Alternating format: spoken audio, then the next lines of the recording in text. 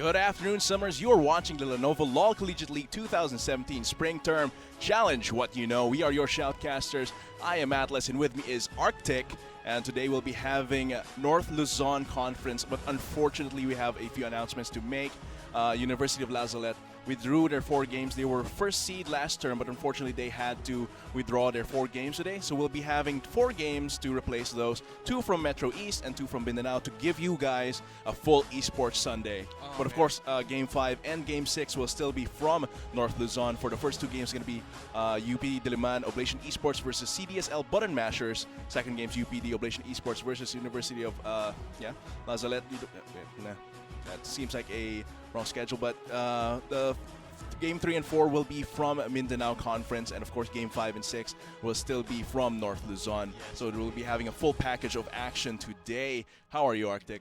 I'm doing fine. It's great to be back. I mean, I think the last time I was actually here in the studio was like last November, so it's so great to be back, and I'm really looking forward to casting LCL today because there's a lot of competitive teams this season. Yeah, and we'll be having a mix today of different conferences. As I said, Metro East, Mindanao, plus North Luzon.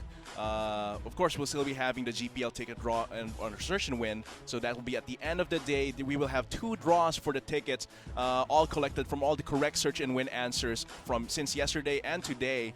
So just wait for that search and win link to come up. Ready that tab, fill out the information completely. And if you're fast enough, you will get that mystery gift within a few working days. But if not, you still have that chance for a free GPL ticket. And on a side note, I'm also giving away 3 tickets to the Garena Premier League Finals on April 16 in SM Aura. Just check out my page, facebook.com/AtlasPH. The mechanics are there. It's the usual like, share, hashtag raffle. But that's still going to be a chance to win one of 3 of the tickets. So check that out.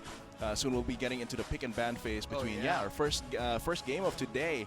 That's going to be Oblation Esports from UP Diliman versus Colegio de San Lorenzo Button Mashers. Oh yeah, very crucial games that we have today. Yeah, what do you think about that? Well, wow, because like I mentioned earlier, what I really love about the LCL this season is the fact that there's just so many competitive teams. Yeah. And unlike last season where you kind of have these, like, you can easily kind of distinguish which teams already are at the top of the ranking, but here it's been absolutely bizarre. Like, we've seen a lot of the teams that performed really well last season kind of faltering a bit in the current season, and then it's vice versa. Like, teams that didn't necessarily perform last season are suddenly like performing absolutely big, including UP Diliman. Absolutely amazing performance. I have seen UP Diliman perform. They've been pretty good. They are undefeated as of now with their 5 games, 5-0 standing in Metro East. But of course, that might change today. They have 2 games, their 2 last games for our stream for Metro East, and it's going to be crucial not just for UPD, but for CDSL and actually TIP, the Technological Institute of the Philippines.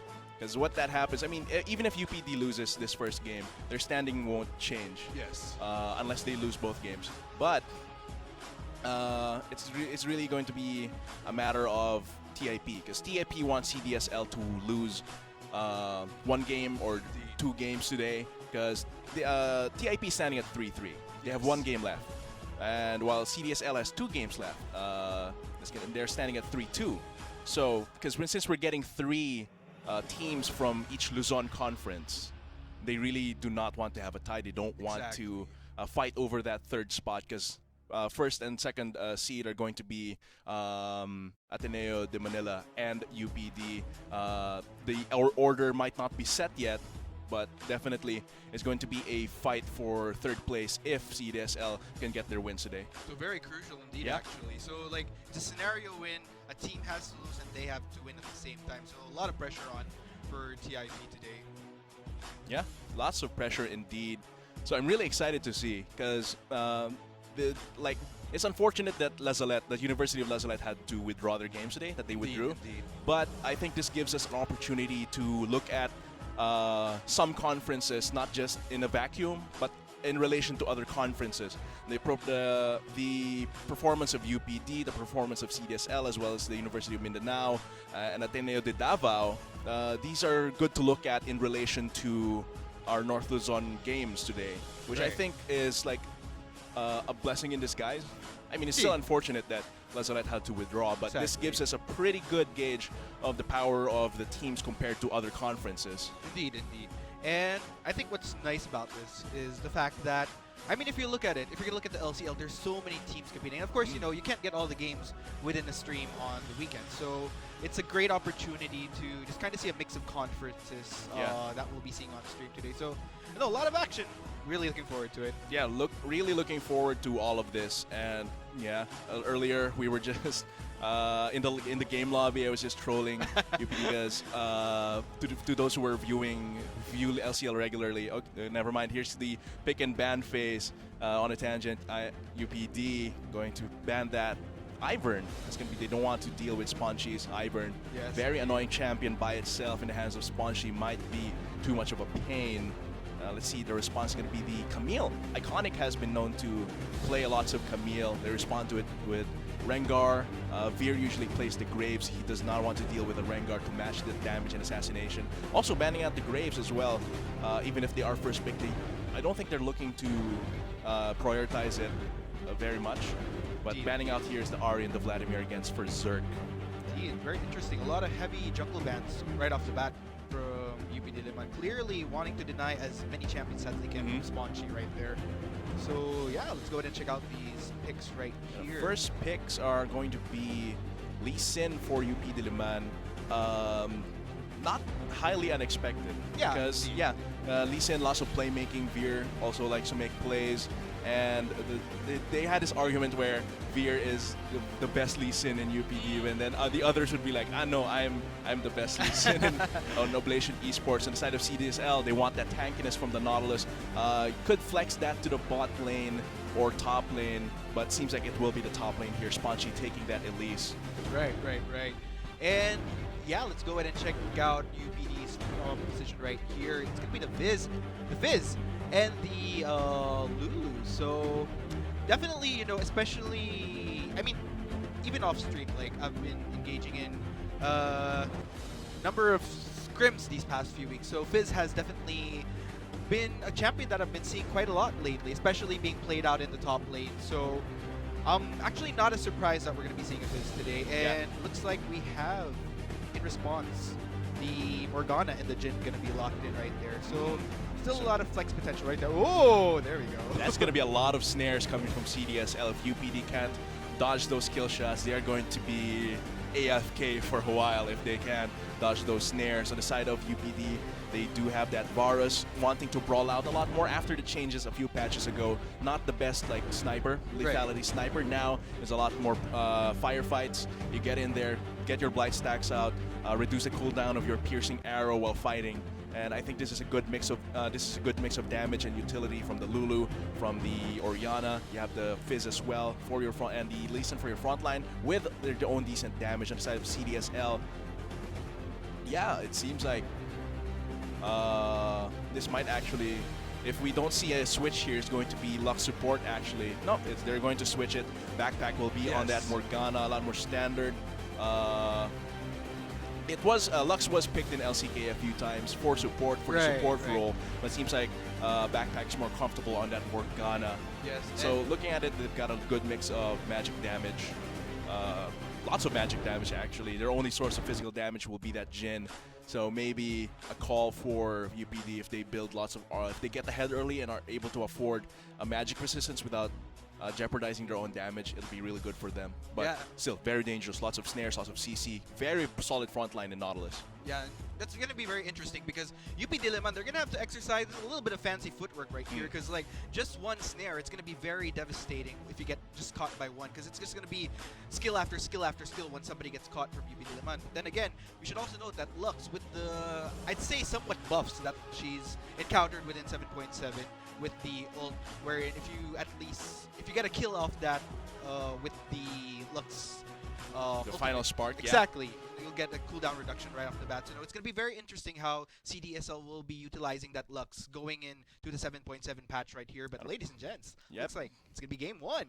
It's going to be game one between UP Diliman, Oblation Esports versus Colegio de San Lorenzo Button Mashers. This will be a first game of the day to set your Esports Sunday.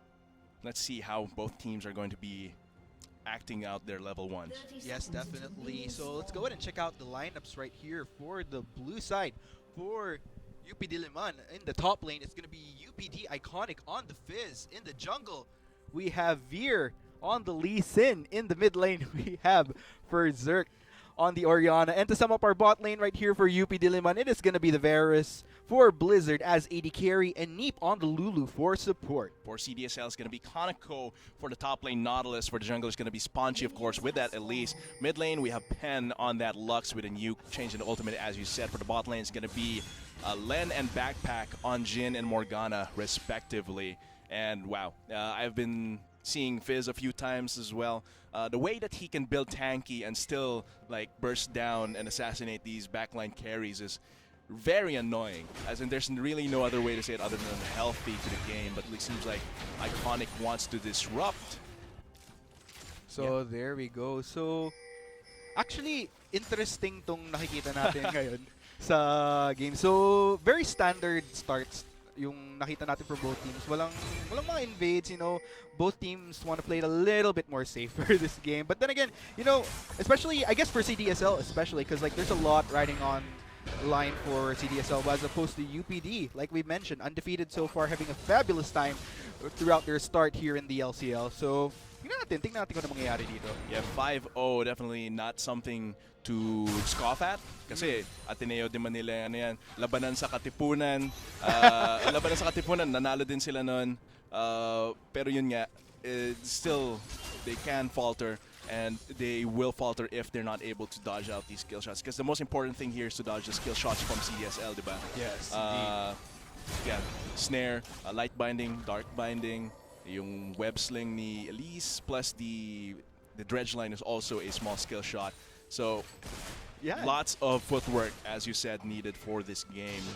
Pero alam mo, isa sa kailangan ko talagang i-commend yung UP Diliman, Oblation Esports, kasi for the past few splits, I've continuously ranking them as one of the top teams and one of the teams that will most likely just win it all. But so far, you know, medyo may mga unfortunate moments sila during the past few splits. Pero ngayon, tingnan nyo nga naman, undefeated so far. So, tingnan natin if this may potentially be the time that UPD would finally clinch. Maybe, who knows, maybe even become the Summer 2017 champs. Yeah, Spring 2017.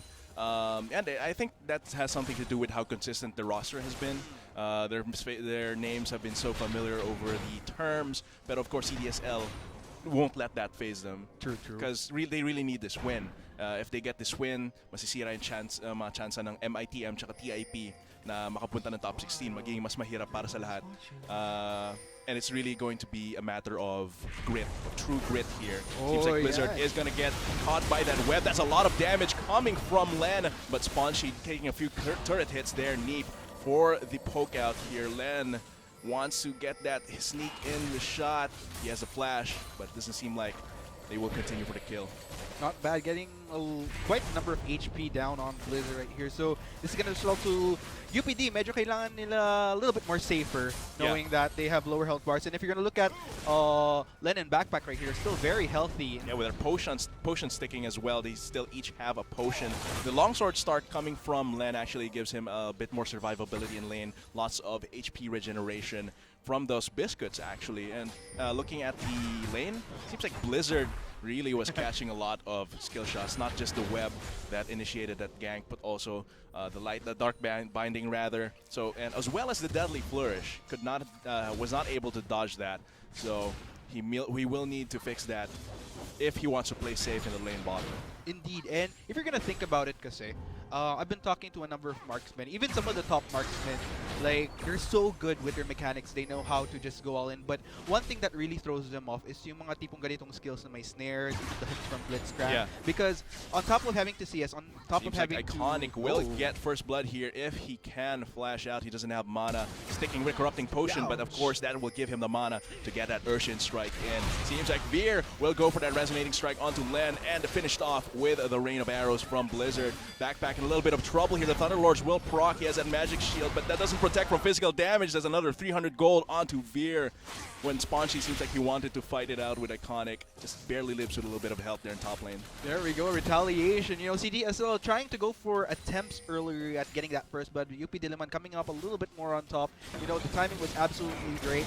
And, you know, CDSL not really getting much out of that. It's just completely 3-0 going very well for UP Yeah, Diliman. not at all. And Spongy trying to go for a revenge kill top lane. Almost dies for that. You can see that red health ticking. And giving Iconic buffs on that Fizz is going to make Kaneko's life a lot harder. Yes, indeed. But, you know, Spongy, I gotta commend him, though. This is exactly how you kind of expect an Elise to play, especially with the early game dominance that she has. And, you know, that Cocoon, which is why Elise is kind of ranked as one of those high cap skill champions wherein, because that Cocoon, you know, it's very narrow, but once you do land it, it's just, you know, it's very rewarding. Yeah, it's a source of a lot of her strength. Being able to have that long range stun makes her one of the queens of the jungle. Combine that with her percent health damage, lots of burst. It's like she can take down targets that are high health and then finish them off when they're already taking red. So that's one of the powers that she has. The rappel as well. She has a lot of tools to gank pre-6, and even because that's a trade-off for the power of not actually having an ultimate, having a lot of tools early game. You see that in champions like Nidalee, Jace. Let's look at a replay here. Len tries to go for a ward there in the Tri-Brush, but Veer with a combo from the Lee Sin and then finished off with Blizzard with a few Blight stacks. Backpack tried to protect his 80 carry but pays for it with his life. Snares down Veer, but not a lot of impact there since no one to follow it up except the tower. And there we go. So back into this game so far. So, you know, UP Diliman actually had a pretty good start here. Whether or not CDSL could potentially, you know, kind of get things back onto even playing field, we'll see. But there we go. CDSL Spongy not being caught out by UP Diliman right there. So we'll see if that'll actually translate. Oh, hold that thought right there, Iconic though. is just going in on Kaneko here. Gets the Urchin Strike, gets the Chum the Waters out, but he is a decently tanky Nautilus here with a Bami Cinder. Not really any magic resist, but just enough to be able to repel Iconic there. But it seems like Iconic is fearless, just going in straight for those trades.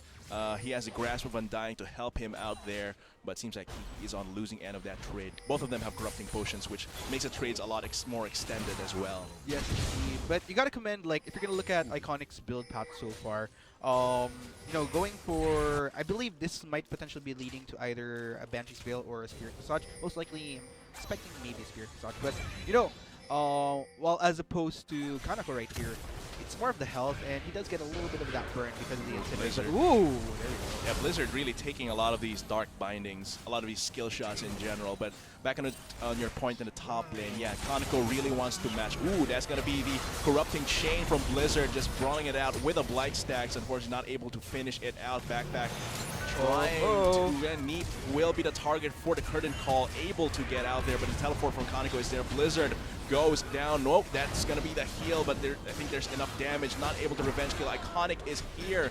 That's going to be a 1-for-1 so far, but Pen, it has arrived here in the bot lane. It's going to be the Lucent Singularity to slow him down, plus the Thunderlords to finish him off. And it's going to be 2-for-1 in the bot lane in favor of CDSL.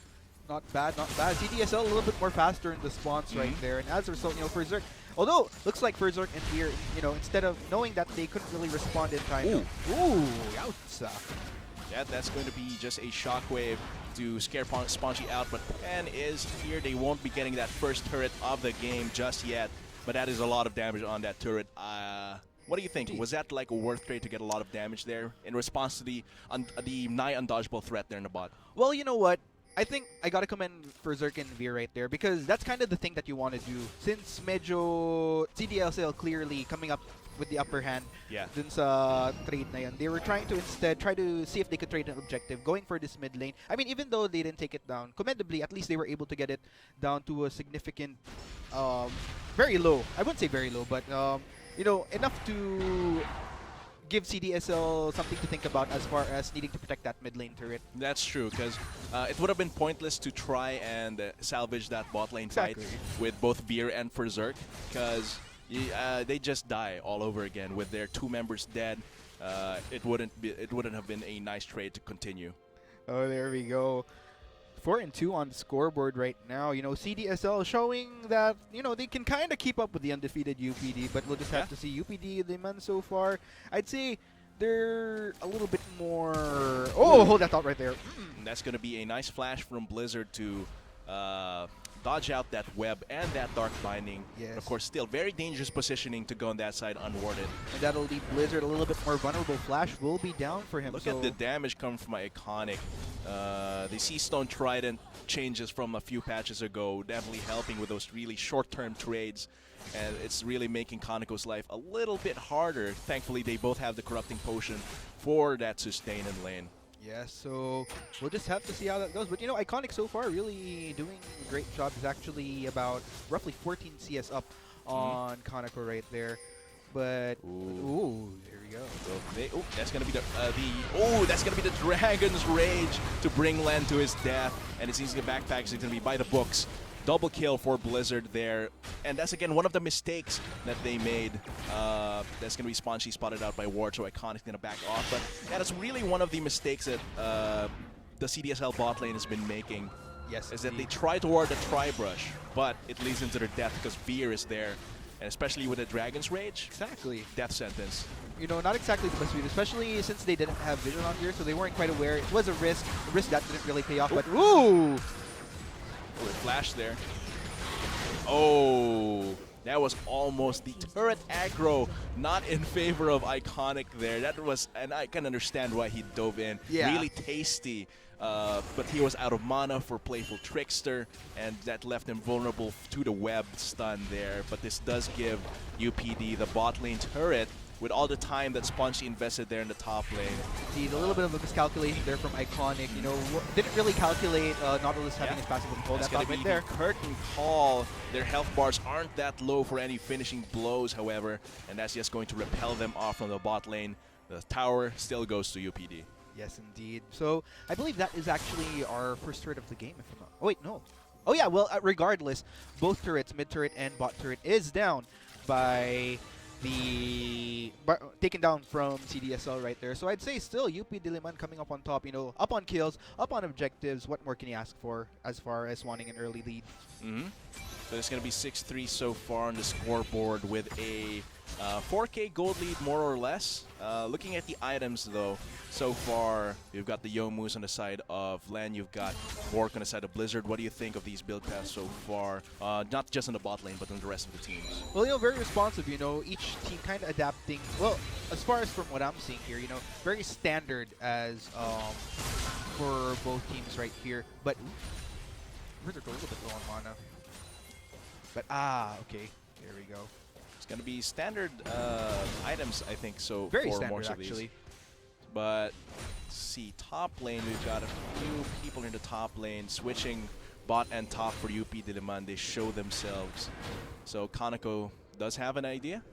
Yes, indeed. And, you know, with CDSL so far, I feel like, because they have all these tools to just kind of pick off UPD, so if they kind of want to slowly get back into this game, because clearly things aren't, it's not the best start for them so far. They did get the 3 kills. Yeah, they had 3-0 earlier. Yeah, not a single objective taken just yet. Ooh, So, that's going to be right Veer there. going in with Resonating Strike, Dragon's Rage to make sure Kaneko does not escape, but he has to flash out. Spongy is there for the assist, but Veer is fearless going in for the tower dive. Will the turret hits get him? He has the shield to protect him, plus the help picks, and that's going to be just 1 kill for the top lane.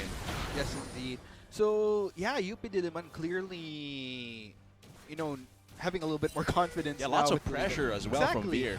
And the thing is that I feel that CDSL, well, in a way, I kind of understand the aggression that I'm seeing from UP Diliman right here. I kind of like the fact that knowing that Blizzard a little bit more immobile in that bot lane, we've seen a lot of action coming there from Veer to kind of help balance that out.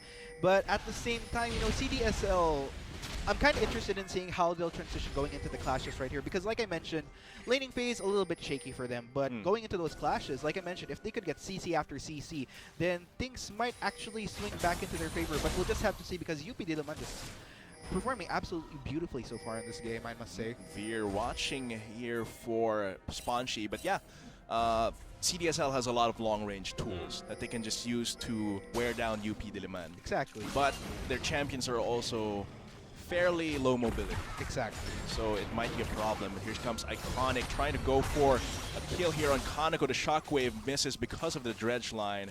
That's just going to be a sad for Zerk and Iconic. here in the top lane. It's going to be the top lane fight for the bot lane here. Yes, indeed. So we are going to be seeing that lane swap right away, knowing very well that CDL's bot lane already, I mean, not bot lane, sir, but the tower rather. There's going to be a flash coming from both Berserk and Spongy to go for a kill here, but Berserk did have cleanse up, so that would have been a 2 summer spell for 1 and a small CC, so I think that might have been worth it. Fairly worth, you know, flash is down for Berserk, so not bad, not bad.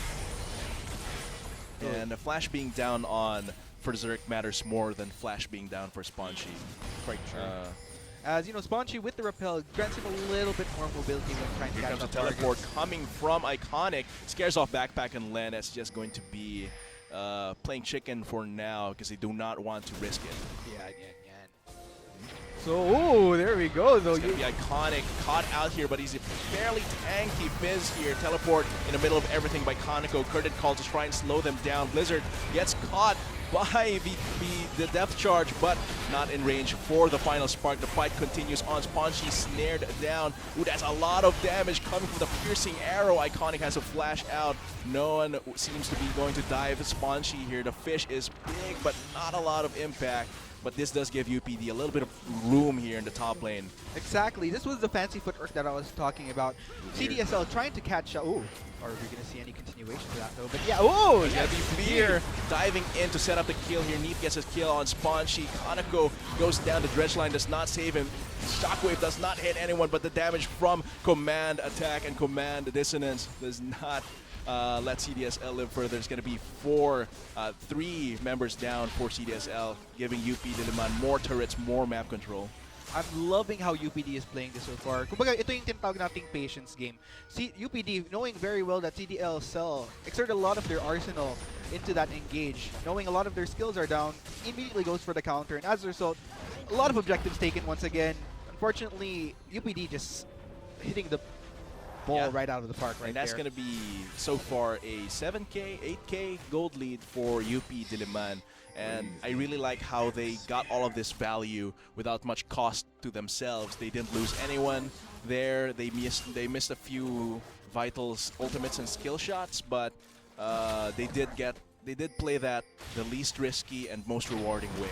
Yes, indeed. So CDSL has to play this, you know, a little bit more safer now. And, you know, this is the problem, though. UPD, like I mentioned, fancy footwork is right there. So it kind of makes it hard for CDSL to utilize the composition that they had with That might be a little bit of trouble, but that's just a few trades of skill shots here.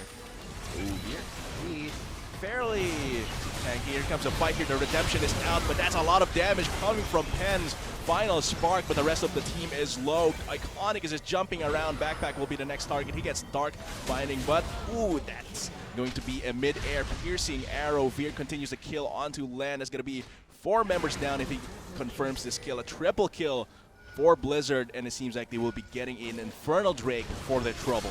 That's indeed. UP Diliman just skyrocketing into amazingness in this game, I must say. And one thing that I forgot to touch on earlier, if you recall, like during the clash in that top lane, I also got to commend Berserk because there's a lot of trust involved right there that Berserk was just kind of pushing that mid lane while all the members of CDSL were kind of busy clashing 4 members of UPD in the top lane. So, you know, just that trust that he didn't necessarily need to respond right off the back. You know, he just kind of took advantage of CDSL being distracted by pushing that inner mid turret. And when the timing was right, knowing full well that CDSL, with all their skills down, started responding. And ultimately, as I mentioned, you know, UPD just capitalizing on all these, I wouldn't say mistakes, because CDSL actually somewhat playing it right. It's just that UP Diliman with the fancy footwork that they have, like I mentioned, it's somewhat 50-50 that it's very rewarding for CDSL if they continually under CC, but if UPD continues with this fancy footwork, then it's going to be very hard for them to just kind of utilize the composition that they have right now. And yeah, UPD with a happy feet, just able to dodge out those skill shots. They have Iconic, very mobile Fizz, just playful trickster out of anything. Veer has a lot of mobility as well with the ward jumps, as well as the resonating strike to just dance around the fight. Blizzard, maybe the least mobile out of UPD, but Neep being able to boost him up with Whimsy, I think he is able to dodge out those kill shots. So now, yeah, CDSL 14-3. That's an 11k gold lead for UPD with a Cloud Drake and Infernal Drake in their hands. So far, what do you think CDSL can do to like really? Well, based from what I'm seeing here, well, this is one of those things actually. Oh, that's a lot of damage on for Zerk, giving the kill onto Len, and yeah, as you said, pickoffs.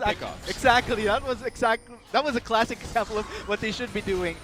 Since knowing very well that they're having, oh, hold that thought right there. That's going to be just iconic, fighting it out with Kaneko, very fearless, trying to get for those chum the waters onto CDSL just to try and scare them off. It seems like the rest of the team is here on the top side for UPD. Veer, very fearless, going for Kaneko. Might not be the target that they want. Very tanky Nautilus here. Spongy in trouble. That's a lot of damage from Iconic. I don't think he has the damage to finish it off, though. Just barely dodges out both that web and that dredge line. Would have been trouble because Playful Trickster was down for that few seconds. Yeah, and well, basically for CDSL right here, as far as ways that they could come back into this game, like we did earlier, one of the best ways is that since they're having a little bit of trouble landing their solid CC in the clashes, it would be much better if they could kind of catch members of UPD off guard. Let's say if they see an isolated target, like for Zerk was earlier, a little bit out of position right there, capitalize on that continuously, and perhaps, you know, they need to, because I feel like the way that they're trying to land their CC is it's actually what you'd expect of the composition that they have. It's just that knowing that UPD with the fancy footwork that they have, Happy Feet, as you mentioned right there, actually a great way of putting it. It's gonna be V. Lots of damage from that Lee Sin, gets stunned by, but Iconic is going in there with the Chum the Waters. I don't think the rappel is up. The rappel is up, but that leaves him in the middle of everyone. Gets able to jump out because of the ward. Curtain call for the response here. The body blocks coming for Zerk. The shields will help him. Not a lot of damage from that curtain call, but that's still backpack dead, and this actually gives the opportunity for a Baron. Yes, indeed. So, you know, it's kind of hard because CDSL, in order to kind of maximize the composition that they kind of have to predict in a way where UPD will be going for their fancy footwork. But ooh, looks like it's going to be a Baron taken from yeah, plus a little bonus Spongy on top of that. Do you think if CDSL, I mean, yes, very dangerous, very difficult. UPD has an Infernal Drake plus the Baron. So, of course, they're going to be taking down these objectives fairly quickly. No Mountain Drake, but still Infernal Drake gives him a little bit of more power. Do you think if CDSL can lengthen the game, if they can scale up with their Lux, with their Jhin, do you think they have a better chance, or will just UPD just overpower them? Well, potentially yes, because as far as what I'm seeing here, you know, definitely all is definitely not lost for CDSL. Just kind of need to lengthen the game, because from what I'm seeing here right now is that once UPD goes for the counter engages, you know, members of CDSL, they're still a bit more on the vulnerable side, especially for Kaneko right near, only has a Sunfire cape up.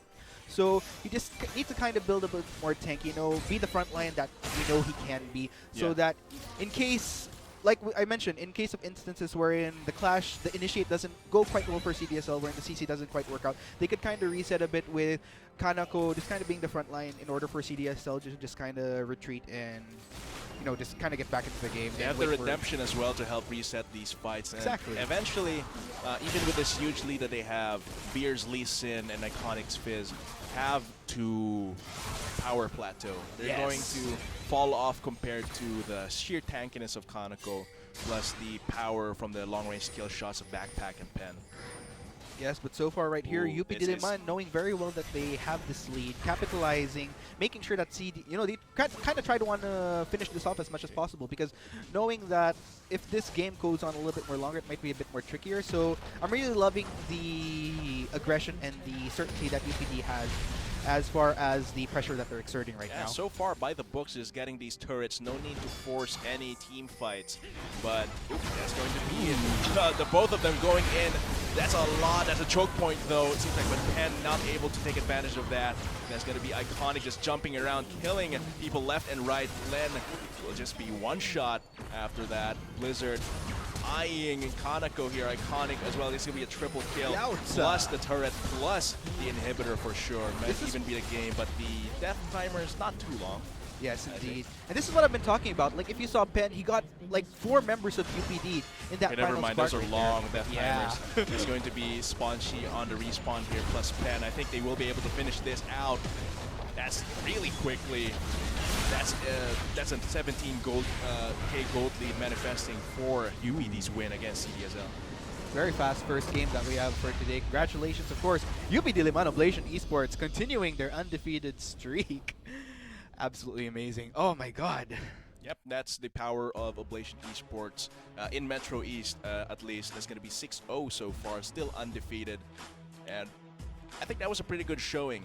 Yeah, I don't think it was mechanics that won them the game, because we saw Blizzard kind of faltered in the positioning, dodging the skill shots, but I think it was the comms. True. The comms and the shot calls and the decision making.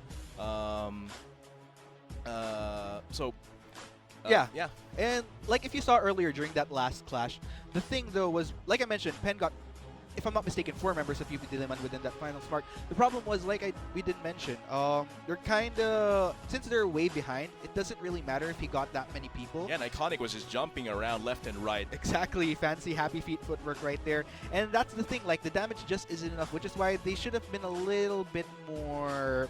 I'd say, like I mentioned, it's a patience game at the end of the day for CDSL. It's just unfortunate that CDSL, with the lead that they had, capitalized on that, and wow.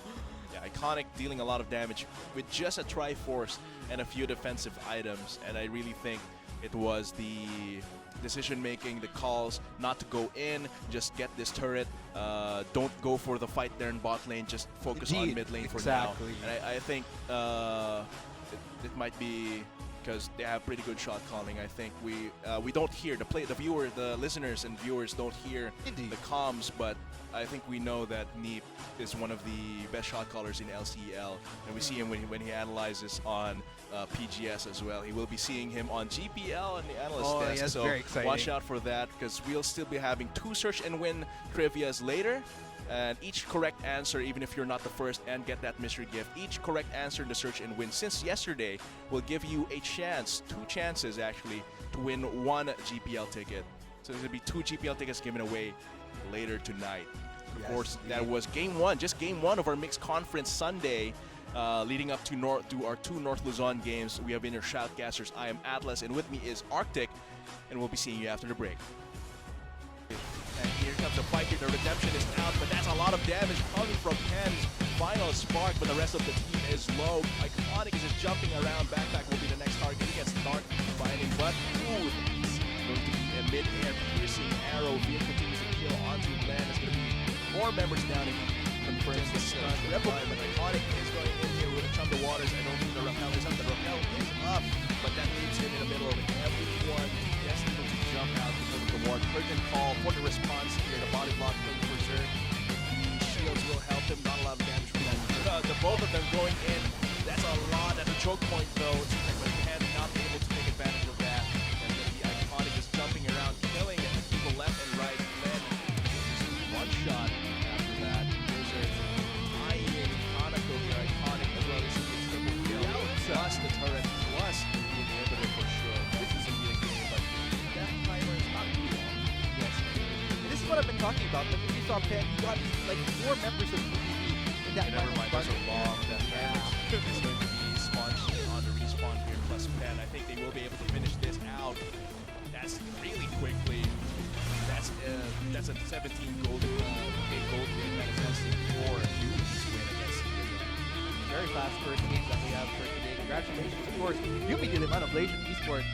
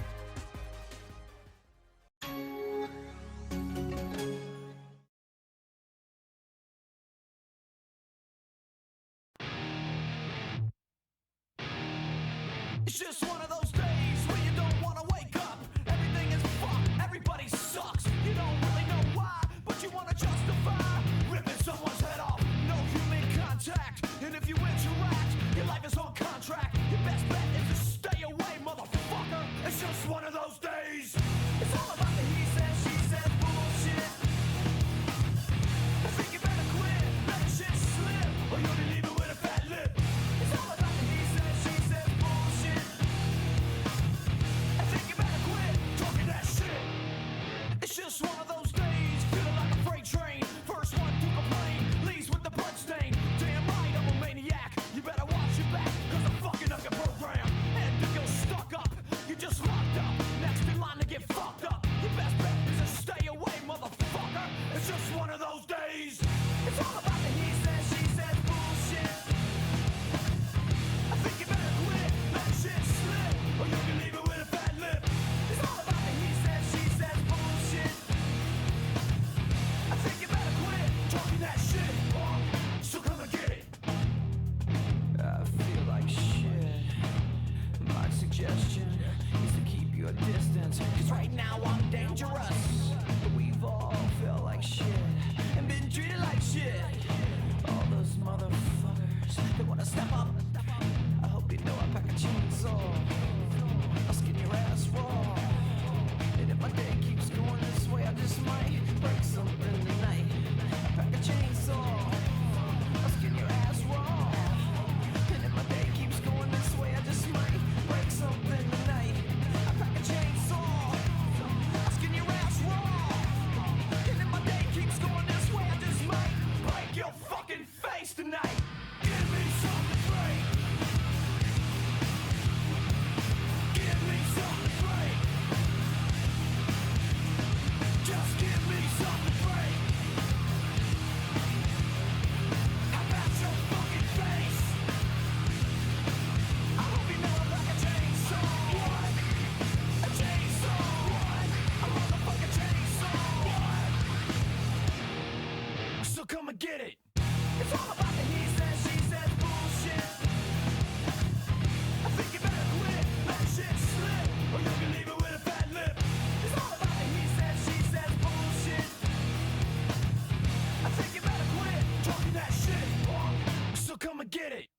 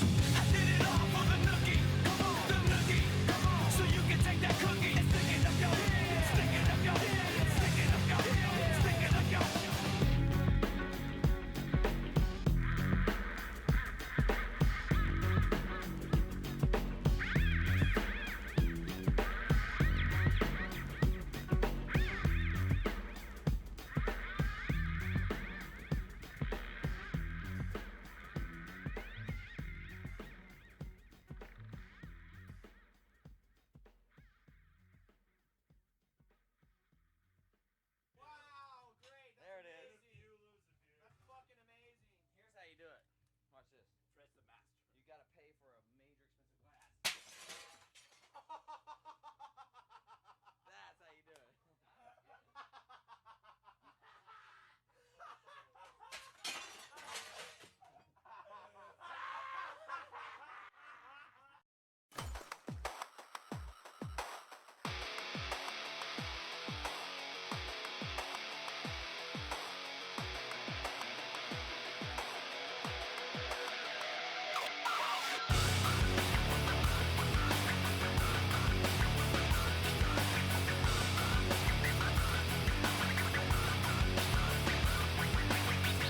Sometimes I need to remember just to breathe. Sometimes I need you to stay away from me.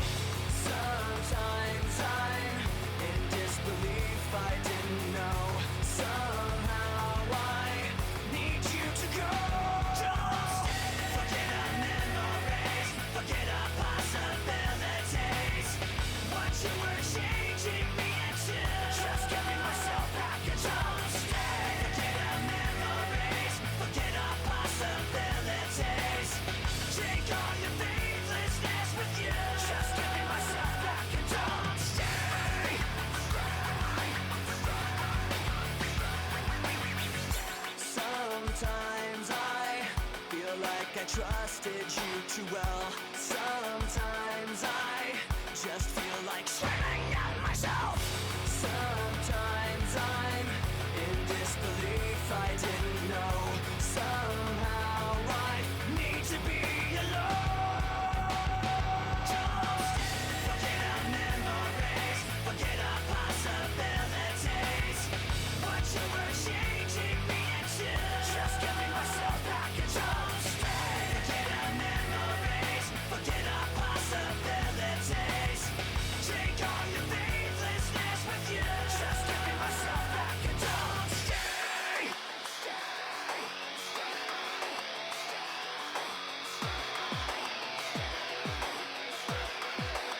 I don't need you anymore. I don't want to be ignored. I don't need one more day of you wasting me away. I don't need you anymore.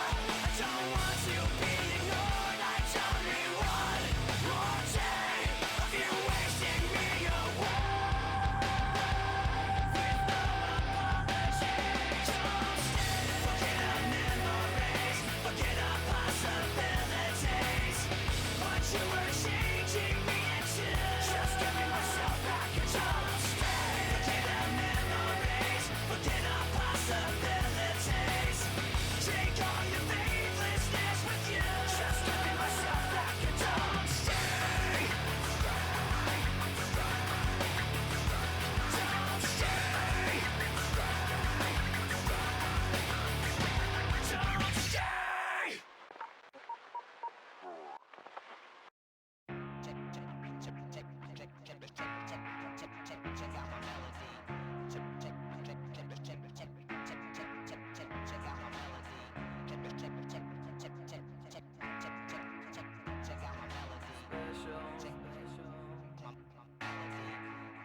You think you're special, you do.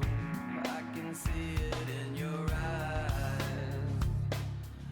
I can see it when you laugh at me, look down on me, and walk around on me. Just one more fight about your leadership, and I will straight up leave your shit. 'Cause I've had enough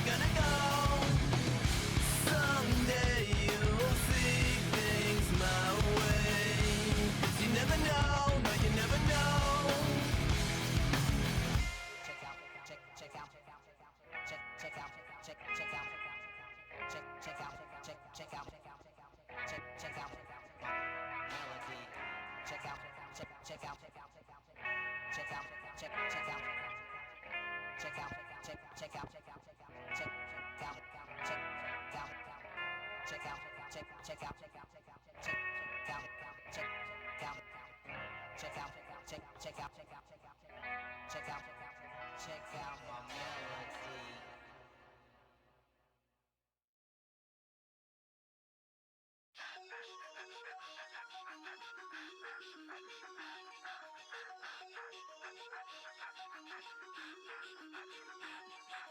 Forfeit the game before somebody else takes you out of the frame and put your name to shame. Cover up your face. You can't run the race. The pace is too fast. It just won't last.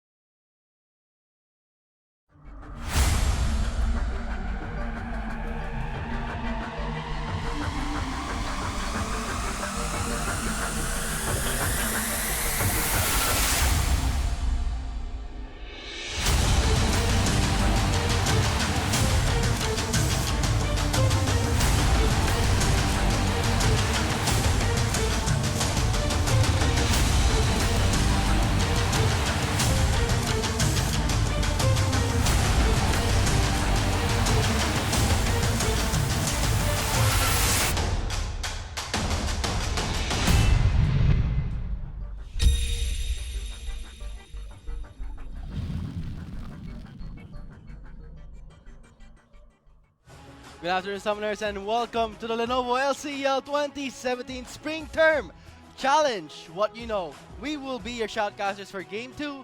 I am Vulcan, and joining with me is Atlas. So we are coming in from Game 1, and what a game it was with UPD securing their slot in their seed to represent their conference. Yep, and it's going to be these two games are from Metro East, but I think they have Jumbled it up. jumbled it up because of a few mishaps. But for these two games, I think they have like a decent effect on the standings for the final seed because UP Diliman, they are sure in. They're sure one of the three teams that are coming from get into the interconference.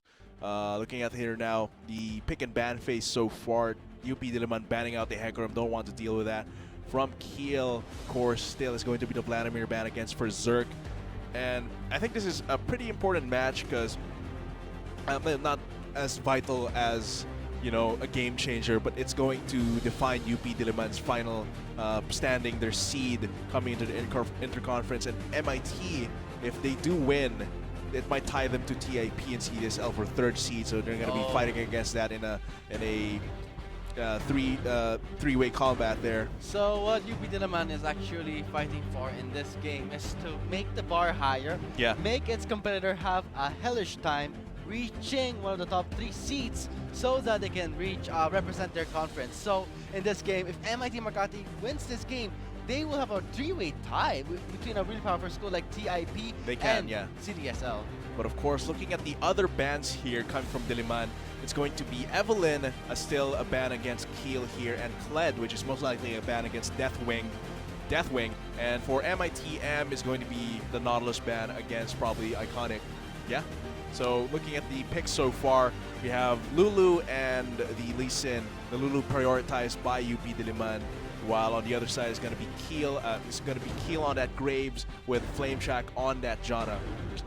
I'm not pretty sure how Lulu. I wonder where the Lulu will go. Maybe it's a high priority pick for their support need, but let's see. We've seen top Lulus before, but I'm pretty sure this is going to go to the bot lane. Yeah. So with the bans being, let's say, you know, target ban, something a comfortable ban, they don't want to deal with, let's say, a Kled and a Heka and an Evelyn. Not to mention, MIT Makati is suffering one ban penalty, so that's gonna weigh heavily on them just in the picking phase alone. So looking at the picks, it's hover on the Lucian and an Ari. That would be a lock-in, and we know that Ari is one of the strong AP mid one of laners. the high-power assassins for the mid lane here. As one of those mid laners for the bot lane, it's definitely going to be that Lucian and Jana combination against Lulu and Varus, and I think that they are really comfortable with this duo here in the bot lane because they used it last game. I think the Whimsy, the speed boost, the polymorphs, the shields, and the survivability from Wild Growth really help out Blizzard's Varus a lot. because he's low mobility, could die very easily to an all-in, and that Lulu will help him survive through all of that. And looking at the Utility space, yeah, the Lulu would be a nice pickup for a Varus. It really complements his kit really well. He has no escape, and he needs sustain. Plus, his range is pretty small compared to other ADCs. Plus, he has to stack up his Blight and then use his Piercing Arrow. So it's going to be more challenging for the Varus to be a bit more effective in the lane. Yeah, has to get into these really extended firefights here in the bot lane, the trades and the firefights in the bot lane, to use those Blight stacks with the Piercing Arrow, get that cooldown off, and I think Pix being onto that Varus here on Blizzard is going to help. Ooh, and it's going to be a Jace, could be the lock-in here. That will be the lock-in here for Deathwinged. So we will be seeing a Jace top. Yeah, against the Rumble. Yeah, against Let's most likely a hope Rumble. that let's hope that Jace won't build a tier. Like, man, every time I see a Jace build a tier, it's gonna really delay his itemization. Delay his damage. Just makes him so weak against his opposing laner, especially a Rumble. And like, tier would just yeah, delay what a I've lot seen of with his Jace power. is that they pick up a tier, then they just leave it until 50-minute mark, then they upgrade it to a mana immune. And that really delays a lot of their power. I mean, there's no point in building more mana if you land your skill shots. So whoever builds tier on a Jace just goes to show how bad they are in skill shots. No, it's real, man. They have a mana sustaining passive in the hammer stance. So why bother getting more mana? It just goes to show you suck at skill shots. Yeah, the tier really is a crutch. Because if you spam too much because you miss all of these shock blasts and the power shock blast, because you really don't need that tier for that. But I do hear some pro players in top in NA, at least streamers. I know Dyrus realized that okay, some Koreans do build tier for the extended mana, sustain for the mana when it comes to the later fights. But yeah, it really delays your power. You can't really snowball for that lethality. Yeah, if you're gonna build tier, okay, it's okay to build tier. But looking at their lineup, they don't have that much damage. So when they really needs to go straight for that damage, straight for that lethality. To be able to just beat out all the other lanes, have a lot of more impact in terms of these teleport plays and these skirmishes. His enemy is a Rumble, so when you get a tier, then you get a Hex Drinker, your itemization path is all screwed up. Yeah. Like it's all over the place, jumbled up, you don't know what to prioritize. You get a Maw, okay, but then there is that Lee, there is the Varus. So and that's not going to help against the Lee and the Varus. Once you get into those fights, it's really bad to build a tier, especially in the matchup like this. Yeah, in a matchup like this, not to mention their lineup, seeing a Graves. If he's gonna build a tier, might as well depend on the Graves. But Graves jungle, one of the strong meta junglers. Lee Sin, we've seen it a lot. One of the junglers where wards are pretty useless because Lee Sin, you know, is hop over a wall and you don't see when it's just coming. really bypass that vision that you place down. And Keel as well with a Graves nerf. It's an MR nerf, right? And an MR nerf. The True Grit no longer gives you. That's not really a nerf, is it? It's like, so maybe I should focus on more on top lane. Yeah, but then it's going to be iconic there in the top lane with a lot of magic damage. That's true. So that might be one way they can take advantages of the changes, but that's very smart. Like UPD. But still, looking at the matchup so far, it doesn't seem like it might have too much of an impact. Of course, there's Berserk and Iconic, but it's still going to be a very strong jungler in terms of the damage that he brings out and how much he can brawl against Fear and Blizzard if it comes to it. Yeah. So I hope for MIT Makati's sake, they are ready to build offensively just right off the bat. They don't have a strong engage, so building defensive items is kind of something you don't want to do, knowing that you just want to go all in. You have a Jace, you have an Ari, you have a Graves, so they have this range compared to UPD.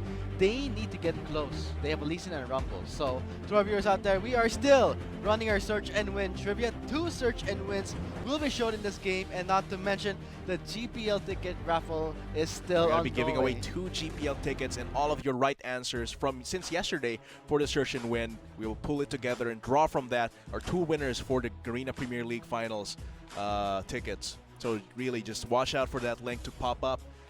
Get your tab ready, fill out the information completely, and you might get a mystery gift if you're fast enough and a chance to win one of those GPL tickets. And if you're slow enough, you still have a chance to win the GPL free ticket if you answered it correctly. Yeah, you have to answer it correctly. Yeah, I mean, you answer it fast, but the answer is like, what Drake was the first Drake? But when you look at the game, it's all 3 Cloud Drakes in a row. Some people answer Mountain Drake, and I'm Oh, like, man.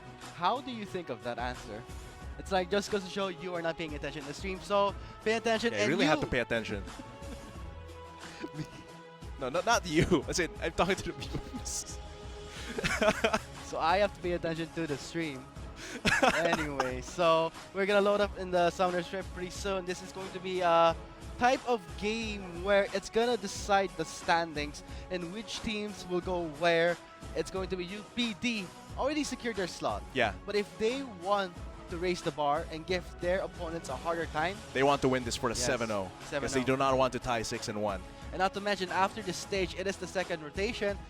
And when we get to interconference, being in the first seed is actually very good. You have an advantage. You get to fight people who are first seed less because it is Yes. impossible for you to be in a group that's all first seeders. So that's one advantage of being a first seed, and a disadvantage of being in a third seed. You might be paired You up. might be paired with all up. of the first It's seeds. more likely to be paired up Yeah. with really powerful teams. And it's not just the standings, not just the pragmatics of it. You really want to be first seed to prove that you are the best team in your area, in your region, in your conference. So really, there's that combined with, it's just logical, it's just practical that you want to be first seed so you have an easier time in interconference. But yeah, this is going to decide UPD's whether he's first seed or second seed. Still have to settle that. But if they they get a lose, 7 yeah. wins, But if you that's get a first 7 seed, win, that's first that's seed. like a perfect record. Perfect record, first seed without any loss, right? Yes. So far, they are undefeated. Mapua Makati might give them their first loss, but of course, we still have to see how the game plays out for that. Yeah, sure. But yeah, the tone of that voice is so dismissive. But yeah, looking at the power, it's understandable that some viewers and you might have that tone, but it's LCL. Anything can happen. You always challenge what you know. Challenge what you know, but do not challenge what others know. So right, to the viewers out there, we're having some technical difficulties. It's gonna take a few time Yeah. because of the misshot within the 4 games. I mean, defaulting. I'm not sure what happened Yeah, there. I'm not sure if it was I'm a not sure as well if what it was happened a there. default or a reschedule. Yeah, I'm not exactly sure, but they did have to withdraw their 4 games Yeah, today. And withdrawing 4 yeah. games is But like if that's like a wow. full-on default, it's going to be pretty sad because last term it was University of Lazalette that was first seed for North Luzon. Yeah, not to mention they were not even doing that bad in Yeah. the conference. So it was more of a shock that they withdrew 4 games that was scheduled today.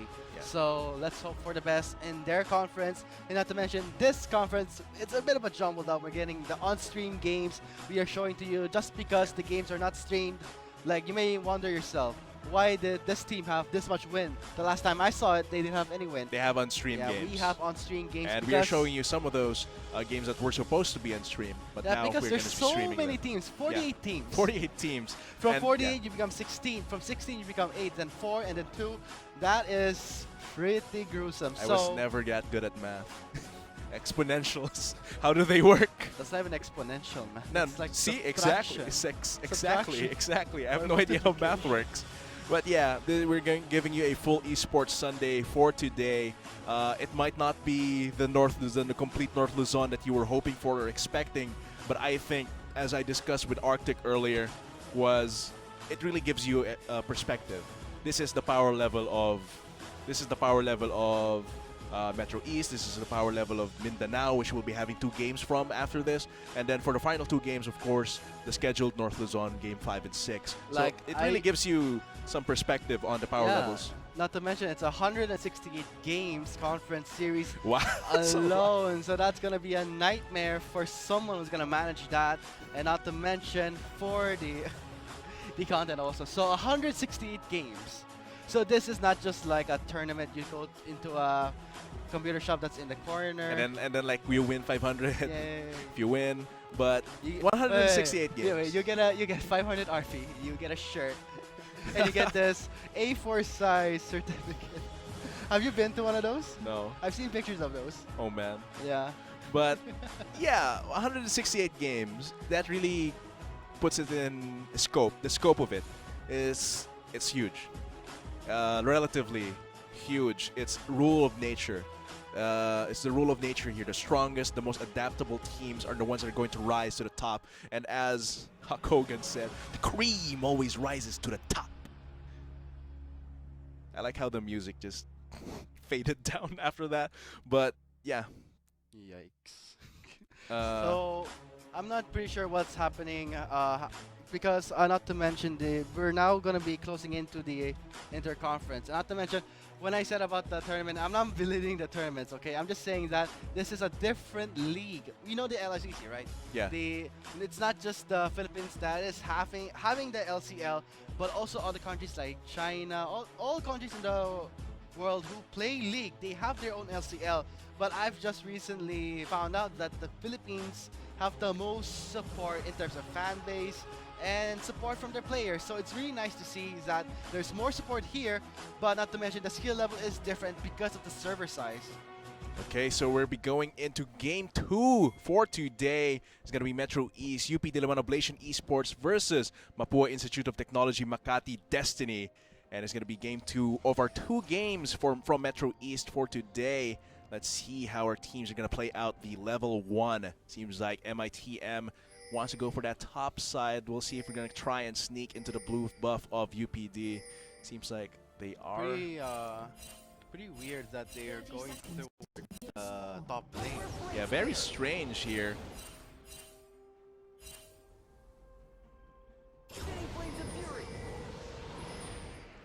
Not much happening here. We can just expect that UPD is not going for a 1v1, and not to mention MIT Makati. Why would they risk a level 1 fight? Yeah, because they do have a disadvantage here in the level 1 if they do get into it, especially if they were positioning there. But of course, in the end, it doesn't really amount to any disadvantage or advantages. So we'll just see how each of these teams play it out. Really standard starts here. They want to start for the bot side and focus on the top lane side. So we're just going to see what's going to happen. We're just gonna see a standard jungle start. I mean, red side, blue side, no invasion going on. UPD still has a stronger 1v1 if they choose to. I mean, they have a Lulu, so it's pretty risky for MIT Makati to even try and challenge a level 1 fight. Yeah, especially considering the Lucian short range. Nyx, if he goes in with that without Relentless Pursuit post level 6, he's just gonna get knocked up by the Wild Growth if they go for the all-in. And if they do go for the all-in pre-level 6, they might have a chance. But Jana is such a low impact support in the laning. I mean, she... What? No, Yeah, man. no. Like, What are she you- doesn't have playmaking, rather, Huh? compared to other supports. No! Jana has the Storm Shield. That's Yeah, grants Storm Shield AD. is huge, but it doesn't give you the same kind of playmaking that other supports have. It's like the crowd control is not that much. Yeah, the crowd impactful, control but is not in terms present. of peeling, Jana is one of the strongest supports. But in terms looking of at peeling. here, the Jana is not doing a lot to, even with the Storm Shield. The poke coming from Neep and Blizzard is a lot, and with that much damage, it's really difficult. So yeah, so far we're just going to look at the lanes here. And looking at our teams, not a lot has been happening, just really slow. They're already, UPD's already 6-0. They want to take their last game a bit slowly as well, but of course they are still pushing their advantages. The matchup here in the lane, Blizzard just able to put out lots of poke. Looking But at here comes the Kiel. 3-minute gang onto Berserk. He flashes away. Charm also misses. But here comes Fear. Fear for the counter gang. He flashes in with the Sonic Strike, and that's going to be a first blood for UPD. Yeah, Thunderlord's really finishing off that kill there against the Ahri, the mid lane. Kudryavka will be the recipient of that first kill, the first gank of the game. Blizzard still pushing their bot lane here in the tower. They have lots of poke. They can't afford to do this. Neep has a little bit more mana sustain, not as much as Ancient Coin, but still lots of poke, lots of gold getting from that too. And they're just pushing them in here. Now they're Not just to pulling mention- the wave back. Yeah, now they are freezing the lane. Yeah. So MIT Makati, I'm not sure how they're going to strategize against this aggressiveness coming from UPD. Be a little But trade up. Still, they're still going for a trade off. Here comes the exhaust onto Blizzard. Nyx also gets exhausted, also heals. Flashes in by both 3 members, 3 teams. And here comes Fear for the gank. It's gonna look really bad for Flame Chuck. He is low on mana, gets slowed by the Lulu, and that will be a kill for Blizzard. It's going to be an unfortunate all-in from MITM, but I did notice that Blizzard was canceling a lot of auto attacks there for the bot lane. Very risky, very dangerous for that to happen, because especially against Lucian, who's putting out all these light slinger shots, you don't want to miss a beat when you're fighting with him. Even if you're running away, you shouldn't be too invested in that escape, because Veer was in position there for the counter gank. But yeah, So looking at how Veer is pathing his jungle, very effective. When there is a gank happening in bot lane, he is almost mirroring the jungle path of Keel. yeah, he did start both on the bot side as well, mirroring that. And yeah, looking at our top lane here, it's Jace, and it's going to be the Debonair Jace and the Super Galaxy Rumble. Pretty expensive skins, but you can just easily get your RP if you want. www.gamer.com.ph is your one-stop shop for Garena shells. If you're a Globe NTM subscriber, you can register for free and start buying your Garena shells at www.gamer.com.ph from your phone. No need to go out to a convenience store or a net shop that sells those. Just at the comfort of your home. Load up. So let's get back to the game. Here comes Veer for his second gank into the mid lane. 3 members collapsing onto the mid laner of MIT Makati. No form of escape, no flashes in for Zerk. Bags in his first kill. And it's going to be Kudryavka really having a hard time, especially his level 6 is delayed because of those 2 ganks. He can't he wasn't able to use Spirit Rush to escape that, and that Ignite is just getting less value when he doesn't have the kill pressure because he's so behind. And not to mention, he does not even have the Spirit Rush. He's just level 5. And look at the CS here. Those 2 ganks materialize into a double CS lead for Zerk right now. Wow, 49 to 26 CS. That's going to be very painful for the mid laner. That is a close call for Iconic. That Questionable, very questionable equalizer there, but yeah, Keel gonna be clearing his own jungle for Zerk, fearlessly invading. Zerk, this might be a pincer attack. Keel gets stunned by the Sky of the Week. The ultimate will not finish him off. Yeah, a quick draw just barely dodges the Sonic Wave there. Yeah. It would have been a sure kill, resonating strike, if it had connected, but of course a quick draw. But that's a lot of pressure, and because Kudryanka is so behind, Kudryavka is so behind, for Zerk can just easily invade, put down vision inside the jungle of MITM, and get that top lane pressure and gang. Things are not looking well in the mid lane for MIT Makati. Looking at the CS difference, that is huge, considering that it is the RA02 and the first buck has 2 Thorns and a Blitz of Speed. Yeah, So really behind in terms of itemization. not to mention, also in the bot lane, the CS is really showing. It just goes to show from the laning phase alone, you can see which team is having control of the game. Yeah, one wave is actually pretty big in terms of the bot lane here. Looking at Blizzard and Neep, they are the ones getting pushed in right now. They don't want to risk too much And looking at approaching the level 6, but it seems like Veer still going for this bot lane. relentless ganks coming in for Veer. MIT Makati has no wards in that brush side. But I do think they have a feeling because of how UPD is positioning themselves in the lane. It's going to be Blizzard reaching the level 6 before Nick, so if a fight does break out in the next few dozen seconds, it might be Veer able to follow up because of the corrupting chains. But it seems like they will just push the lane forward. Nothing much right now. Nothing much happening. Just to pull it back. Yeah, they know how UPD is moving around the map. So why play more aggressive, knowing that the movements of Veer is almost identical to the Graves? Every time a Graves ganks, well, not always, Veer is always there. Majority of the time. Able to counter gang very effectively. Here comes Iconic going all in for Zerk coming in from the mid lane. Deathwing flashed away, but first it flashed too. Here comes the on-shot ultimate for Zerk, taking in that second kill. And with the equalizer, just to confirm, just to double check that nothing will happen. It's going to be a bot lane fight. Onto Nyx, he gets Dragon Rage towards Blizzard. That would be a kill secure for Veer, and now Flame Chalk will have to back away. And Berserk gets taken down by the Ignite. Kudraga came to the mid lane, and now Iconic Keel withdrew under the turret, was reloading under Yep. the turret. Reloading, not able to finish out that kill, and It was giving a- UPD quite some time here in the bot lane. It's a pretty bad use of the quick draw. Yeah. We saw the quick draw being used as a gap closer. Instead, should have been used to reload faster. Yeah, just to reload faster, get that immediate one bullet. Just not able to finish off the kill because of that. It seems like Veer Oh, still wow, relentless. Veer connecting his strikes, and here comes Deathwing from the top lane a bit too late. Yeah, The Deathwing first is there. turret Yeah, gets- Deathwing is there, but not able to save that turret. Still 5-1 with a 3.3k gold lead in favor of UP Diliman. And that is looking pretty rough for MIT in the early game here. Not able to match the pressure that Veer is able to put out. Being able to just get the Dragon's Rage to kick Nyx back into the fight. It's just giving lots of gold here. And that Deathwing still staying in the bot lane. We will be seeing a lane swap from MIT Makati. Not sure how effective that will be. When I see teams, when they lose the bot lane, They want to lane swap. they want to lane swap to give their ADC more room to farm. But sometimes that works against them. Knowing Yeah. that the ADC is behind in items, that's gonna spell disaster if they end up losing the top lane too.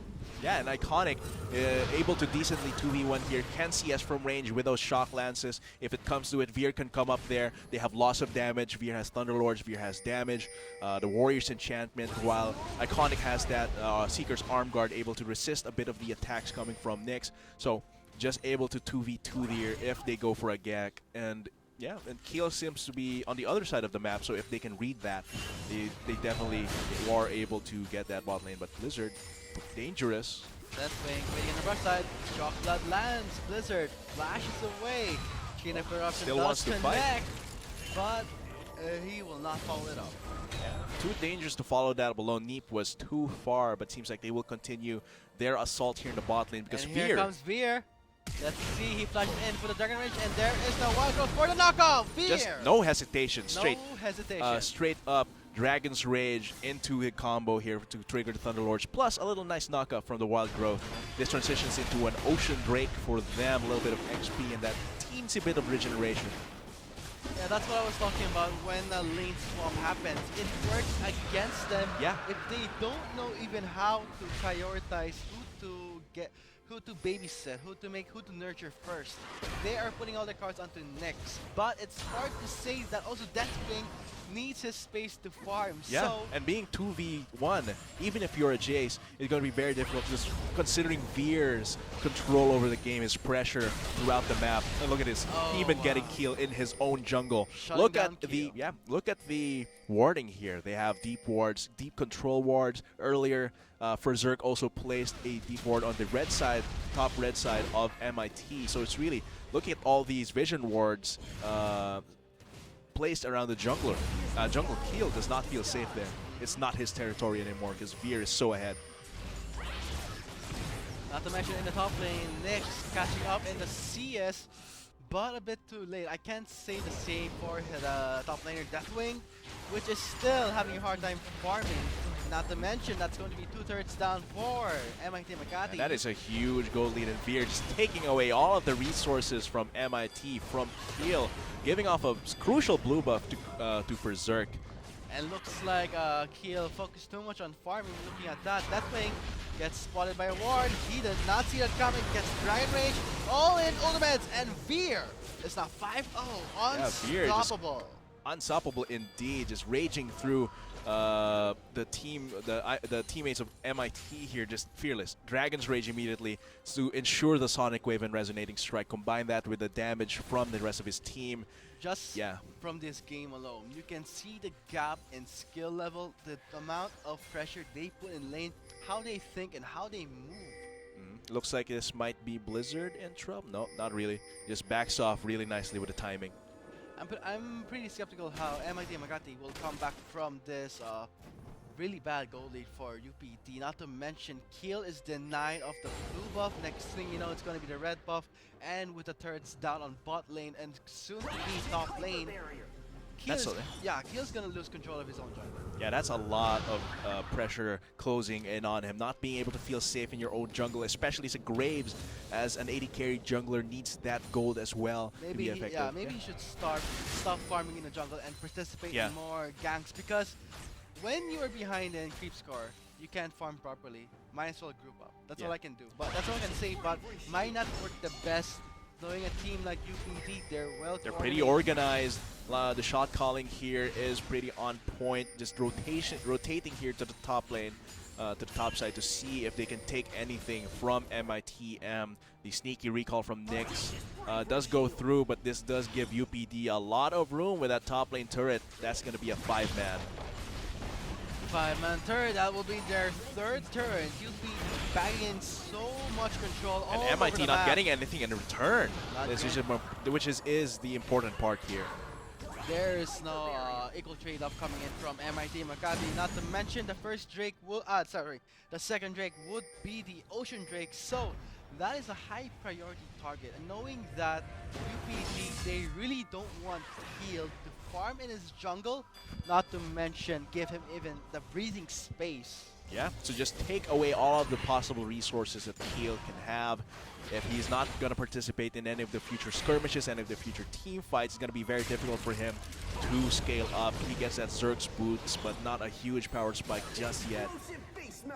Well, on the other hand, Veer has just been building the Yomu's next for Why lots of not? damage and lethality. Yeah, he is ahead. He has the room for that item for to it. just completely dominate the team fights in the next minutes, in the next dozen minutes or so. And not to mention, he has to monopolize that lead. Knowing Yeah. that it is a Lee Sin, it will fall up in the late game if ever MIT Makati will even have a late game. But seeing in the dimers, it's almost up the Ocean Drake. Let's see if MIT Makati will just give it away for free and giving UPD the momentum and keep Yeah, controlling. 2 Ocean Drakes Yeah, will 2 Ocean actually be Drakes. substantial in terms of the regeneration, considering as well that it will really improve how they can rotate around. If they get a fight in the top lane, they want to rotate bot. On their way there, they're going to regenerate that, while MIT still has to match that with their own movements without having the time to recover, or having less time to recover. So that second they Ocean are Drake. not giving MIT Makati any Oh, that's gonna be a scraps. stun. The Sky of the Week will collect, and the Spirit Rush is not enough to escape the Unleashed Power. Yeah, all those spheres just continue even a if the homing Spirit Rush. missile. Yep, homing You missile. can't dodge. And a Veer as well is a homing missile with that resonating strike. on point. Yep, and we can see that they are still dominating the map. Just the vision in MITM's jungle is not there at all. They can't afford to ward too much as well, because UPD could be just there waiting in the bush.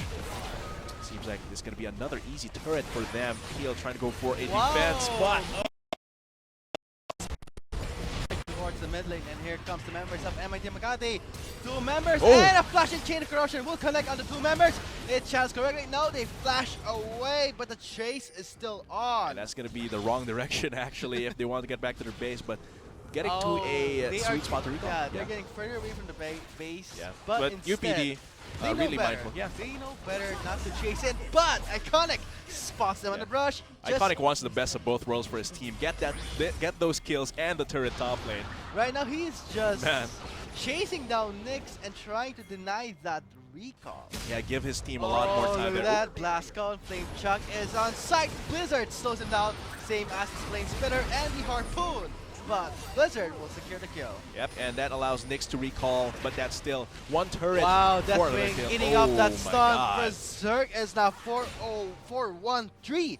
You do not want to get stunned by Berserk, knowing that he's ahead. He has the items, and not to mention the point and click Unleash Power. Yeah, point and click Unleash Power just completely burst down the Yeah, I mean, 0-4 Deathwing. It's a free Yeah. proc for your Thunder Lord's Yep. Decree. And Berserk getting another blue buff from MIT, stealing that away. And it's going to be another Drake for them, which will be the Ocean Drake, same species as the last one. Going to take that, recall back together. In my all honesty, this game is pretty much set for UPD. Yeah, it's Knowing- 10k gold lead at 18 minutes. Not just that, Yeah. looking at the itemization, I mean, okay, the Graves has a 105 CS, but Veer is 604. And he's been the trade-off for that 40 CS is the huge amount of pressure And not he's to been putting mention, out yeah, in the laning 5 phase. turrets. Yeah, 5 turrets. This Uh, is great macro play coming in from UPD. And MIT Magati, I just think they're having a hard time catching up with the big leagues this time. Yeah, and that just goes to show the UPD's power here in Metro East. Yeah, they always qualify. Yeah. So it just goes to show how powerful they Consistent roster as well. are. Yes, And I and think that Veer has something to do with it. hopping over the wall, but Still still hits it. flame chuck.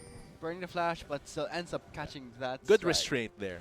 Good restraint, because that would have been him alone versus 3, He knows, even with the lead. He knows better, and I think everyone would know better. Not to go in for Yeah. members, knowing that you are all alone there. Even with that lead, the rest of UPD won't have the follow-up to chase down that resonating strike, denying the blast cone as well, just taking away each resource that MIT can potentially use, choking them out slowly but surely. No, not just slowly, Oh, they're look just at that. going in. Yeah, Berserk setting up for the Unleashed Power. Mhm. There is a control ward. MIT Makati is in a blind spot. They have no vision control, no map control, and no objective And control. some pings onto Baron here. They know that MIT will be too scared to even enter their own jungle, so might as well take off that Scuttle Crab and that Baron. Very quickly taking it out. That's going to be the second. Oh, I'm seeing pings all over the map. MIT Makati Yeah, they see it. That was a Farseer ward. But still, I don't think it'll be too fast. Equalizer there. Kill gets end up stunning by Sky of the Week, but still UPD secures the Baron. Here comes Flame Chuck, but he gets taken down. That was so the Ari. Nyx is there with the Collie. No damage Quite from alone. Nyx! And he was alone there. Just going to be a death row for him inside the pit. It's going to be 3 deaths on top of losing the Baron for MITM. They will use this immediately to push in that mid lane. And that, again, we saw that search and win. You know the drill. Enter that link. Fill out information. Yeah, when I compare the games I've seen with MIT Makati playing, they are really weak in terms of macro play. When you Yeah. see games when they play, they always loaf around, not securing objectives when they have control. Not very efficient. Lots of wastage happening in Lots- terms of time, Time, wastage, itemization, resources. And I think from this game alone, I hope that MIT Makati can learn from this game. Yeah, it's a learning experience. It's a has to learning be. experience for them. 'Cause otherwise, this game is pointless for them if they don't learn anything from this. The macro play really is one of the most important. I think macro play is more important than mechanics. I mean, at this level of play, That's I a do pretty think- big Yeah. statement right there. I'm staying with that statement that the macro play, being able to follow the discipline and macro play, I think has more importance than just straight up Yeah, mechanics. I've seen their games with MIT Makati. They've won like all their games on that day, but nothing. Oh, here's the replay. Yeah, let's here. look at the replay here. They get kind of low, but Deathwing gets immediately polymorph. And Deleted. yeah, and gets deleted. And Kudryavka doesn't have enough damage to finish off everything. Meanwhile, and he used all his yeah, spirit, yeah. and Nyx still went all in with the calling. No, Why and- go in? There's no more objective. they were already taken down. While Nyx, the AD carry, He even burned trying to it- 1v5. He even burned his heel. That's cute. Yeah, but and then Kill also, you saw Kill life bar with like Yeah. a pixel there. So really no sense trying to contest that any further. For the Baron in the hands of UPD, closing the game is not that far, knowing that Iconic is pressuring the top lane and the inhibitor in the mid lane is gone. They're gonna have a hard time here because this just war on 2 fronts here. The top lane being taken down by Berserk and Iconic, and the bot lanes need 3 members wailing on that turret, Oh, wow. turret Look at the and that burst inhibitor. coming Ooh, in yeah. from Berserk. Just 1 sphere is enough to take out a huge chunk here. Oh, look at that Flame Shock, bit of a trouble, and there it is. Unleashed Power will take down Flame Shock without any trouble. And that's going to be more here for the Game inhibitor. set. This might actually be game set. This will probably be game set. They won't be able to resist against the Yeah. onslaught here from UPD. Just straight up And focus on the turrets. UPD with the momentum and advantage, closing the game efficiently, but here comes Deathwing, gets knocked to the allies of UPD. Veer is not gonna be taken down. Nyx burned his flash, but look at the damage coming from Nyx. Not even a hinge happening onto Veer with no death on Veer. That's going to be game set. Game set, and congratulations for UPD for securing the first seed with no losses. No losses at all. Incredible, no losses. Yeah, I think my lucky maroon coat really helped with that. It's maroon, it looks brown, but it's actually maroon. But yeah, that was very by the books from UPD.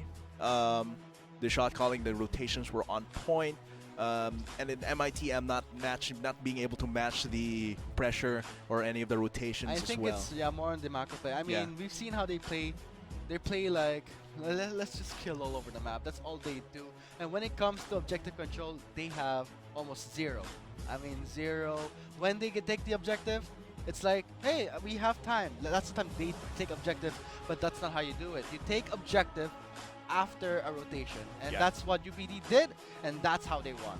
Being able to just put out that macro play as well. Look and at Veer, 806. 806, so Wow. much pressure. So much So, pressure, yeah. and the way he passed his jungle, very effective. Yeah, very efficient with Very time, pace-worthy, yeah. with XP, Time, with gold XP. as well, and his I mean, recalls, yes. It was a perfect balance between farming the jungle and ganking efficiently. While as in MIT Makati's side, they focused too much on farming. And they were not able to actually trade any of the objectives. I don't think there was an instance where MIT was able to trade one big objective for even a small one. Yeah, that was the Ocean Drake, and not to Yeah. mention the turrets. They got 0 turrets. So, to our viewers out there, you've seen how UPD won that game through objectives and control, and that is how you win an LCL game. Congratulations for UPD for securing their spot at the first seed to represent their conference. And there you guys have it. That was Game 2 of the Lenovo LCL 2017 Spring Term. We have been your shoutcaster. I am Vulcan, and joining with me was Atlas. We'll be back after a short break for Game 3. But still, UPD secures the barrier. Here comes Flame Track, but he gets taken down. That was so the Ari. Nyx is there with the calling. No damage Quite from alone. Nyx. He was alone there, just focused on the turrets. The momentum and advantage. Goes to the game efficiently, but here comes Deathwing. Gets knocked to the allies of Fear is not going to take it out. Nyx burned his flash, but look at the damage from the Nyx. Not even a hit happening on the Fear with no death on Fear. That's going to be game set. That congratulations for UPD for securing the first seed with no loss.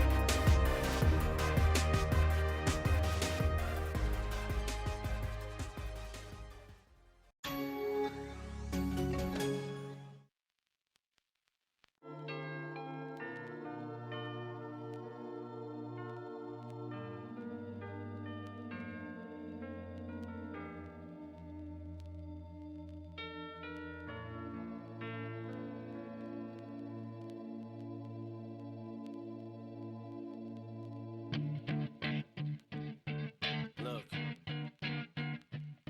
if you had one shot or one opportunity to seize everything you ever wanted in one moment, would you capture it? Or just let it slip? Yo. His palms are sweaty, knees weak, arms are heavy. There's vomit on his sweater already. Mom's spaghetti, he's nervous, but on the surface he looks calm and ready. ready to drop bombs, but he keeps on forgetting what he wrote down. The whole crowd goes so loud, he opens his mouth, but the words won't come out. He's choking how? Everybody's choking now. The clock's run out, time's up, over, loud. Snap back to reality. Oh, there goes gravity. Oh, there goes rabbit. He choke. He's so mad, but he won't give up. Daddies, he know he won't have it. He knows his whole back to these ropes. It don't matter. He's dope. He knows that, but he's broke. He's so stagnant. He knows when he goes back to this mobile home. That's when it's back to the lab again, yo. This old rhapsody better go capture this moment and hope it don't. You better lose yourself in the music the moment you own it. You better never let it go.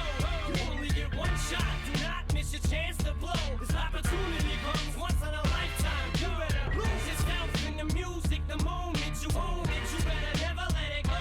You only get one shot. Do not miss your chance to blow. This opportunity comes once in a lifetime. You better. The soul's escaping through this hole that is gaping. This world is mine for the taking. Make me king as we move toward a new world order. A normal life is boring, but superstardom's close to postmortem. It only grows harder, homie grows hotter. He blows, it's all over. These hoes is all on him. Coast to coast shows, he's known as the Globetrotter. Lonely roads, God only knows he's grown farther from home. He's no father. He goes home and barely knows his own daughter. But hold your nose, cause here goes the cold water. These hoes don't want him no more. He's cold product. They moved on to the next mo who flows. He knows dove and sold nada. So the soap opera is told, it unfolds. I suppose it's old partner, but the beat goes on. You better lose yourself in the music the moment you own it. You better never let it go.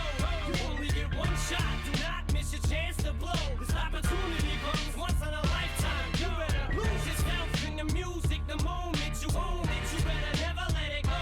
You only get one shot. Do not miss your chance to blow. This opportunity comes once in a lifetime. You better. No more games. I'ma change what you call rage. Tear this motherfucking roof off like two dogs' cage. I was playing in the beginning, the mood all changed. I've been chewed up and spit out and booed off stage, but I kept rhyming and stepped right in the next cipher. Best believe somebody's paying the Pied Piper. All the pain inside amplified by the fact that I can't get by with my 9 to 5, and I can't provide the right type of life for my family. Cause man, these goddamn food stamps don't buy diapers, and there's no movie, there's no Mackay Pfeiffer. This is my life, and these times are so hard, and it's getting even harder trying to feed and water my seed. Plus, see the thought I caught up between being a father and a prima donna. Baby mama drama screaming on her too much for me to wanna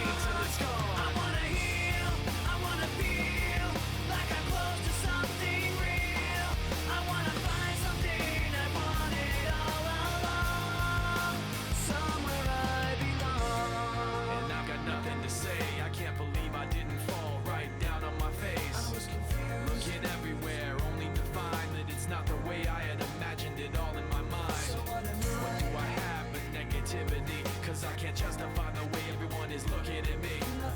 Nothing to gain, hollow when alone, and the fault is my own, and the fault is my own. I wanna heal, I wanna feel what I thought was never real. I wanna let go of the pain I felt so long. Erase all the pain till it's gone. I wanna heal, I wanna feel like I'm close to something real. I wanna find something I wanted all along. Somewhere I belong. I will never know myself until I do this on my own. And I will never feel anything else until my wounds are healed. I will never fade anything till I break away from me. I will break away, I'll find myself today. I wanna heal, I wanna feel what I thought was never real. I wanna let go of the pain I felt so long. Erase all the pain till it's gone. I wanna heal, I wanna feel like I'm close to something real. I wanna find something I wanted all along. Somewhere I belong. I wanna heal, I wanna feel like I'm somewhere I belong. I wanna heal, I wanna feel like I'm somewhere I belong. Somewhere I belong.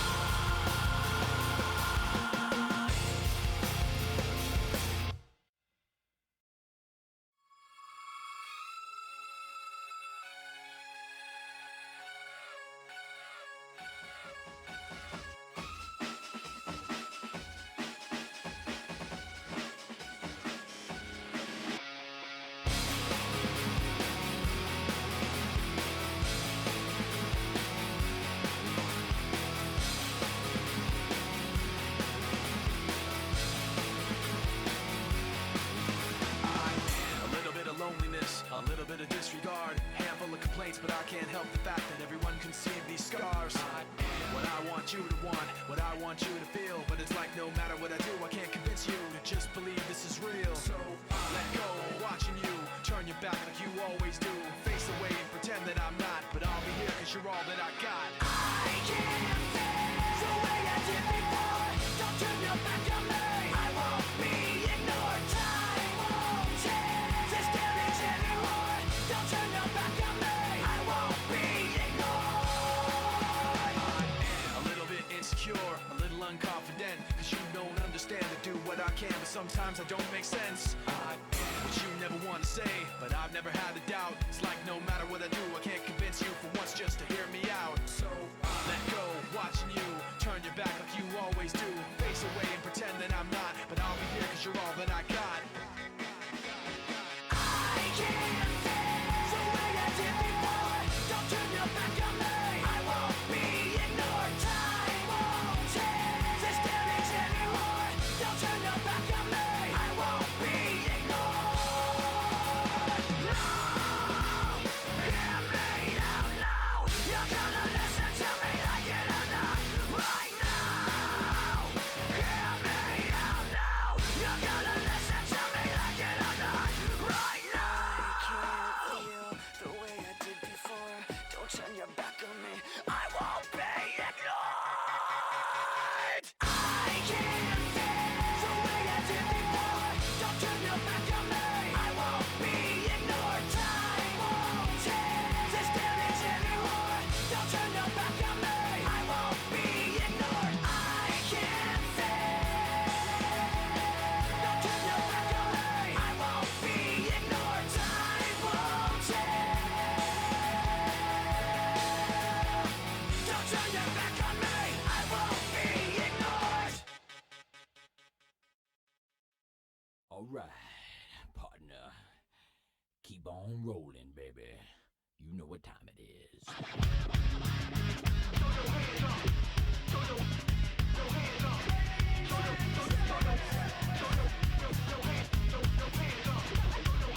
Chocolate starfish.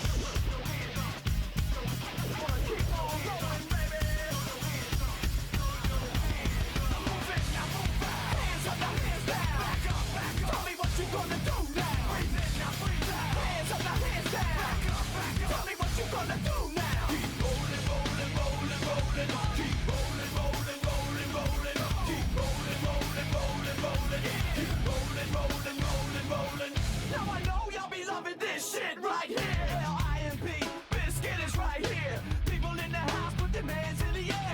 don't care, then we don't care. 1, 2, 3 times 2 to the 6. Jonesing for your fix of that Limp Bizkit mix. So where the fuck you at, punk? Shut the fuck up and back the fuck up while we fuck this track up.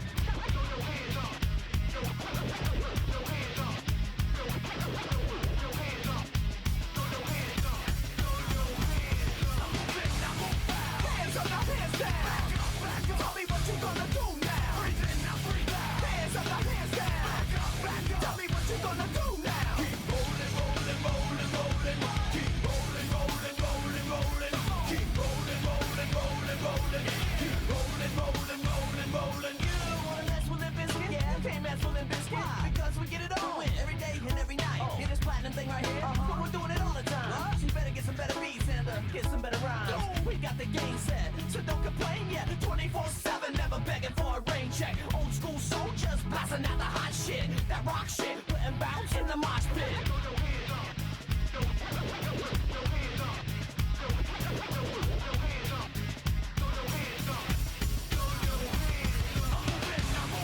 Hands up, now hands down. Tell me what you gonna do now. Hands up, now hands down. Tell me what you gonna do now. Keep rolling, rolling, rolling, rolling. Keep rolling, rolling, rolling, rolling. Keep rolling, rolling, rolling, rolling. Keep rolling, rolling, rolling, rolling. Hey ladies, hey fellas, and the people that don't give a fuck. All the lovers, all the haters, and all the people that call themselves players. Hot mamas, pimp daddies, and the people rolling up in caddies. Hey rockers, hip hoppers, and everybody all around the world. Hands up, now hands down. Tell me what you gonna do now. Hands up, now hands down. Tell me what you gonna do now. Keep rolling, rolling, rolling, rolling. Keep rolling, rolling, rolling, rolling. Keep rolling, rolling, rolling, rolling. Keep rolling, rolling, rolling, rolling. Hands up, now hands down. Tell me what you gonna do now. Hands up, now hands down.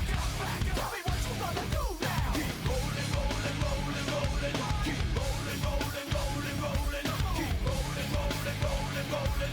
Keep rolling, rolling, rolling, rolling.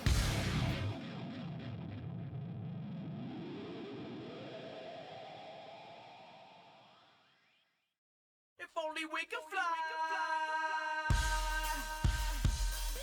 Limp Bizkit style. John Otto, take him to the Matthews Bridge. Can you feel it? A generation.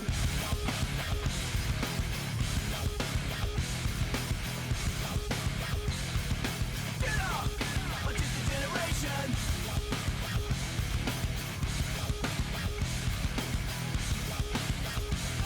Are you ready? Do you know where you are? Welcome to the jungle, punk. Take a look around. It's Limp Bizkit fucking up your town. We downloaded the shockwave for all the ladies in the cave.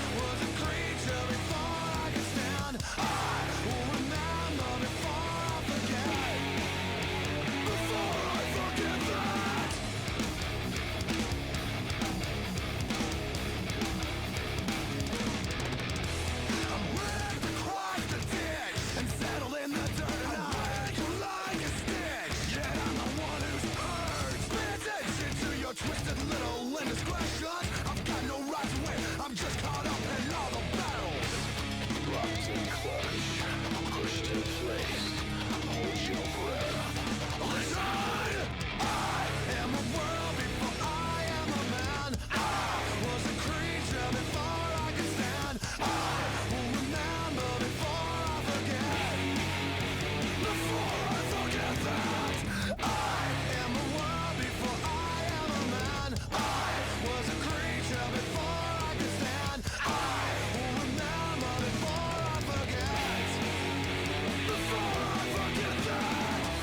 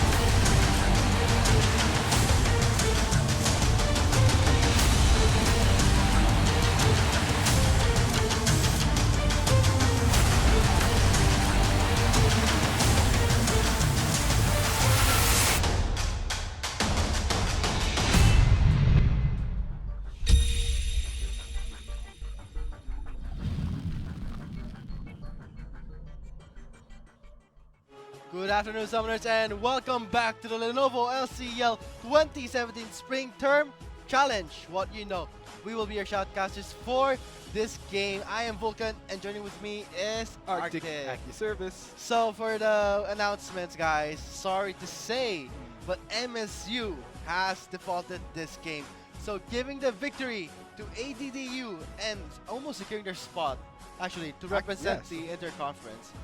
And for announcements, we do have the Search and Win trivia winner. Right. So the first winner is Kim Brian Z Rebon Queen. Sorry if I didn't say it correctly. The question was, which player had the Shield Summoner spell? And the answer is UPD Fazerk. And for the second question, For the second question, of course, congratulations to Catherine Sandy, as the second question was actually which UPD player has the highest kill participation.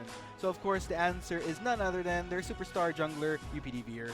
man, Veer has been relentless in those ganks. I know, and I mean, like, for someone that has kind of followed UPD for the past splits, I'm seeing so much improvement from how Veer has been playing out the game so far, and he's just getting better and better, which is why I'm really, like, I mean, we can't have any biases actually, but if I could peg a team that really has the makings of potentially making it all the way, or perhaps even potentially pulling off another TIP undefeated streak, it could potentially be UPD, so we'll just have to see.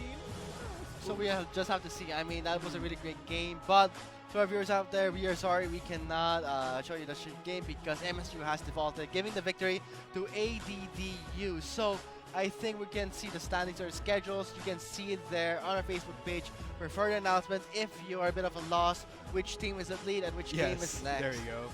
So guys, we'll be back after a pretty long break. I mean, you can look at the schedule. The next game will be at, I'm not sure, 5 p.m. Yeah. So there it is, guys. The schedule for the game, since MSU has defaulted, ADDU bagging the victory without any effort. So the next game would be SLU St. Louis University versus Tarlac State University at 5 p.m. and so on and so forth. Yes, indeed. So, you know, with the 1 hour break, there's a lot you can do. Maybe grab a snack, grab a drink, milk tea maybe, or play a ranked game. Don't be too toxic, guys. No to toxicity. Well, I like being toxic. And that's why I'm permaban. So guys, thank you for continuously supporting the LCL, and we'll be back for the next game at 5 p.m. Yes.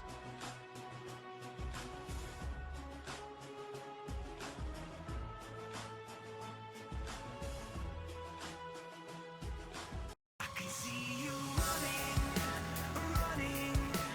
every night from the same darkness. It's coming, but you are not alone. If you just say the word, I'll be there by your side. You make me more, you make me superhuman.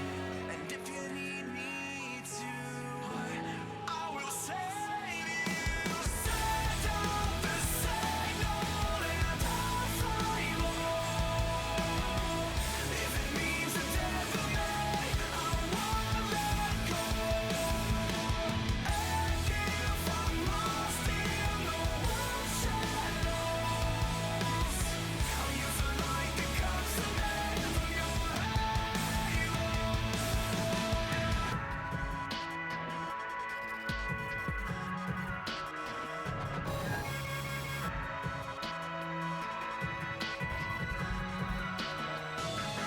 When you're backed against the wall, I could be the one who's always there to break your fall. You are not alone. You're the sun, you're the day, the light that guides me through. Never run away. I will save you.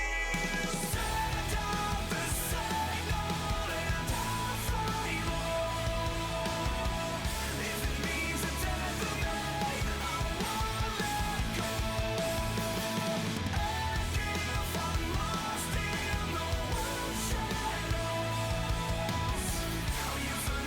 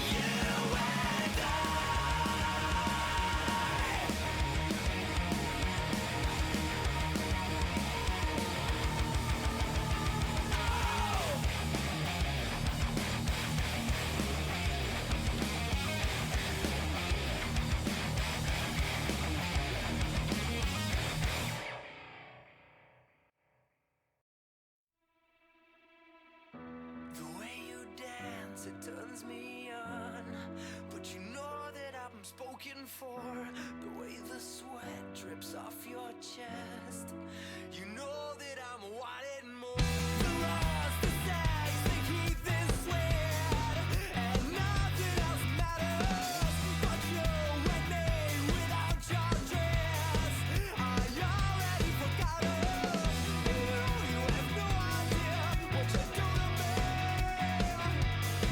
And you have no idea what you're doing to me. Pandora, I don't know how you jumped your way into my heart, and I don't know how you snuck your way into my arms. But I know that I'll regret what I did, and I know that I'll regret it forever as I throw my life away. Pandora, my love sits at home, and I know that she's lonely. But I'm watching you take off your clothes. You're the star of this moment. The love, the hate, the guilt, my fate is hanging in the balance. You have no idea what you do to me. And you don't even care what you mean to me.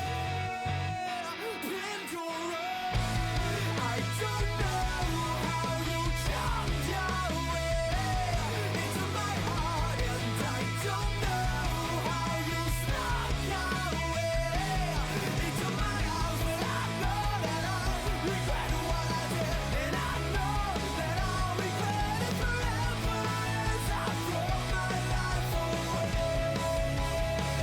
Pandora, and by the time that I come home, she's already sleeping.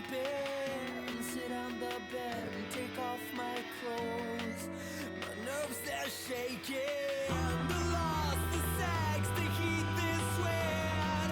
Your body is quaking. The love, the hate, the guilt, my fate against this temptation.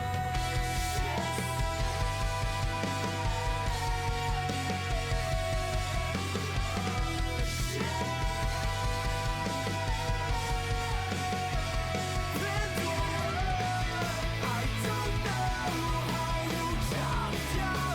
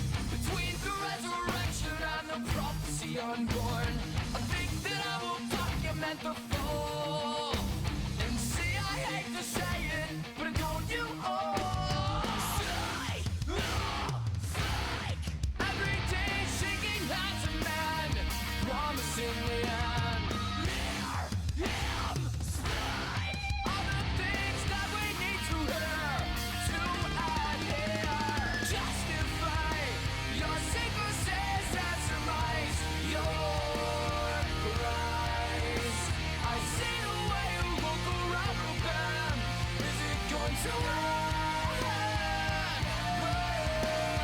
justify your sicknesses and surmise your rise. I see the way you walk around the bend.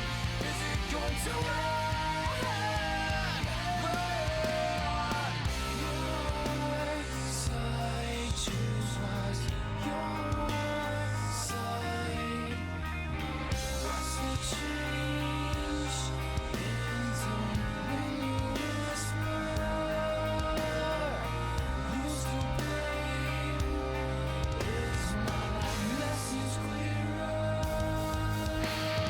justify your sicknesses and surmise your rise.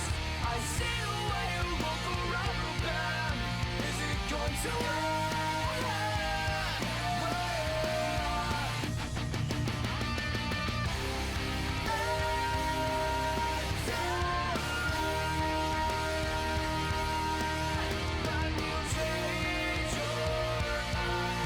is it going to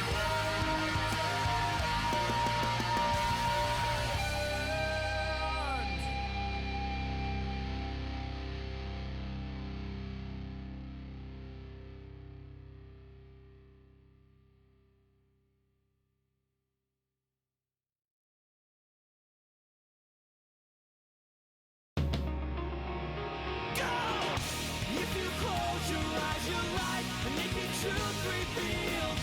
Dreams you never lived and scars never healed. In the darkness, light will take you to the other side. Find me waiting there, you'll see if you just close your eyes. If you just close your eyes. If you just close your eyes.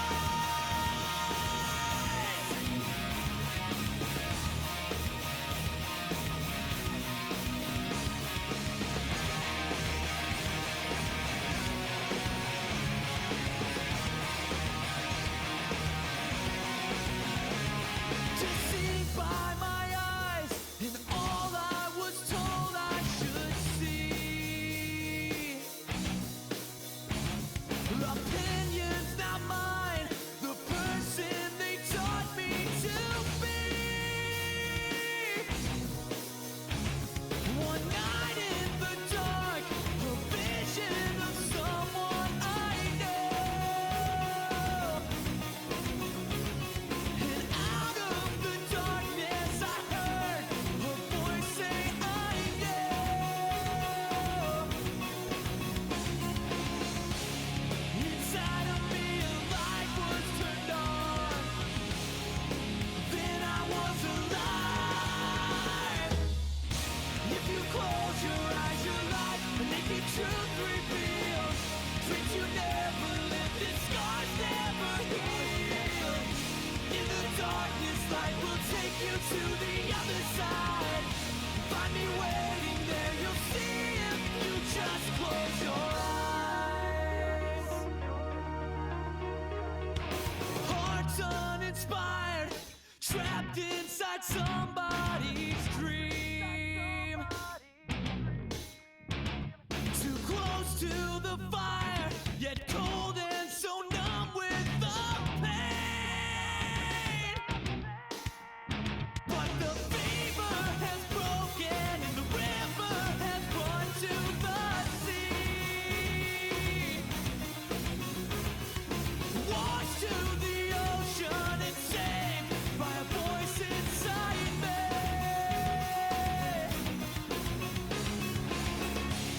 Inside of me a light was turned on. Then I was alive. If you close your eyes, your life a naked truth revealed. Dreams you never lived and scars never healed.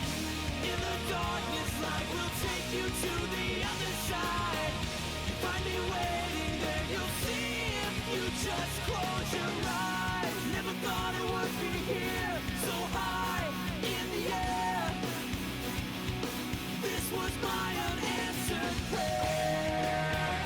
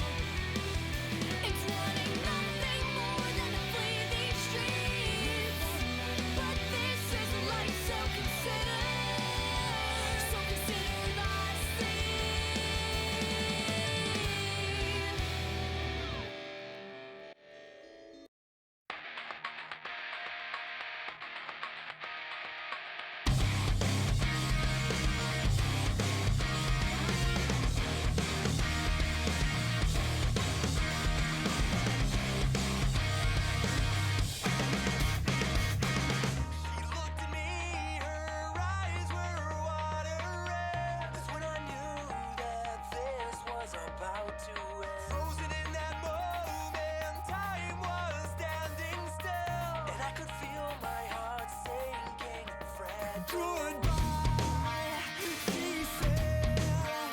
We found somebody new, but I gave you every waking moment. I gave you everything you wanted, and now my love, you're giving me She walked away and I could hardly breathe. Turned around and fell down to my knees. Shivering as the truth is said away. Her tomorrow has nothing to do with me. Someday you should find someone else's lips, but before you go. Just leave me one last kiss, 'cause I gave you every waking moment. I gave you everything you wanted, and now my love, you're giving me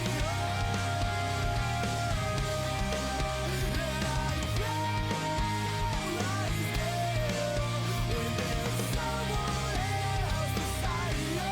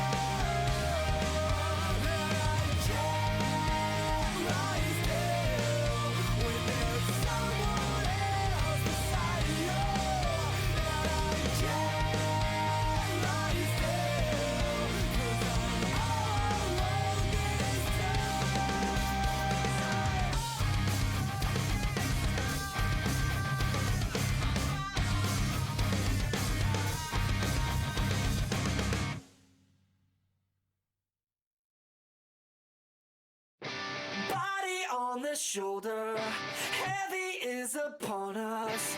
Is it what you wanted? Tell me when it's over. Over this I hate it, but hate is overrated. Rate what you can make it. Can you even take it all away? Disappear, disappearing. You disappear, disappearing. You gotta run away, you gotta escape. You know it now.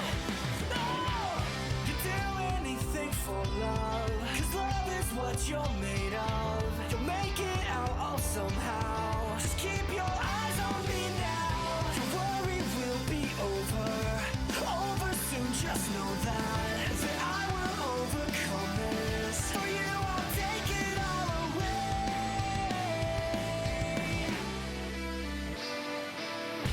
Disappear, disappearing. You disappear, disappearing. You gotta run away, you gotta escape. You know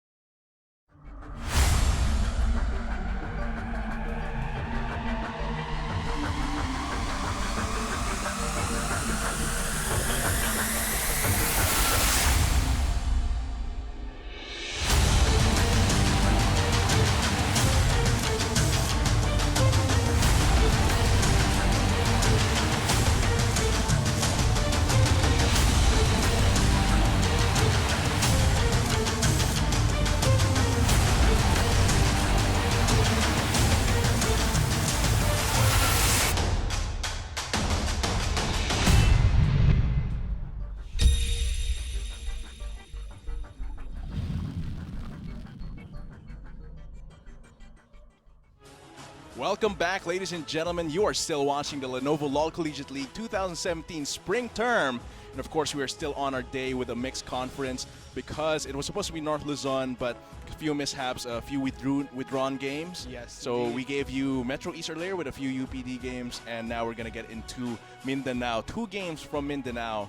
So, Wow, yeah. from Manila to Mindanao real quick. Yeah, Mindanao, Manila, Mindanao, real quick, and then going back to Luzon after. PH tour is real, definitely. Yeah, that's definitely a tour for the LCL, and as we discussed earlier, it gives us pretty good perspective on the power level of these 3 conferences in relation to each other. Yeah, so it's really been a wild ride. Yes, those indeed. 2 previous games, unfortunately, one game was defaulted. So we're going to get into our another game from Mindanao, or actually game A. Of course, yeah. So yeah, looking at there the we go. schedule, it's going to be St. Louis University Deus Volt versus Tarlac State University Firefox, which will be our game for now. That's game 4. Yes, not to be mistaken as the browser, of course. We're talking about the team here, so Yeah, yeah, that was so corny. I'm sorry.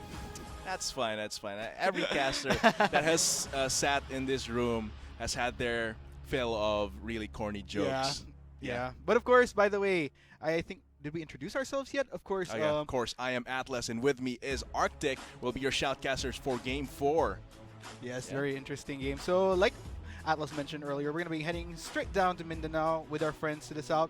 So, very interesting. As like I mentioned, LCL the split, complete step up, all the conferences, I'd say. So I'm really interested in seeing how Mindanao is keeping up with the onslaught of teams that we've been seeing lately. Like I mentioned, last season it was a little bit more predictable, but now like all my predictions all out the window. Like some of my Yeah. favorites already unfortunately fell short of getting an auto qualifier because of low rankings in the ladder. But Yeah. just goes to show anything can happen. The Yeah, Garena Local LCL, Collegiate League. anything can really happen. Like, I know Vulcan is still going to talk about this if Mindanao comes up. Was the Rift Herald buff from Mindanao? Okay. Let's forget about that, because this is going to be new games with our teams for now. This is going to be Deus Volt versus Firefox. As I said, we're just going to wait for like a pick and ban phase to come up. But discussing this, I really think that I agree with you that everything about LCL this term, predictions just fly out the window. Exactly. Only few of the trends from last term are relevant now. Yeah, because exactly. everything's just been changed. There are roster changes. Some players graduated. Some players even moved on to PGS. Exactly. I know you have a member on Emperor Esports from PGS who was from LCL. Yes, Meme from CDSL. He's performed absolutely amazing. And there's a lot of talent. You know, it just goes to show that LCL could potentially be a stepping stone Yeah. to becoming Mhm. a pro player in the future, because we have seen a lot of successful people that were straight off fresh talents from the LCL going into the pro league. We have Raze, Neep, of course, is another one of those people. Meme, like I mentioned, one of the more recent acquisitions. So just goes to show you can go far through LCL. Really, you really can go far. This just takes a lot of skill, practice, skill, discipline, and communication. I think Definitely. being able to communicate well and have that really good team dynamic helps with honing a player into a powerhouse, not just individually, but as well if you put them in a team. It's sure that they'll be able to perform well. 'Cause Without they a can doubt, mesh. without a Yeah, doubt. without a doubt. Because like people think that this is proven for me personally. What I've observed is that it doesn't necessarily mean that you're within the challenger ladder. This automatically translates to you becoming a pro, because some people, they have high mechanics, but it doesn't necessarily translate into a team environment, which is why some people, they're good at solo queue, but all of a sudden when they enter the arena of when they're actually in an organized team, they falter because they're so used to playing the I game, where in League of Legends, like I mentioned, like I continue to preach, it's a game about teamwork. There's a lot of patience involved as well. So yeah, There is no I in Team or There League you of go. Legends. No, That's really a That's lot of true, That's actually. really a mistake that a lot of players like in lower elos, like it's all about me. The game is all about Exactly. me. My team is nothing without me. yeah, there you go. But if your team is nothing without you, and your team is also nothing with you, that says a lot about each player within the team. So let's get into the pick and ban phase between St. Louis University Deus Volt, God wills it, versus Turlock State University Firefox. String out our 6-band system is going to be LeBlanc. Very powerful mid laner, can do a lot. Very versatile ultimate as well. Indeed, Yeah, indeed. the Ivern very annoying to face. Definitely, FF does not want to face that. Kha'Zix, decently powerful assassin. KRX might be picking that on 1-up often. So on the side of SLU, against SLU, Firefox has banned Lee Sin, Rengar, very jungle focused. Because they do want that Graves as they picked it, and the Lulu. And I love the strategy that even in the previous games that we've casted, there have been instances wherein the jungler has been targeted. Sometimes it could be respecting the jungler as a dominant force within the team. It could also be because if you're going to look at all the rules, the jungle position is technically one of the more, has a narrower selection as far as the meta is concerned. Sure, there's a lot of jungle viable champions, but as far as the meta goes, there's quite a limit. But anyways, let's go ahead and check out the picks here, of course. Yeah, checking out the picks, SLU started with a Fiora. They're really confident in their top lane there to graft that duelist immediately in the top lane. On the side of the response, it's going to be the Jason Graves. Lots of damage, lethality, folks. Responded to by the Nami and Syndra. What do you think so far of the first few rotations for the pick and ban? Very interesting, actually, because if you're going to look at, well, one thing about Tarlac here is they didn't really go for any form of priority. I wouldn't say, maybe might have not gone for any form, because if you're going to look at it straight away, like yes, literally, top, they're jungle, mid, yeah, it's bot like lane. pretty much in order here. So I'm not sure if it's intentional because they really want to prioritize these picks, or if it's more of an every man for himself thing. We'll have to figure that out later on. We'll see how that kind of goes for them. And then for SLU, of course, a little bit more organized here. I like the balance that they have. Fiora up against the Jace, that's going to be a very interesting matchup. Being able to riposte the burst coming from the Shock Blast is important. Exactly. And you can easily telegraph that, even if the Shock Blast plus Acceleration Gate combo, you can easily riposte that with enough mechanics. But looking at SLU's composition so far, I do like it. There's a good balance of everything. You've got a solid front line, high pressure jungle, early pressure jungler, plus Legolas and Savvy. Legolas has been doing a lot on his AD carries, especially Lucian. So I'm expecting a lot from Legolas on this game. But you said yes, jungle is one of those roles that is high impact. Indeed. High impact in the sense that whatever the jungler does, whether he succeeds or screws up, it affects the entire game. Indeed. Which is why I think that this meta is very jungle-centric on how strong your jungler is, how he can coordinate with the rest of your team, with your top lane, with your mid lane, and especially your bot lane. I think controlling the Drake, if a good one comes up. Indeed, indeed. And if you're going to look at Tarlac State University's composition here, I'm a huge fan of the picks individually. Whether or not this translates to an actual team comp that synergizes or works as well with each other, I'm kind of worried, because if you're going to look here, they don't really have that super duper solid CC that really hard. They don't have CC, they don't have a front line either. Exactly. It's more of an, like, the only CC that they have through the charms, through the kind of the knockback from the Jace, as well as the stun that the Karma has, it's more of individual CCs, as opposed to SLU, which has more of something a bit more reliable, I'd say. So we'll just have to see how this goes. Based on what I'm seeing here, Tarlac University, for Tarlac, they have to kind of like go boom right off the bat. Yeah, they really need to take these picks up. Like there's already a charm into the burst coming from the team will be pretty effective. If they can isolate targets, then definitely their composition will be able to capitalize on that. But if the team stays together, gets their vision out, I think that SLU has a pretty good chance here. Because considering the composition, yeah, I'm really worried that there is no reliable engage, there is no reliable disengage, or as well as no reliable front line. That's actually, I think, the biggest thing. Because without a front line, then Legolas, if he scales later in the game, can just easily weave in and out and deal lots of damage as that Lucian. So pretty worried, but if they can pull it off, if they pull their cards right. It's not necessarily, it's just that there's a lot more safety with the composition that SLU has.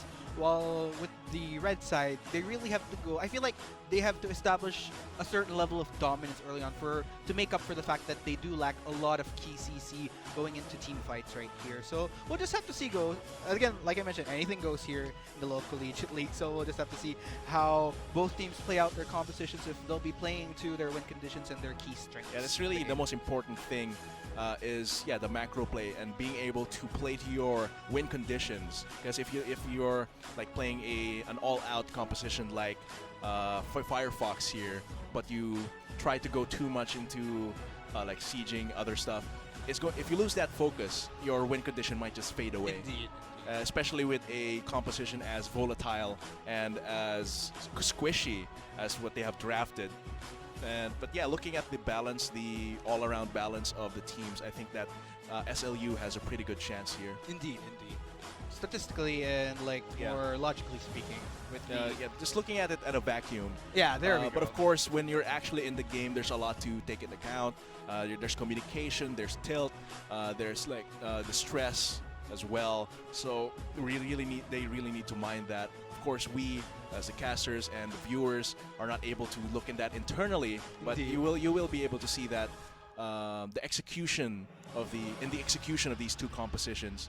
Exactly. And that's actually a good point that you made there, because based on experience, like a lot of people, they like to go into the analysis of the compositions without actually considering potentially player skill levels individually and generally mindsets in general, because sometimes you could be the best player, but if you're, for example, when it comes to, I've seen types of these kind of players wherein they excel so well, like whether they're solo queue, 5v5s, like if they're alone, but when they go into these high pressure situations such as tournaments, they clam up a bit, they get a little bit nervous, and that's natural. I mean, it's human nature, but yeah, those are some of the factors that you have to consider here, ladies and gentlemen. It's not necessarily all about the compositions. You could go deep into analysis all day, but at the end of the day, sometimes you also have to put into consideration how the players perform as well, both in terms of mindset and of course in terms of how each of them plays individually. So yeah, the mindset, I think, is one of the most important parts. There you go.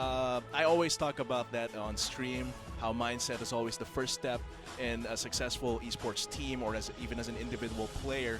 Because if you go into a match not thinking right, not getting into the right mindset, not getting to the zone, that's just going to jeopardize you and especially the rest of the team. Because it's never about you. There you go. And even these casts are never about the casters. It's always about the game. It's always about the team and about the scene as a whole. And that's something that I want a lot of viewers, the player base, to learn, not just here in the Philippines, but as well on other regions, from C to NA, EU, Korea, everywhere. As even Faker realizes that he couldn't have succeeded without the rest of his team. Exactly. And Faker is undoubtedly the best player in the entire world. Yes. But without his team, it would have been easy to actually just pile onto him and destroy him in game. Sometimes it could be the best player, and I could definitely say that it's true based on experience. I mean, I've worked with an LCL team, I've worked with a PGS team. We got to fly to Taiwan and experience competing against international teams. So one common denominator definitely is that, I've had players even for, let's talk about TIP last split. Individually, they're definitely awesome.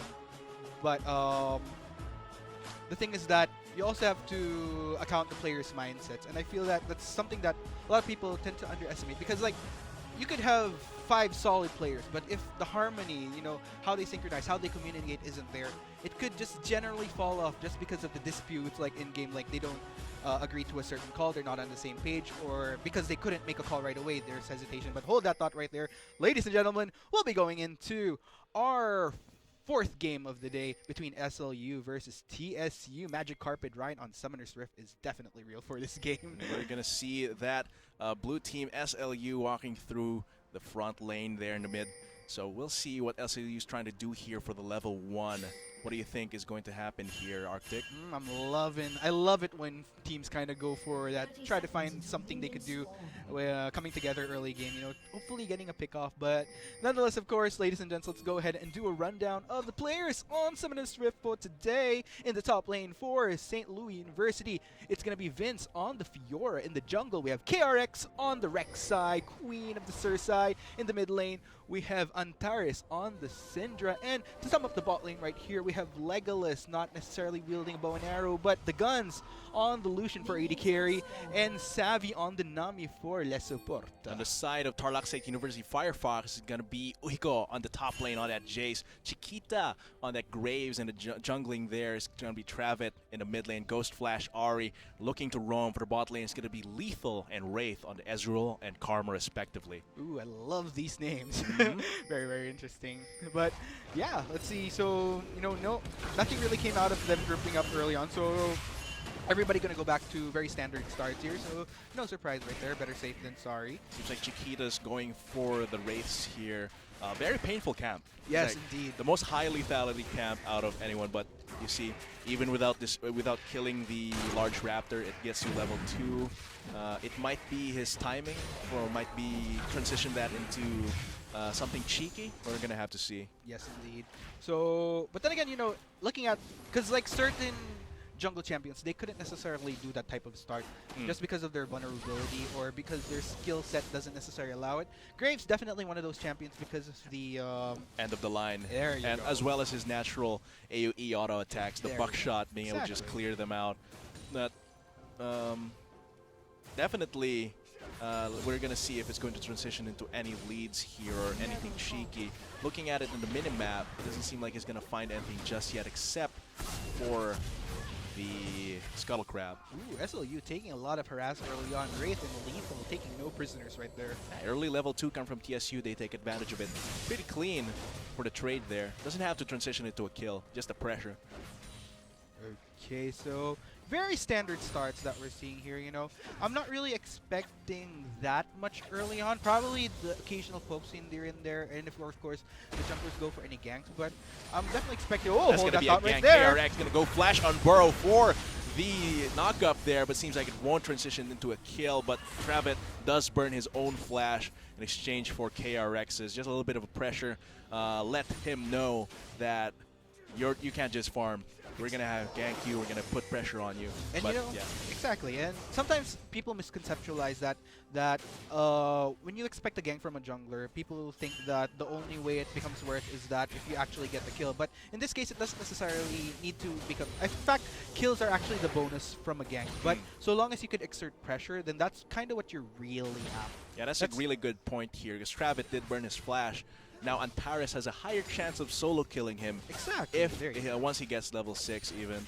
So we're gonna see that later once everything has been finalized for level 6. Antares and Travit.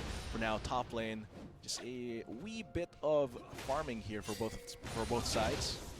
And now that I realize, it's a little bit hard. Well, just trying to look at it from the perspective of how a jungler can hold it to this spot right there. Vince and KRX might be looking for Chiquita here.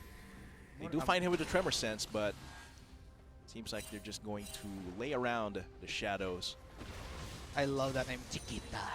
It's very yes. Get that Hispanic drawl there. Simply Chiquita under assault here, stuck between a rock and a hard place, has to flash back to where he came from. KRX will be trying to chase him down. Not much though, because Vince did fail that lunge over the wall. Exactly. A lot of summoner spells being burned from TSU early on. This is going to leave them a lot more vulnerable. Actually, this is where the importance of having some sort of reliable CC comes into play, because aside from summoner spells, of course, for potential escapes when you do get some sort of pressure from the enemy, you need to rely on other factors such as your skills as well. Of course, you're going to look at TSU's comp. There's a lot more vulnerability now that, let's see, for Travit not having his flash, and then at the same time Chiquita going to have a little bit more trouble without the flash. Exactly. Not just necessarily from escaping potential invades, but also when he goes for ganks, because he can't really go harder in onto, translating this to potential kills when he ganks because of that lack of flash. Sure, he has that dash in, but other than that, there's not really much he can work with here. Yeah, he has to be a lot more mindful about how he engages, how he ganks and counter ganks. And looking at the mid lane here, Travit forced out by Antares, and without the flash, he definitely needs to be more mindful, has to recall early even. This might give Antares the early level 6, which in turn, he does actually get the early level 6, which in turn might make Travit's time a lot harder in the mid lane if he can Spirit Rush out of, say, a gank. Yes, indeed. So there. Oh, okay. I was kind of waiting. Like, okay, why was he moving? Okay, I was just kind of waiting for the creep to get to a sustainable amount where he could auto attack. But anyways, of course, going back into this game right here. So very silent, you know. Yeah, still not a lot of action. No first blood just yet. You know, but definitely, if anything, That's not good. So that's going to be Chiquita blast coning into KRX. That's a lot of damage onto him, but KRX does not want to risk it. Savvy is there for a little bit of support, but just pushes Chiquita off his own jungle. Yes, Chiquita getting the escape for that game. But yes, looking at this, if anything, I'm definitely expecting a lot more aggression from SLU just because they have the tools to exert a lot more pressure than the kit that TSU has. Like I mentioned, in order for TSU to really capitalize on the composition that they just really have to really go hard in this lane, try to win lane as much as possible because, like I mentioned, going into team fights, it's just going to be so hard for them. And especially going for all these leads in lane as well with all those little details. It's going to be a little bit of trade-off. Or this might be actually an engage and all-in here. Legolas trying to go for that piercing light onto Wraith. Here comes KRX from the backside going for lethal. Wraith is still alive, not able to get that. Where is their mid lane? No, the piercing light just falls short as lethal flashes out. There's going to be a lot of Sunward spells. All 4 Sunward spells burned for TSU's bot lane. And really, that was pretty close. Yes, indeed. But that being said, with all 4 summoner spells down, this only leaves the bot lane for TSU a lot more vulnerable. It's going to be a lot more hard though, for them. the flash, and the flash actually, not even a charm, is going to leave that mid lane almost gank. Exactly, and this is what I'm talking about here with the trouble that TSU will have in terms of ganking potential.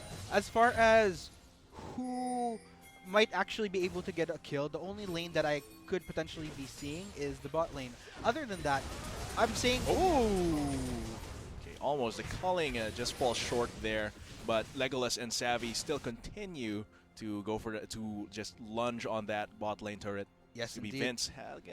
Very dangerous position here. That's going to be the to the skies into everything else. Repulses their shock blast, and that's a lot of burst away from TSU. They have to cut off that gank. Yes, indeed. So as we definitely saw, you know, there's a lot of damage, and this is what TSU should be doing. Problem is, it didn't necessarily translate to a kill right there just because of the safety that the Fiora has, because of that riposte right there, and a very well-timed riposte right there because if the Fiora used the riposte a little bit too early, then she would have eventually eaten the barrage of attack. And they would have been able to dive, I think, that because Ohiko does have that flash, and even though the Chiquita does not, might be able to just tank that a little bit. The True Grit helping him out. Yes. So fortunate for SLU that the riposte was able to connect. Ooh, Antares taking a lot of damage. Misses the Scatter the Weak. This Charm as well misses. Seems like Travit will just get his blue buff delivery from Chiquita, which actually gives a little bit of information to SLU to his position. Yes, there we go. Okay, so that was taken care of. So, so we're seeing a little bit more of the same strategy happening for It's really by the book so far. KRX, too early on the draw there. Yes, indeed, a little bit too far. And that lane, that wave was a little bit too pushed. Yeah, Did that translate too to an far actual away from the turret as well to do any dives. So it was like at that sweet spot where Uhiko, okay, this is going to be Antares, the victim of a gank here, but gets the first blood with all the Unleashed Power Spheres. Antares gets finished off by Travit. Yes, but indeed. yeah, that's a very quick gank. But Antares, with all those spheres set up, able to get a first blood ahead. And here comes Lethal. That gets knocked up by the Tidal Wave. Legolas takes a lot of damage from the True Shot Barrage, but not enough. Wraith hits him with a Soul Flare. Here comes Vince to try and clean up. That's going to be an easy kill with Savvy backing him up. But yeah, Savvy was not able to body block the Soul Flare there, unfortunately. At the same time, I feel like Legolas could have backed off by then. Yeah. It was a little bit too greedy staying there, especially knowing that the Fiora would have easily have gotten the Karma A little regardless. bit too greedy, but that does give them the Infernal Drake. Yes, indeed. No, small miscalculation, but nonetheless, looking at the bigger picture, SLU still coming out a bit bigger in that trade. It's going to be a free Infernal Drake here, unless Chiquita can go for a cheeky steal here, but seems like he's just going to lose a lot of health. Vince is wailing on him with his Rapier, gets charmed, gets destroyed almost, but the riposte blocks a lot of damage. A heal from the Ebb and Flow, keeping him alive. Gets taken down anyway. Savvy, no mana. Here comes KRX and Antares for the support though. Oh, that's gonna be Uhiko trying to go for that kill. Does get a double kill. Wraith here's here to back him up. That's a lot of damage. KRX still going in. Antares really wants his kill. The Scatter the Weak gets him that. Well, Legolas now joins the party. Seems like they'll just be going for this mid lane turret. Yes, indeed. So ultimately, at that Dragon Pit, that was a 2 for actually. Although at the end of the day, they still got Infernal Drake in. That's kind of interesting because, like I mentioned, TSU has a lot of damage, especially if they could get that snowball on. But with Infernal Drake going to SLU, it kind of helps balance things out a bit because that extra damage and amplification from the Infernal Drake will definitely keep them up to par with the damage output that TSU has. And like I mentioned, that's going to be a little bit more trickier for TSU, especially if SLU can kind of equal up to the damage that TSU supposedly has. Yeah, they have to be more mindful about how they all in now. Yes, because indeed. now SLU has a little bit more of a chance. Ooh, that's going to be the culling, not connecting a lot, but might be the dive here. There is no support just yet for Lethal, but they give it up to return to the minion wave. Yes, 6 and But 4. yeah, it's going to be SLU being able to match TSU's brute force more. And Indeed. the longer the game goes, the larger the gold value of that Infernal Drake becomes. Oh yeah. So TSU really has to force an advantage here, or at least exploit a mistake that SLU might make in the next few minutes. And it's kind of tricky because if you're going to imagine the Infernal Drake on champions like the Syndra, like the Lucian especially, imagine how painful the culling and the ult on Syndra would be. You know, just that one target with that damage amplification. That's going to be really painful, especially if a certain number of TSU does get bursted, especially the more squishier targets, such as Lethal, such as Travit early on. Savvy positioning for a point blank. Tidal Wave does not connect the bubble, so that's going to be just one small miscalculation for SLU, and they have to back off. Yes, indeed. Not exactly a little bit of a misprediction right there as far as but the even direction. though the Tidal Wave and the bubble missed, TSU could not turn because Lethal does not have enough combat stats to fight just yet. The tier really delays a lot of his damage compared to what the Recurve Bow and Bilgewater Cutlass coming from Legolas. So let's look at the replay here for the Dragon fight. Yes, Vince just gets the jump onto Chiquita. That Ignite as well there to help him out. Flashes with him. So yes, and if you're going to look at it here, Savvy actually not even having that much mana, so he can't really contribute that much in the fights anymore, plus the fact that he was taking a lot of damage from Uhiko here. So Uhiko, knowing that he couldn't really go for anything else, goes for the Nami, low health, no mana, it's a no-brainer. And as a result, you know, 2 for 2, very equal, but nonetheless, Drake still traded for SLU. there's going to be more pressure for the bot lane here come from KRX. And really Lethal with their backs a little bit to the wall now. KRX trying to look for a gank, tower dive here. I actually like the point that you were bringing up with the... Ooh, speaking of, I was actually about to bring up Legolas. Was already there. It's going to be Ray. Oh, just flashes in. This is going to be a Lethal being dove here. Tries to flash, burns a lot of his resources, but in the end, all for naught. They get the 2 kills plus a turret. Yes, indeed. I'm feeling the summer in the bot lane right there. The dives and the waves. Oh my goodness. But Antares. Yep. Misses a lot of charms. Misses a few of those crucial skill shots. Not able to finish off the kill against Antares. Indeed. Here comes And- KRX ooh. though to try and finish off the kill. He does not have flash. The game will be paused, which gives us a little bit more time to talk about the things that have been happening in the game. Yes, indeed. So, based on what we're seeing so far, it's somewhat what I expected of SLU. Even though for the red team, they technically have a lot of damage. We did see earlier during that attempted gank on the Fiora, they were dishing out tons of damage. Unfortunately, a lot of it was negated because of the riposte right there. But nonetheless, SLU definitely playing to their strengths right here, like the tower dive, because of the CC that they can afford. And like I mentioned, even though they have the damage output Tarlac, the problem here is that they can't really dish out that full barrage of damage because of the CC holds from SLU. That being said, it's a little bit more tricky here. I feel like position is definitely key here. You know, they want to try to avoid as much CC as they can just so that they could get the maximum damage output. But you know, we'll just have to see how it plays out. Yeah, but because they don't have a front line. Indeed. Even though, let's say, as a total, they have 1,000 damage points. Without a front line, they're not able to consistently dish out that damage. So let's say not having a front line and not being always in position, that 1,000 damage points becomes like 600. Yes. While on the other hand, on SLU, they have a pretty balanced composition. Let's say on a total, their damage points amounts to around 500. Just 500, half of the raw potential that Tarlac State University has. But because they have a good front line, they can easily dive the squishies of TSU. Let's say that doubles to around 1,000. So it's really, I mean, it's not a real formula, but it's something. It's like, but it's something to think about. That CC, a good front line, a well-balanced team, does have a lot more raw, or rather, what's the value? The derived power, because raw power is what TSU has, but derived power is what SLU has right now with their composition, which has transitioned into their leads together with their own macro play. Yes, it's very textbook-ish, you know, taking advantage of what innate strengths that their composition has. Going back to TSU though, let's go ahead and try to scale in, like from the perspective of TSU. In order to kind of win this game, like I mentioned, it's all about early aggression early on, trying to get as much snowball as they can individually, because what I feel they could have potentially capitalized on for the lack of CC is the fact let's say if the Fiora snowballs, Fiora going into a very fed Fiora going into the members of, let's say if SLU were behind at the time, you know, that would be very scary. You know, a champion that could easily decimate you right off the bat. Oh, wait, no, not the Fiora, I'm sorry. Rather, champions like the Jace, like the Graves. It's actually the Fiora that was on SLU, my bad. But yeah, if any of these champions, you know, with the damage output that they have, just the threat of being able to take you down in that instant, that would have potentially worked. But that being said, SLU's, there's not really that much of an avenue for TSU to do that, just because of the lead that SLU has so far, plus the fact that they have the Infernal Drake intact, which kind of puts them up to par in terms of damage, like I did mention. So let's get back into the game.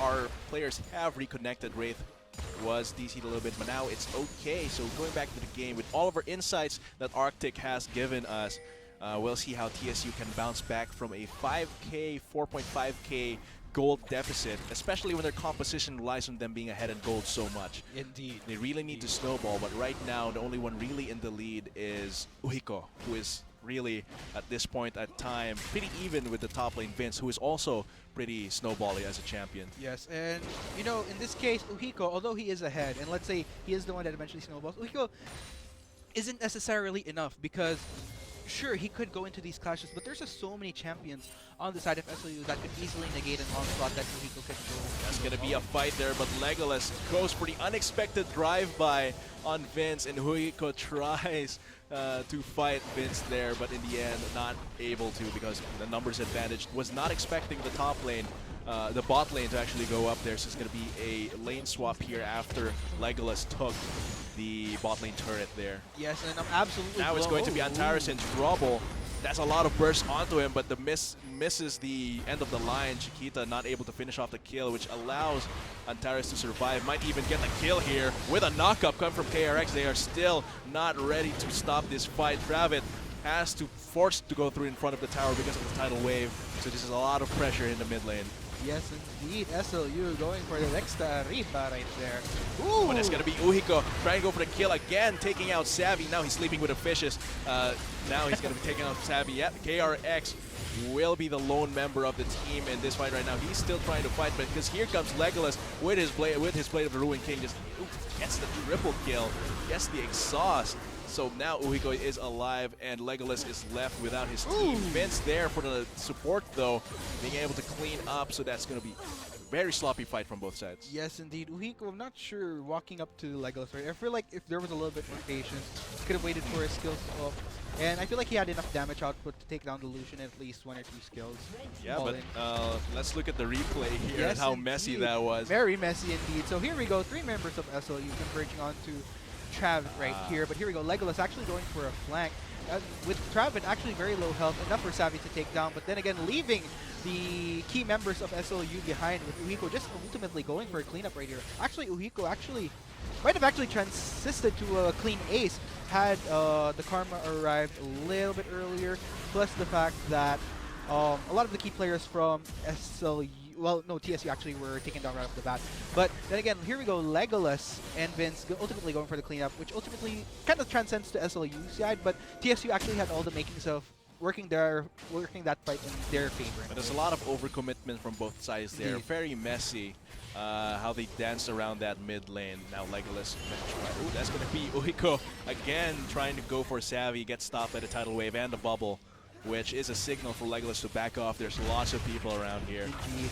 And I love how, so far, like I mentioned with TSU, Uhiko is definitely playing to what we should be seeing as far as what TSU has drafted here. But then again, I gotta commend SLU. I'm loving the rotations that we're seeing here so far. Yeah, just freely get that Rift Herald, no problem. No trade as well as all. Lethal almost gets taken down.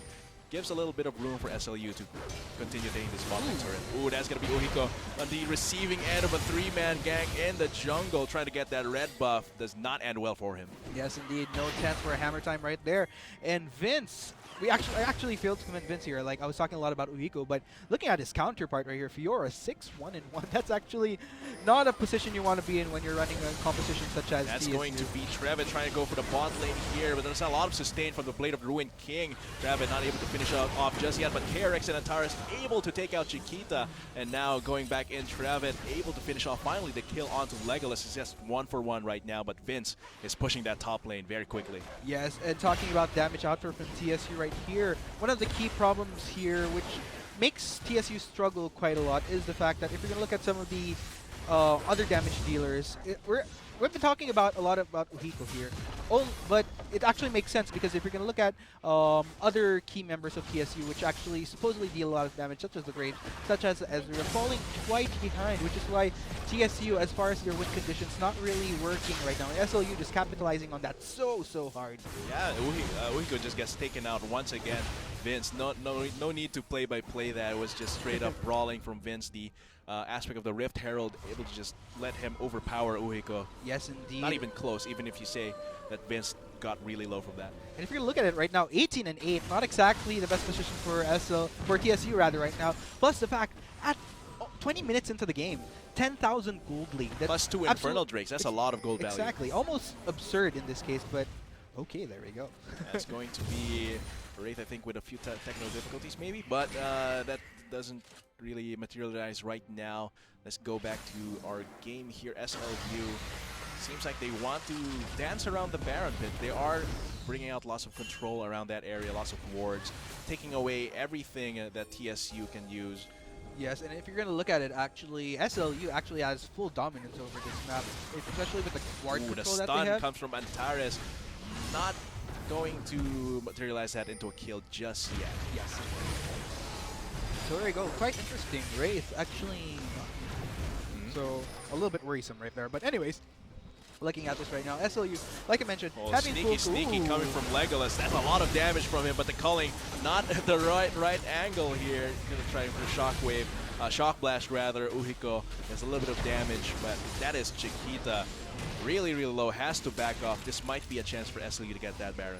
Yes, in the end, that, ladies and gents, is very classic textbook Lucian gameplay right there. But here we go, SLU potentially going for this bear, and there goes the True Shot Barrage from Ezreal. Not exactly transitioning. Pretty slow so Very far. slow, actually. TSU might even actually be able to reach this before they finish this. KRX is very low, might be dangerous to continue this. Even the ebb and flow might be too risky. Chiquita, is he going to jump over to try and finish? No, that just cancels the Baron. Yes, indeed. SLU playing a little bit more smarter. They're knowing very well that it might be a little bit risky, especially with, like I mentioned, SLU actually at par with TSU in terms of the damage output, but not necessarily in terms of what damage they can tank just yet. Yeah, Uhiko is right behind here. Legolas gets that hammer from, but Uhiko takes the unleashed power, and Vince is just diving into the backline.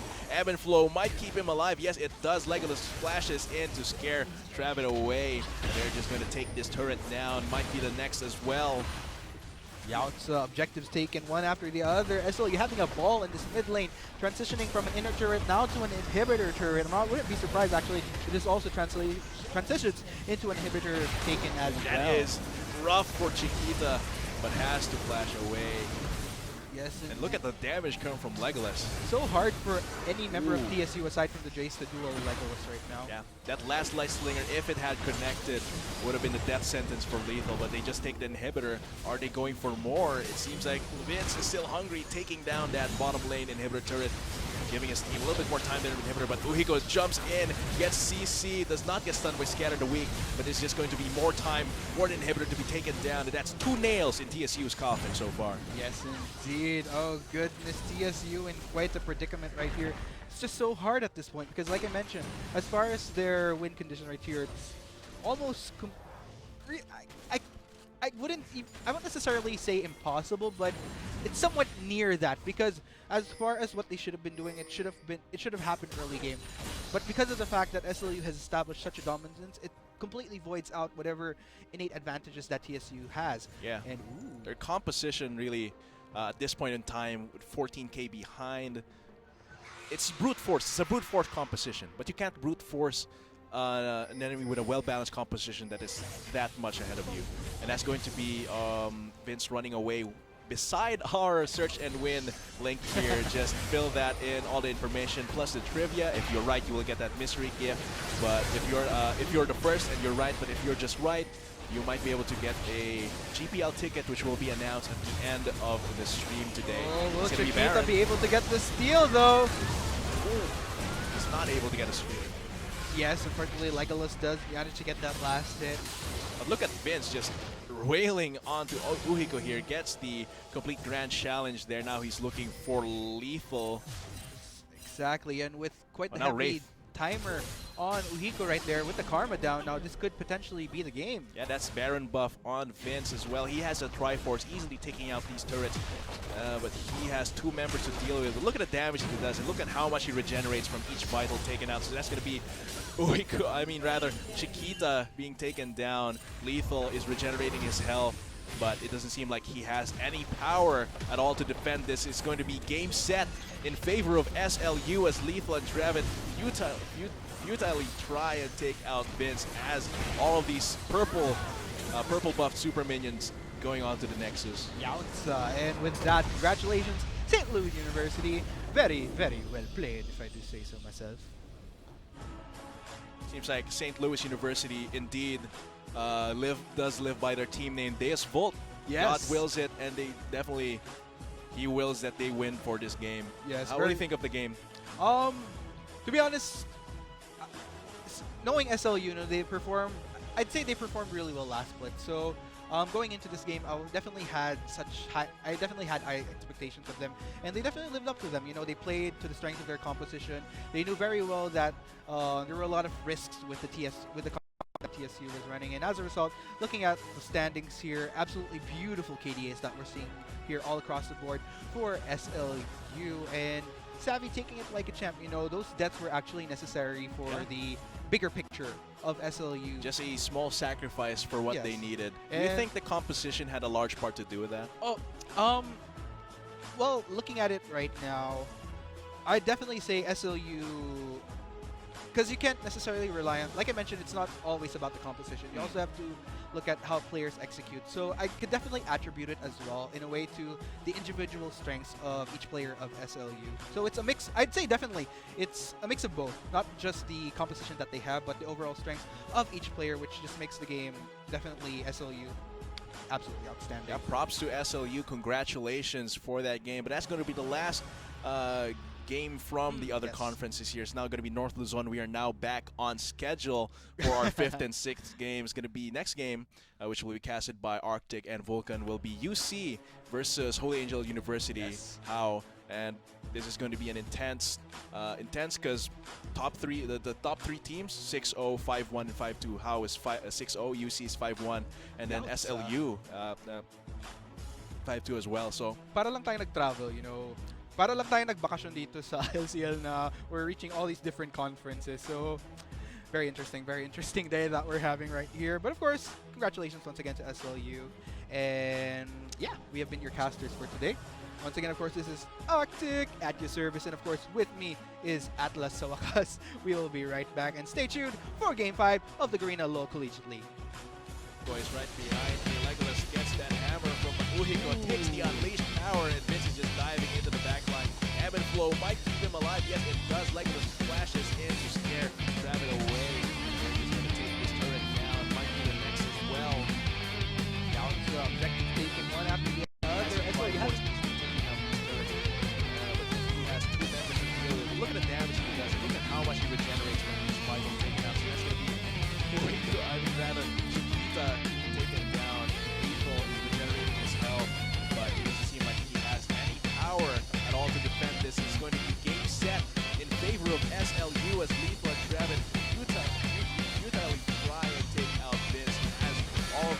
purple buff super mid in this league going on to the next league. And with that, congratulations, St. Louis University.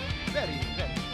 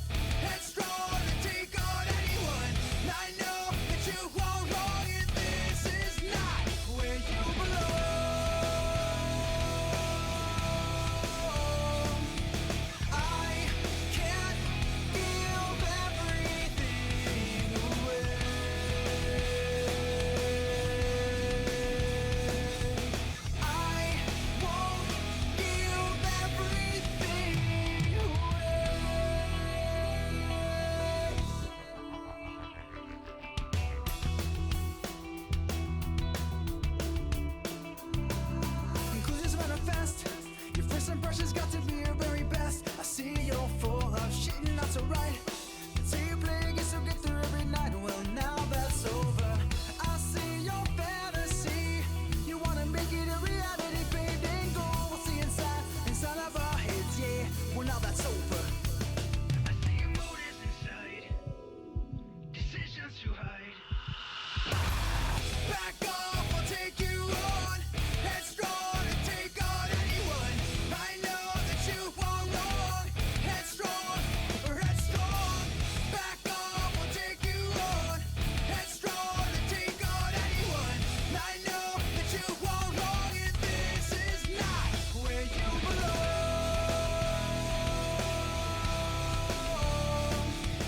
I can't give everything away.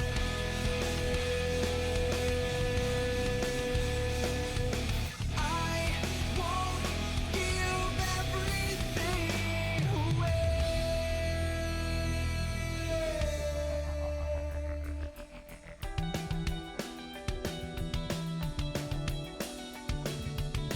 I know all about, I know all about, I know all about, I know. I know all about your motives inside, your decision to hide. Back off, I'll take you on. Headstrong and take on anyone. I know that you are wrong. Headstrong or headstrong. Back off, I'll take you on. Headstrong and take on anyone. I know that you are wrong, and this is not where you belong. Where you belong.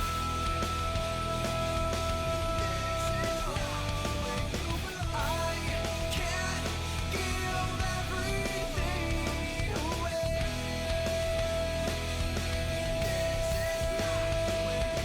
I won't give everything away.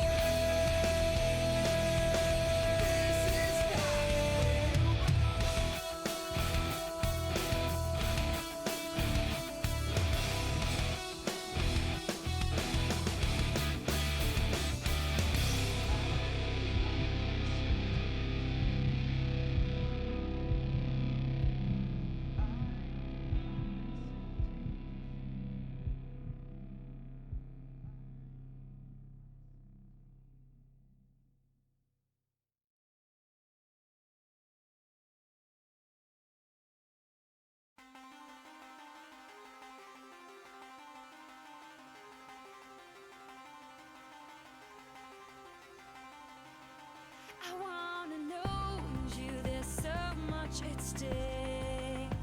Can't face the memories, they bend me till I break. Hiding from the past, but it's eating me alive. Can't block it out when it's coming from inside. Every turn leads me to a new dead end, lost again. I'm screaming your name. Come close, take on my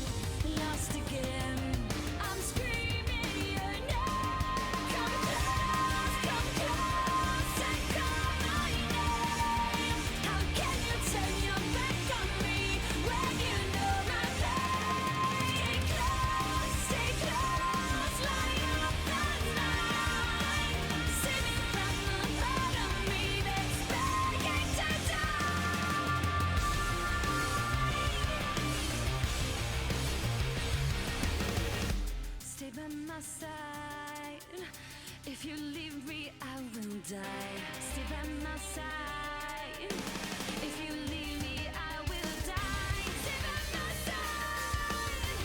If you hold me, I will fly. If you hold me, I will fly. Will you hold me? Come close, and come I know. How can you turn your back on me when you know my pain? Stay close, light up the night. Save me from the thought of me that's begging to die. Come close, and come. How can you turn your back on me when you know my pain? Stay close, light up the night. Save me from the thought of me that's begging to die.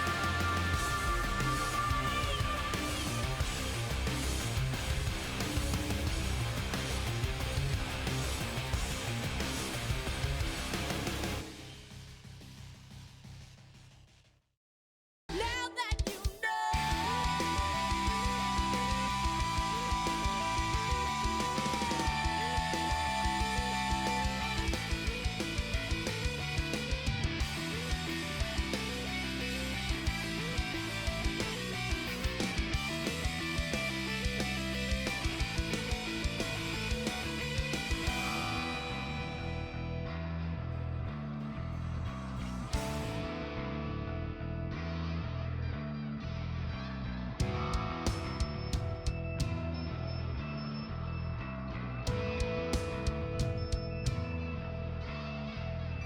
You never said a word with tangled hands dry and I see through rose-colored eyes. Tell me I'm the only chance constantly hanging from the sky.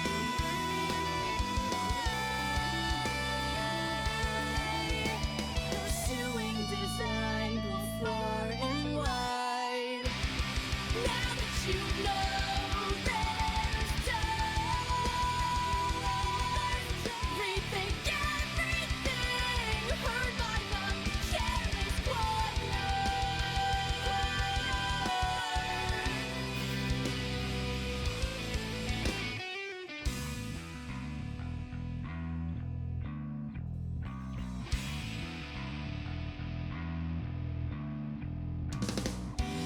The way we see these things, it's how we dream about reality. Problematic to believe, let alone perceive. Without your mind moves through internally, while observation leaves. Nothing can turn the sun back around. Pursuing design and out of time.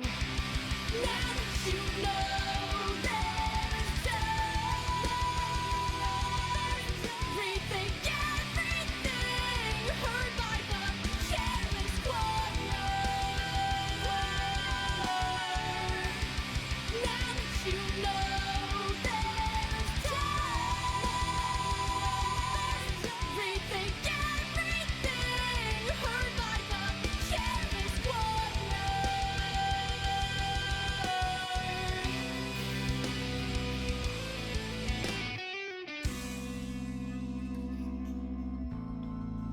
Now that you know.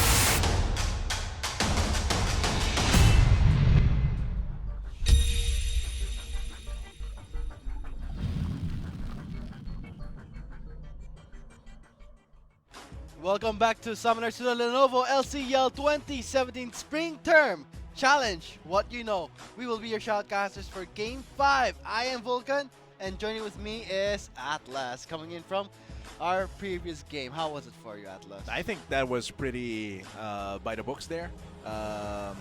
Going into the compositions there, I think that one team really had the upper hand, but it was also in the execution, because that could have been done better by the losing teams. I think it really was about both the compositions, the pick and ban, and the execution of the actual win conditions, not able to play around it and just getting behind when you have a composition that relies so heavily on snowballing. So I think that's really what made that game. And so we are going to move on to the Search and Win Trivia answers to the winners of the Search and Win Trivia. The question was, what is the second Drake? And the answer is the Infernal Drake. So the person who answered that correctly is Robert James Lim. So congratulations to you. You win yourself a mystery gift plus a raffle entry to the GPL ticket giveaway. Note that we are giving away 2 tickets. And we are pulling all of the raffle entries from all correct answers to Search and Win, not just the first ones from yesterday to today. But of course, if you don't get that mystery gift, but you really want a skin, you can just load up RP on your phone. www.gamer.com.ph is your one-stop shop for Garena Shells. If you're a Globe and TM subscriber, you can register for free and start buying your Garena Shells at www.gamer.com.ph. So it's at the comfort of your home. Paload ka lang, you can get your RP without having to go to any convenience store or but in the end, net shop. you'd have to go to a convenience store to load. Usually it's near. Usually there it is. The may convenience mas right malapit there. na sari-sari Yeah. store na may load. So you tried playing me. But yeah, unfortunately we have an announcement to make. concerning Game 5.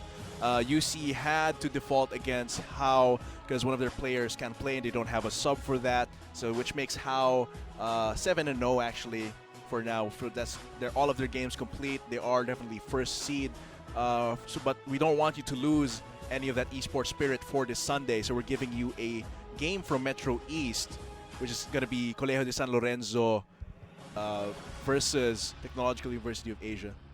So Trinity University of Asia, sorry. Trinity Yeah, University. Trinity University of Asia. Yeah, I wonder who said technology. You So, did. No, I didn't.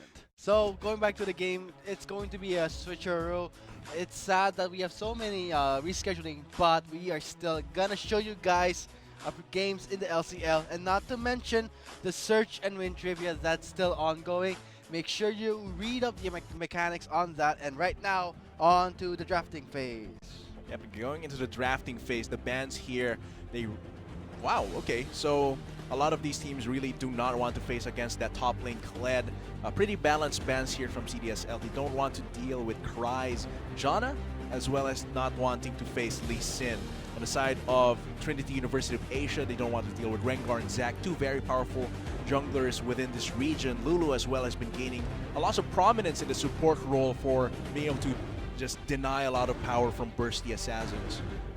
For the first pick, however, CDSL is going for that Ivern, really prioritizing that really annoying champion to just steal camps, cheese a lot of other junglers. Okay. And not to mention, CDSL is fighting for the 3rd seed Yes. in the Metro East Conference. So they have to win this game if they have any hopes of joining in the big boys in the Inter-Conference. So they really want to win this game, and I think that's why they're prioritizing this Ivern, their picks. I think they feel comfortable with these. Really interesting from Trinity University of Asia is they pick the Amumu, which does have a few changes to his passive and how it interacts with the rest of his spells in this patch. But I don't know if that's going to materialize into any huge advantages because he's still very easy to counter jungle. Yeah, at least this time there is an Orianna mid lane, so it's gonna synergize properly with the Amumu passive. The new Amumu passive, the Curse of the Sad Mummy Yeah, as well. it's true The damage. ultimate, yeah. As well as Cry being able to trigger that as well if he builds a little bit more magic damage, if he can get ahead. We're going to see what their top lane pick is. But for now, we're going to see probably the Vladimir into the Darius. Lots of blood on the side of CDSL's composition here so far, if they do lock this in. I'm pretty sure that would be a solid lock, and knowing that right now it's the tank meta, And not to mention, tanks are known to stack a lot of health, but still, Darius' pick is a bit risky. And now on the offer of Tua, it's a switch between a Fiora or a Scion. I think I would recommend a Fiora. yeah, the Fiora will perform a lot Yes, better. there it is. Yes, they will probably lock that in because the It's Scion a will just huge counter against Yeah. Darius. I mean, when Darius channels his ultimate, he knocks his guillotine, and if Fiora parries that, yeah. oh boy, it's gonna look really bad for Darius because that's his burst, that's his main damage. That's and his when like you- finisher in That's an his anime. finisher, yeah. It really is a lot of damage once he stacked up his passive, and then Fiora being able to block that damage is definitely good. The Scion would have performed really badly against him, I think. Not just badly, worse because Darius has to apprehend. Yes. So he can just cancel the charging smash and it's in the science queue. So all teams locked in. It's going to be an interesting game. Seeing that is an Ivern jungle against a newly pre-buffed Amumu. Yeah, but Mumu, even with his new powerful passive, He still has poor clear. yeah, It's poor not, clear It's not a healthy clear. and easily counter jungle, especially by Ivern, who can just lay down his own camp there and then smite it for just easy counter jungling against Throw White. So it's going to be very hard for Throw White to continue putting out pressure, even if he has bandage toss without his buffs, without XP. It's going to be pretty easy to take him out, even if he ganks. So that's my biggest worry here for Trinity University of Asia. But I am interested in how he can bandage toss into Curse of the Sad Mummy, into Shockwave from Kapahontas. Well, these are two Disney princesses with some with a weird League of Legends twist here. And not to going back to the context Kappa of Pride. going to the context of the team composition, I Yes. think still I'm betting it all on Tua with that really good lineup. They have a setter, there's Sona, there's Amumu. In case the Curse of the Sad Mummy fails, they have a safety, which is the Crescendo from the Sona.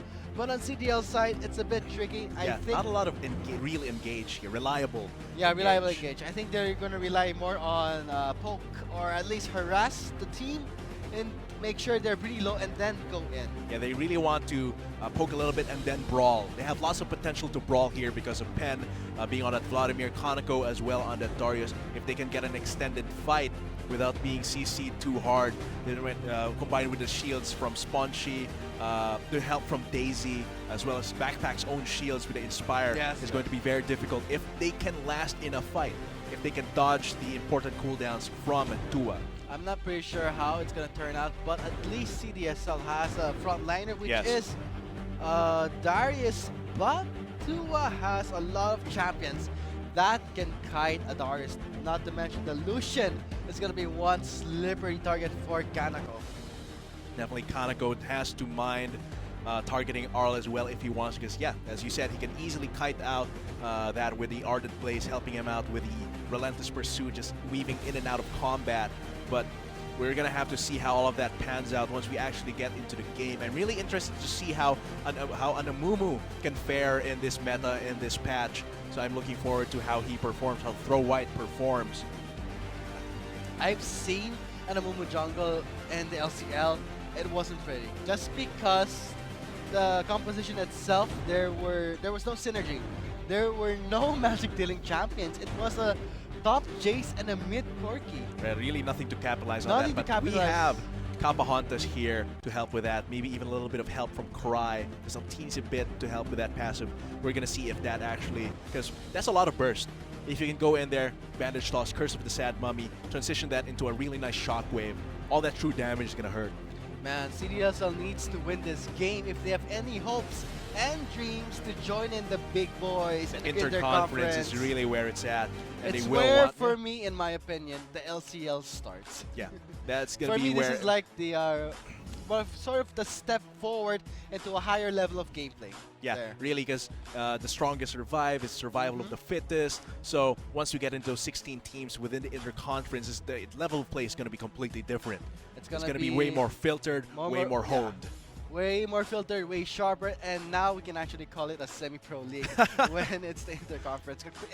In all honesty, I mean, we've seen teams who are not performing up par with one of the top players, top teams in the LCL. So this is actually a good stage where they can at least test it, to test their skills and to see maybe this is for me, maybe it's not. I should try better next time or practice more.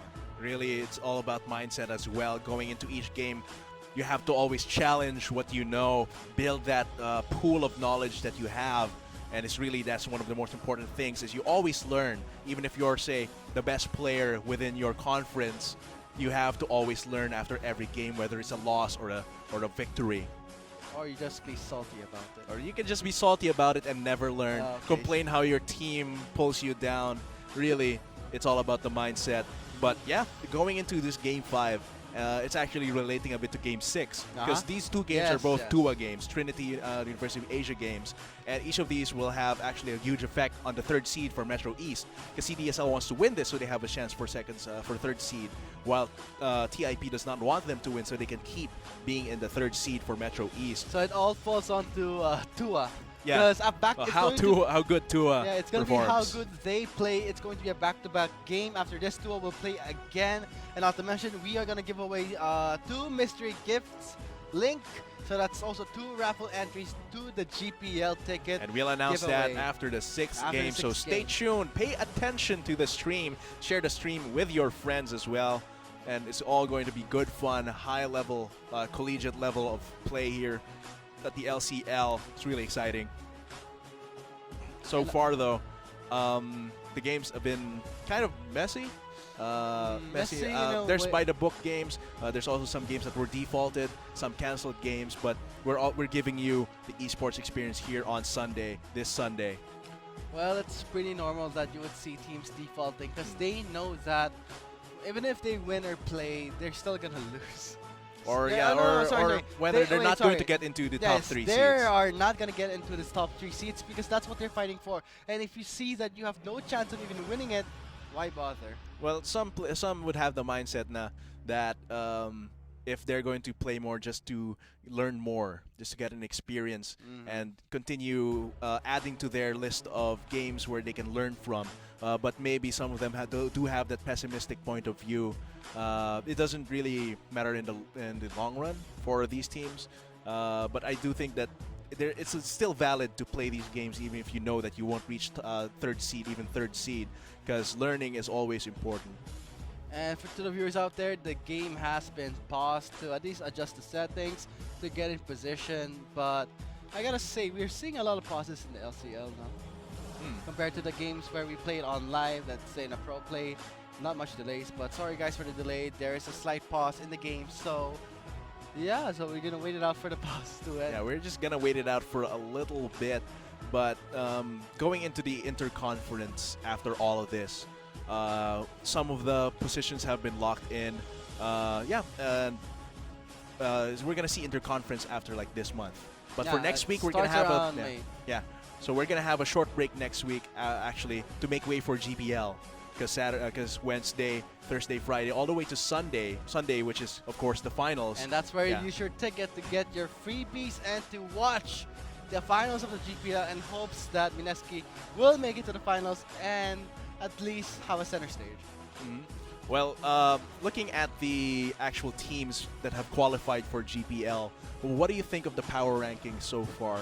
I have honestly no idea. Okay.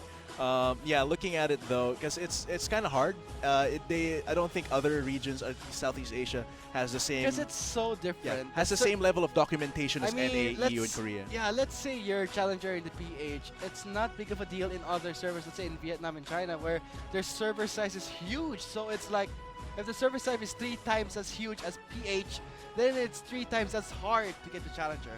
That's just the way it goes. Yeah, that's also the way it goes. Additionally as well, I don't think that Southeast Asia has the same amount of documentation, I said earlier, as North America, EU, Korea, China. They don't have the same like wiki for each team. Even if you have a wiki for Philippine teams, we have a few entries, like NEEP has an entry, but the other members, other teams, they're just red links. They don't lead you anywhere, and I think that's important for the growth of any industry. And I hope, I don't know, someone could make a community wiki for pro players or semi-pro players. Well, there is at least the contents in our Garena page. Yeah, we where do you can have check. those articles which are important. You can read up on them on our site. But of course, we have loaded Finally. onto the Rift for Game 5. It's going to be CDSL versus Tua from the Metro East. Bashing it out here in this game. I'm going to see how they do their level 1s for this game here as we finish loading here. Yep, that's going to be just regular lines of scrimmage, I think, from both teams. No real huge invades. No huge invades at all because this is a game they want to play it properly. Nothing. Don't want to just play their cards just yet. And not to mention it's an Ivern, so they would try to guard their red side of the jungle, right? Just gotta guard that red side here, and we got that DJ Sona, of course. So that's just going to go. Just going here, not a lot of action. Not a lot of action going on, so we won't be expecting a level 1 fight. And not to mention, CDSL, they seem to be playing it very safe. I mean, the way they approach, the way they're moving, not much happening right now. And they really want to play it really safely. Don't want to throw any leads, don't want to give out too much information. Okay, so just really standard here. Looking at the compositions, yes, Tua might have a pretty good chance considering the sheer utility of their composition. But it's just going to be Spanchy putting up his groves here. So Not yeah, much going on. At least it's a standard jungle start. You won't be expecting an invasion or at least a counter jungle, knowing that Ivern is Ooh, a that very hurts. fast clear. yeah, Ivern has a pretty fast clear. Doesn't even need to actually kill the camps because of how he works as a champion. Backpack was just lying around the bushes here for the poke, but of course Cry can give out his own poke with his own spells. Just get it, but okay, so Len is going to Oh wow, lots of harass is damage, coming in from Backpack with that inner flame. It's gonna be really hard, but there is Cry with the sustain with the Sauna, but the first skill is sadly not the heal, so it's gonna be a bit delayed. It's going to be early level 2 from CDSL as well, so just going to poke it out. Misses the pacemaker, but still CDSL, because Lucian usually has a very hard time against Caitlyn. He can all in, but everything leading up to that, especially if his support is someone like Backpack on that Karma, even just to push out and poke them out, once you go all in, you're way too low to actually fight. Way too low to actually fight, and you don't have any resources to even Yeah. fight back, so it's going to be quite difficult in the laning phase for a Lucian against a Caitlyn, knowing that there are those Yordle traps. Ooh, Spanchy might go for a little sneaky here, but Shufflebot none the wiser. So Well, not going Spongy to- didn't see Shufflebot, but in the bot lane, Lan is ignited, and the heal plus the potion Okay. was not enough. Cry secures the first blood, and Backpack flashes out, and that would be a close call for Backpack. Close call. I think he healed late once he was already ignited. That mitigates the heal really a lot. Throw wide, forcing his splash away from the Rift Butler. Pretty close call for throw white. They cannot make the same careless, wandering mistakes, knowing that there is an Ivern. You will see an Ivern more often in the river. Yeah, around the river, trying to get that. There's going to be Pen by the books trading here. But yeah, it would have been really dangerous for Throw White to be killed there. Spongy thinks he's gonna brush, but he's not. So Shufflebot spots that. Yep. And now- The sound effect from his Q was the sound effect for that gang. But yeah, it's really dangerous if Throw White even gets a little bit behind. Especially with Spongy being able to counter jungle. It's going to be very hard. He can't reach his level 6 as fast. He can't reach his tank stats as fast. But it seems like Spongy's focusing a lot more on ganks. Not really parry. translating to anything though. Yeah, the parry was pretty well timed, kind of getting stunned, but will not equate to anything. So far the pressure is on the top lane, and knowing that Throw White is under the Mumu, he won't have such a healthy clear. Really needs to spend a lot of time getting hit by that camp to actually clear it. But seems like he's doing decently well. He does have that refillable potion every time he goes back. just needs to clear it out. But really, Sponchi really needs to take advantage of this. That Snow White is not able to put out the same amount of pressure as an Ivern, so he really needs to continue taking those ganks. And the top lane gank earlier was way too far-fetched. I think he should focus on other lanes, perhaps even mid lane here. They have the kill pressure with the Ignite. They have the snare coming from Sponchi. I think it's very plausible if they go for that. With that throw White, hiding in the brush side, thinking that Sponchi is safe, but here comes the bandage toss. There will be a small skirmish, but here comes the response from both mid laners. Kapahontas might respond first. Sponchi might get sandwiched by the bot lane, but here comes back out with the assist with the shield, and Kapahontas can't do much, gets slowed by the shield, and now Cry is making his way for a pincer attack. Here comes the teleport, but the members are not healthy enough. Teleport a bit too late from the top lane. Here comes Shufflebot, and here is Kaneko. It's gonna be 5v5. And Cry gets out position, Apprehend misses. There's a slow, and Shufflebot and Cry walking back and forth. A bit of a hesitation, giving Sponchi a kill. So that's going to be a lot of resources down for only one kill. But looks like the control might actually be on CDSL if they want to get this Mountain Drake, which is very important considering their composition. Len really wants to be able to get that Mountain Drake, but seems like they just returned to their respective lanes. And really, I think one of the reasons why they were able to get a win in that fight, despite pretty small considering the resources they invested, was that CDSL was pushing Arl and Cry in, and that allowed them to have a better position to respond to that river. So that was one thing, one detail that actually could have made a difference for CDSL and Tua.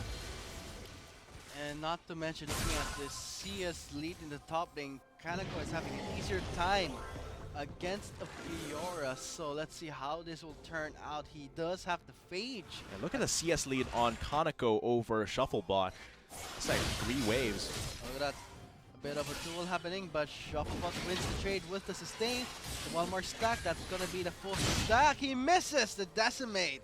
So Kaneko, who is left without any damage, forcing on a flash, but here goes Sponchi for the assist, and there is the guillotine! Kaneko gets the kill. An auction guillotine, definitely a nice finisher for that. And good timings on the flashes, mechanically escaping from Shufflebot. That was very close and just in time to reach Sponchi for that shield to survive. That's going to be another small win for CDSL, but that's actually for that top lane might be huge considering how Kaneko, how Darius is a very lane dominant sensitive champion. And now with the kill in his back, he does pick up one more key item for the Black Cleaver. It's a matter of time before Kaneko can snowball against the Fiora just by picking up a Black Cleaver and having an advantage in CS. Yeah, and Shufflebot being forced to buy 2 Doran's Blades just to match that lane against Kaneko. I would recommend Giant's Belt. A Giant's Belt could actually help a lot there, but 2 Doran's Blades, that's a lot of 2 dead end items. That's 2 dead end items. Trying to just compensate for his lack of combat stats. It's just going to make Kaneko's job later in the lane a lot easier. And now Sponchi being spawned in the bot side, and not to mention the itemization. I would recommend a Black Cleaver for a Fiora. I mean, if you wanted health, get one of the items of the Black Cleaver. Yeah, even a Kindle Gem in the Phage, I think, would help more. But now, or if you want more health, the Kindle Gem is proper next to the Phage. That's gonna help well when you duel against the Darius. But picking up 2 Dorans, it's not really something helpful. You wanna do. There are level 6 spikes. Cry does has the Crescendo. So let's see, here comes Daisy. Cry flashes out, and the Crescendo lands onto Sponchi. Onto the turret, Daisy takes in, the turret hits like a man, and he goes down. That's going to be just Daisy going down. Not a lot there, but it's going to be the gank. 3-man gank. I wouldn't say that's really worth, but Shufflebot picks up a kill, investing 3 members of Tua in the top lane. It's going to do okay. Look at that, gap closing by Sponchi. He flashes away from the third range, but Len picks up the kill onto Sona. So that's a 1 for 2 actually total in favor of Tua. We're gonna see how they transition that into any advantages. So it's like Pan has to respond to the top lane to defend that top turret. They don't want to give Tua the turret first blood. So that's gonna be just a defense here. Len's still pressuring bot lane. That's well used calling to to at least buy time for the wave clear. And at 10 minutes of the game, we already have our search and win link. Just fill that up. Just put that in a new tab. Fill up the information completely. Answer the trivia question correctly. And if you're first, you will get that mystery gift in a few working days. But if you get the correct answer but aren't the first or aren't fast enough, you still get an entry into the raffle for one of 2 GPL tickets If you later answer that tonight. correct. Yeah, you have to answer correctly, of course. But back at the game, it still seems like Hanako, even with that gank, it's still not enough to even it out, considering the CS as well. And not to mention the item lead, Yeah. because he has 2 dead end items, which will not help when it comes to the mid-game of this episode. Yeah, comparing the life bars right now and the damage that they can put out, both Kaneko has in the lead for both. So Shufflebot really needs to mind how he continues this lane. And Len picks up a red buff. That's gonna help him a lot in terms of trade-offs and also kiting out that Lucian. Being able to apply that red buff on Arl to slow him And down. not to mention there is the passive where you get health regen. Yeah, from the it red really buff. helps you with your laning. Backpack has a lot of. Ooh, that's going to be a. Oh, fight here in comes the top passive lane. proc, and there's the smackdown. Enough for the bleed. That will be a kill for Kaneko. That is just watching your opponent bleed to death as he tries to walk away. Must be very satisfying for Kaneko. No trade-off against that as well. Tua And cannot that's- respond. And that will be enough for him to buy the Black Cleaver. Yeah, that but should be enough. On the riverside of CDSL, they are taking down the tankiest Drake, the Mountain Drake. There is a ward placed, But I don't they- think they cannot. They cannot contest here. Throw White was their top Yeah. lane. He was spotted out by Kaneko. So this is free. Both a free kill top lane and a free Mountain Drake. This is pretty by the books from CDSL And so not far. to mention, they didn't have proper vision to see how can they contest it. So that said, CDSL picks up, gets the Mountain Drake 12 minutes into the game. And that's going to be a bit helpful later in the game when Len starts sieging it up with his team, laying down the traps, being able to just shred those turrets down will be very helpful for his team's win conditions. Bit of a trade-off happening in the mid lane. Pan is jogging that potion down like an alcoholic. Let's see how he fares against the trade-offs of Capahantes on that Orianna. But in the top lane, Shufflebot really having a hard time with 1-2. Finally gets the face though. Gets the Phage, but already Kaneko has the Black Cleaver, so if they get into another fight, it's going to be very painful for Shufflebot. Very Pen. painful, and the bleed is just gonna proc that armor shred even faster. It's just an oppressive passive in lane. You don't want to have a short trade because the bleed will actually make the difference between winning and losing. But the extended trade, Yeah, man. the extended fight will just trigger his passive and You give him just lots of need AD. a Black Cleaver on a Darius plus the Apprehend's passive for armor penetration. You're good to go. I mean, you can go for an Omen to give Shufflebot a harder time. Yeah, it's the Black Cleaver really helps Darius in all ways. It gives you more Always. armor penetration, health. It also gives you movement speed when you hit with physical attacks. And cooldown reduction. Yeah, and cooldown reduction. So everything is everything that Darius wants. Going here into the. Does it sound like I was a salesman? Yeah, you sound like Trying one to of sell those- Black Cleaver to our Darius players. So that is a very useful first build for him. And Pen easily just fearlessly trading and going in and clearing the wave because well, he does not have any resource bar, and that's something you want to abuse. Knowing that Orianna is a champion that has a mana that resource. needs mana. And not only that, he can fearlessly go for these trades because even if Capahantes responds with damage, he has his own innate sustain. Yeah, he has his own sustain. He has also, I think he might go for Spirit Visage. Just if get he a lot wants more healing. Healing. Plus Magres against Capahantes and Throw White. Seems like going to be a fight here in the river. Oh no, Throw White forced to flash away. Oh. But Spongy cuts up to him against the wall. Curse of the Sand Mummy will not do much. That is in kill range. The Crescendo is not enough. Spongy picks up the kill onto Throw White. They might Lazy dive dives this. the turret. Pan is on the turret. Also Kaneko. Who will die? Kaneko is stacking the passive. Will it be enough? The dunk is not enough, but Len is there with the assist. Same with Capahantes, but here comes Pan and Shufflebot from the top lane. And now let's see the grand challenge is up onto Len.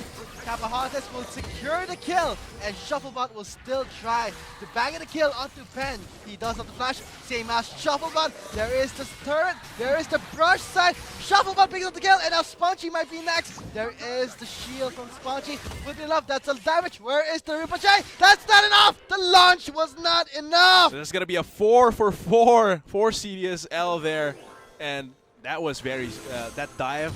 It seemed bad, but it ended up very sloppy, overcommitting. Daisy died, and then everything just went downwards in the downward spiral for CDSL there. But of course, let's look at the replay here.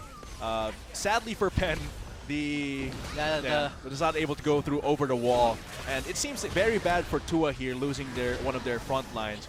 But the power dive here.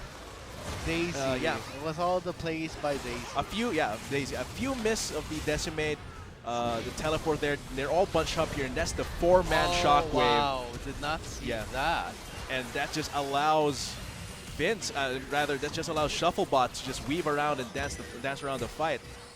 Because I was so fixated on Len's positioning, and I failed to see that Capahantes nailed that 4-man shockwave, and that's why they were able to trade up. But look how Shufflebot can sustain it, well, thanks to those vital spots. Yeah, a little bit of an overcommitment there, though. Underestimate Spongy's damage when he's in a brush, because that does give Ivern a lot of bonus magic damage plus range.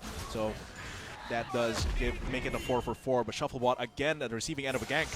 Spongy makes his approach with Daisy apprehended by Kaneko. Here comes the stacks from the Hemorrhage. Might not be enough. The armor shred is there. He flashes in. The redemption is there, but not enough. Spongy though secures the kill instead. That actually burns a lot, including the redemption, but this might actually give them a little bit of leeway to push this turret. Let's see the damage on that turret. Won't see it, but Pen is going to go for a fight here in the mid lane. Panda going all in with the blood, and now Capahantes will have a trade-off, but there is the Sanguine pull, and that's an easy trade-off outplayed by Pen. Lots of sustain coming from Pen. Doesn't even need the ignite to go for a solo kill in the mid lane. And then again gets a red buff. A free gift from Spongy, and look at how Arl is just forced to back off when he's auto attacked. Throwaway is really having a hard time positioning that Amumu, knowing that it's a very low mobile champion. Really needs to hit those kill shots to even gap close and get his ultimate out. But so far I have not seen too much synergy between the predicted wombo combo between Throw White and Capahantes.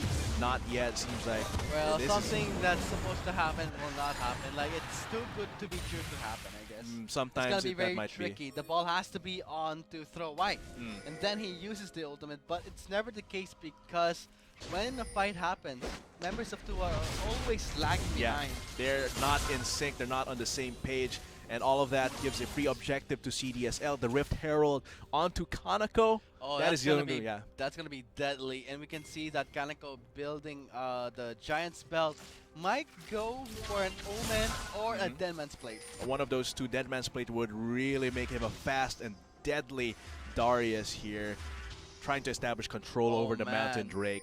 Tua should not lose this Mountain Drake. This will be CDSL's second Mountain Drake if they allow it. Seems like just Tua scouting out, Throwaway catches Spongy with the bandage toss, but Spongy, even though calling help from Daisy, still gets taken down. And this might actually give Tua their Mountain Drake. Without the jungler to contest this, it will be very difficult to steal this. Yes, Kaneko has his teleport, same as Throw White. But without a jungler, it does not look good for them to even try for a trade-off. So it seems like Kaneko is just going to continue pushing that top lane deep into the second tier turret, keeping Shufflebot on his toes. And if he continues his lead, he's going to keep Shufflebot on his knees. He's just going to push this in consistently with his Decimate, and if ever Throw White ganks him, he can just easily 1v2 actually. And not to mention, if the passive is on to any member, Kaneko can easily— Oh! Flash in! 2-man Crescendo! Same as the Curse of the Mummy! Throw White! Making a redemption for himself because of a kill. Same as Arl! Man, that was that was rather Cry. A very nice flash Crescendo there. I don't know why Len and Backpack lined themselves up in an Oh, angle. Ooh. Pan! Throw White gets ignited. That might be an easy kill. Let's see. The time is ticking, and Pan picks up the kill. The Hemoplague indeed really. Look at that. Yeah. Spongy's on a Magi Soul Stealer. But I don't think Why he has any not- stacks on it right not now. yet, but why not? You are ahead, so why not go for it? Cry and Arrow trying to escape the clutches of Pan. Now slow is not enough, same as Kaneko is there. Oh, they're going to dive this. Oh, dive it! Go dive it! Diving lessons with CDSL. They're going in deep, but it's not enough. They do get into the waters, but not where they want to just yet. Just dive out, back out again with a blast cone. Seems That like was they. pretty deep.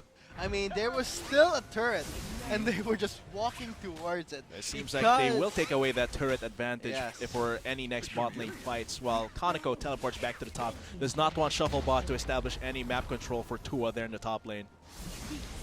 Tua is actually having a small comeback. They did get the Mountain Drake, but they have to equate it to a turret. Yeah, they have to equate it to objectives. And CDSL is just making it hard for them. I think it's going to be easier for Shufflebot to fight against Kaneko, knowing that he does have the Black Cleaver and a Tiamat, but Kaneko has a Giant Spell, so Takiness is all It's on going to be Kaneko. Kaneko. Throw White. No, he gets apprehended. That's going to be an easy bait kill. The apprehend is there. There is the decimate, but the kill team is on. He didn't use it. It was still on fresh cooldown, but a two-man shockwave by Capahontas. Everyone is bleeding thanks to Kaneko, but Kaneko gets taken out by the Grand Challenge. Spongy too. Shufflebot is just cleaning up the field with that Fiora. That's a very messy fight here. Pen Going deep, diving Pen. too deep. So deep, oh, the minions! There it is, the sustain. There's a good But point. the rest of Tua is arriving for Ah, that 3 for 1. The Pen still buying some time for his team. He's trying to pull down. He might kill Shufflebot.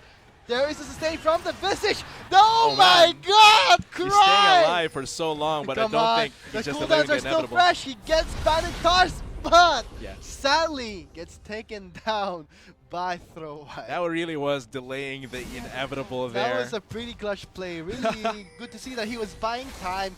He knew that he would die, but still tried to dream big and try and kill Cry.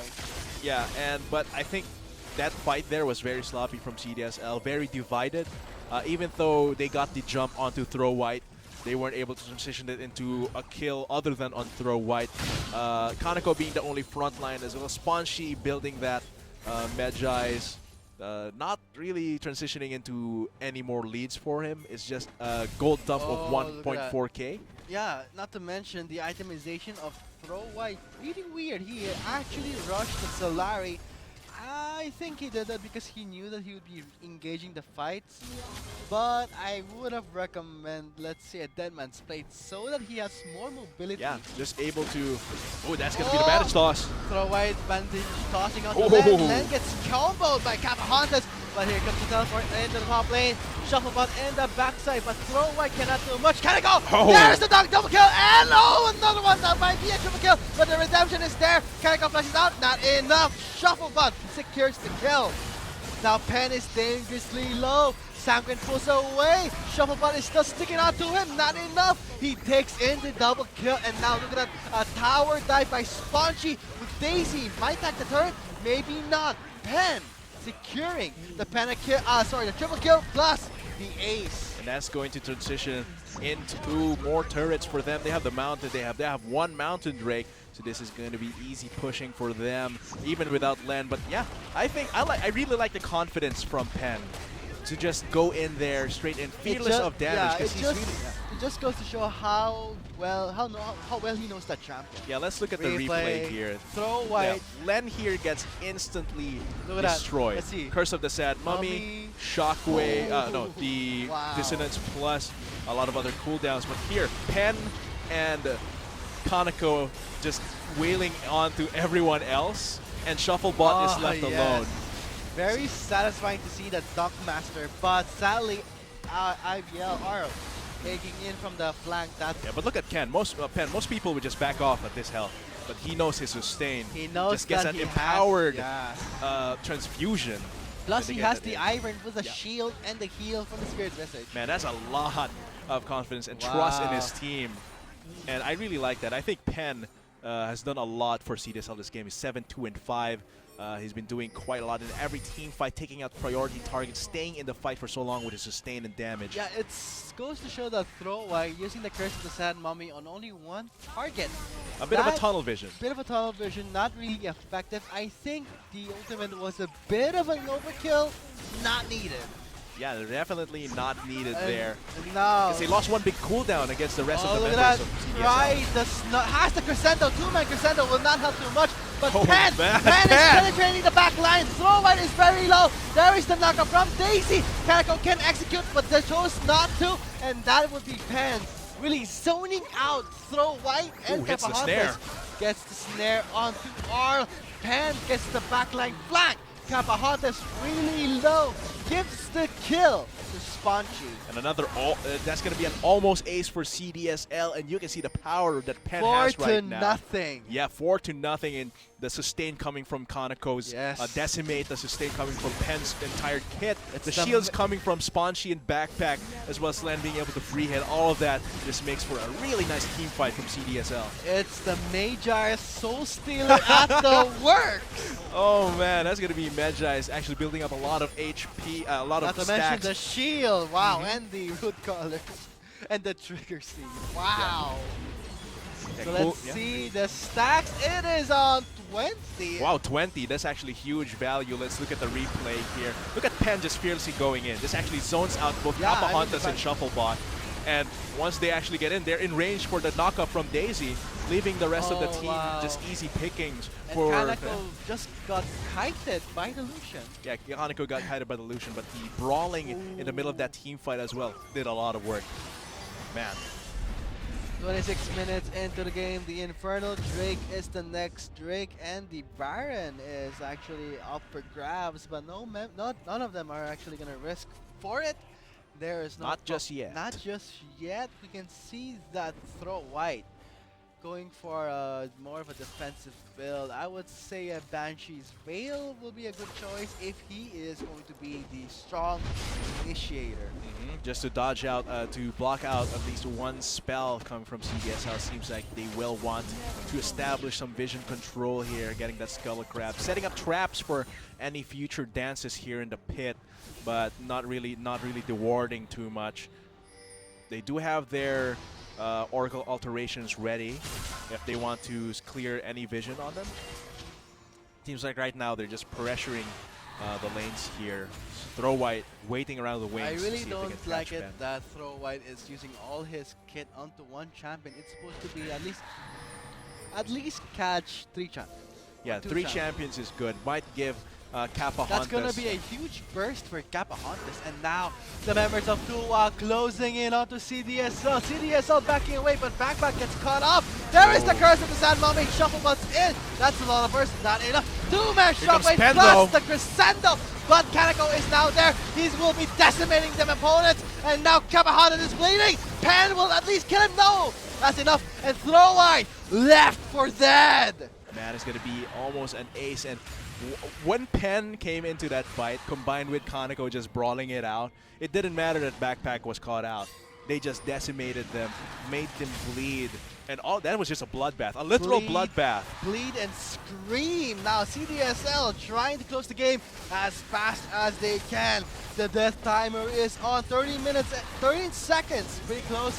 Let's see if Arl can defend this wave. We've got pings for back here, and that's still 10 seconds, and yeah, That's they pretty will back smart. off. Not too greedy. Not too greedy. Yeah. CDSL is gonna have a reset. They're giving to us some breathing space, but not too sure about that. Infernal Drake will be live. I don't know when, but pretty much soon. But also the Baron buff is up for grabs. It seems like they will want to get this. They do have. Let's look at the replay first, though. You see here, Backpack gets caught. Throw White gets a pretty good Curse of the Sad Mummy, and also the Crescendo Shockwave. But look at this. Penn and Kaneko just brawling it out in the middle of everyone. That's just game over for Tua. Not to mention, when Throw White used all his kit, his teammates was like, we're not going to follow up. We're not going to follow up. Because they were zoned out by Kaneko, So and much, and and Penn Penn. was on his way. So that was way too dangerous, but they were And already that's committed. how you use a Vladimir, I guess. Just extremely fearless play. Not even a chance for Tua to respond to this Baron. It'd be easy recall for CDSL, and after the recall, it's gonna be way harder for Tua to fight back because they have the gold, they have experience and level leads. It's going to be very hard. They have the Baron buff, they have everything in the control, and I hope Oh that man, look at the Tua damage from can Pan. still. Oh, look at that shuffle bot, saved in by the Sun shield. Kapahant is taking too much damage. Now Pan is in the front line. Same with Spongy, 2 assists for the shield. The Looks like- redemption. Yeah. The redemption is up. Ultimate's all up. Let's see how it turns out. Pen does have the Salmon Pull. And now with no turrets left, CDSL with Baron buffs on the hands. This might be a game-closing statement saying that CDSL will take in the 3rd seed for the LCL. And now Arl gets snagged in by the Daisy. He pursues away. The calling is not going to do much. The curse of San Nami is not going to do much too. And look at Kaneko dealing a lot of damage. And Armor shredding with the Decimate. And there's the dog. Pan gets the kill. Shovel Bolts get taken out. Pan Sangan pulls away. The Nexus turret is going to go down. He gets shielded. And that is game set. CDSL, 3rd seed. And of course, that is a chance for a 3rd seed, but that is a crucial game for them.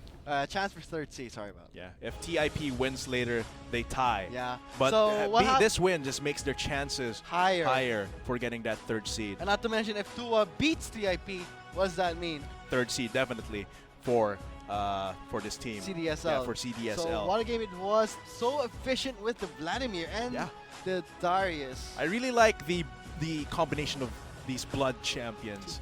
Vladimir and to Darius, getting into that team, getting into the middle of everyone, the Tides of Blood, the Decimate, the Hemo Plague, just makes everyone actually more easy pickings for Kaneko. And I think that those two really shined, especially Pen. Loss of damage. I could see him, his fully charged Tides of Blood just makes them explode. Makes them explode, and wow. Look at the stats on Pan, 12-2. And look at the damage, 44,000. Wow, now it does not even compare. And look at, it's really sad to see that the newly buffed Amumu is not doing well in competitive play. So still not enough to make him competitive with other junglers. Not a proper composition for them. Because he's still very easily counter jungled, and that is really considering that the popular junglers are like Lee Sin, Rengar, Graves. If he gets counter jungled by any of those, that's just going to make him plummet down. And his clear is not even healthy. He does not have sustain, no defensiveness, just pure damage. So I don't think it's going to be enough, or it's not just the right time or the right composition for Amumu to be in that team. So guys, there you have it. CDSL securing a victory to give them a higher chance compared to TIP to secure the 3rd seed. So in the next game, if TIP loses, CDSL is guaranteed a 3rd seed. So Tua can either, they will have to try and defeat TIP and make a statement that they are not going down without a fight. So there you have it. We have been your shoutcasters for this game. I am Vulcan, and joining with me was Atlas. We'll be back for the last game, plus the GPL draw ticket after a short break. But the kill team is on. We didn't use it. It was still on Pressure Nula, but a 2-man shockwave by Kapahontas. Everyone is bleeding thanks to Kaneko. So Kaneko gets taken out by the Grand Challenge. Sponge 2. Shuffle Bud is just cleaning up the field. Then gets comboed by Kapahontas. But here comes the teleport in the top lane. Shuffle Bud in the backside, but Throw White cannot do much. Kaneko! There's the dunk double kill, and another one that might be a triple kill, but the redemption is there. Kaneko flashes out, not enough. Shuffle Bud secures the kill. Now Pen is dangerously low. Samkin pulls away. Shuffle Bud is still sticking out to him, not enough. He takes in the double kill, and now look at a tower dive by Spongy. Daisy might not get hurt, maybe not. Pen securing the panic kill, the triple kill plus has the crescendo, 2-man crescendo will not have too much, but Pen is penetrating the back line. Throw White is very low. There is the knockup from Daisy. Kaneko can execute, but they chose not to, and that would be Pen really zoning out Throw White and gets the snare. Gets the snare onto Arl. Pen gets the backline flank. Kapahontas really low, gives the kill to Spongy. Another Backing ult. away, but Magma gets caught up. There is the curse of the Sand Mommy. Shuffle goes in. That's the Lawler first. Not enough. Two-man shockwave Ken, plus though. the crescendo. But Kaneko is now there. He will be decimating some opponents. And now Kamahana is bleeding. Pan will at least kill him though. That's enough. And Glow Eye left for dead. It's going to be almost at pace. This might be a game closing statement saying that CSL will take in the third seed for the LCL, and now all gets stacked in by the Daisy. Being pursued away, the Colin is not going to do much. The Curse of Santomi is not going to do much too. And look at Kaneko dealing a lot of damage and armor shredding with the Decimate. And there is the dog. Pan gets the kill. Jungle Bolts get taken out. Pan Sagan pulls away. The Nexus turret is going to go down. He gets shielded, and that is game set. CDSL, third seed. Of course, that is a chance for a third seed. But that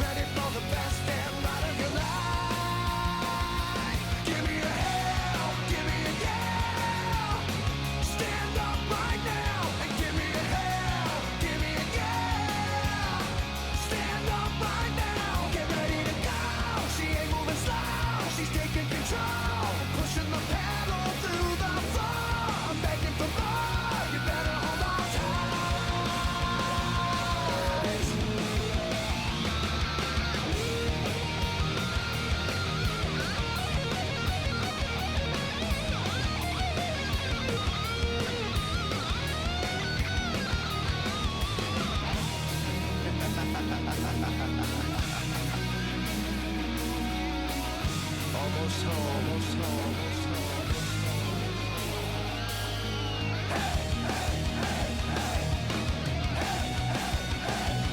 Come on!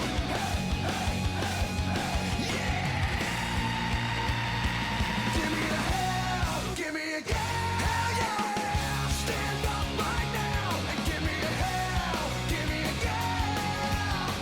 Stand up right now and give me a hell, give me a yeah! Stand up right now and give me a hell, give me a yeah!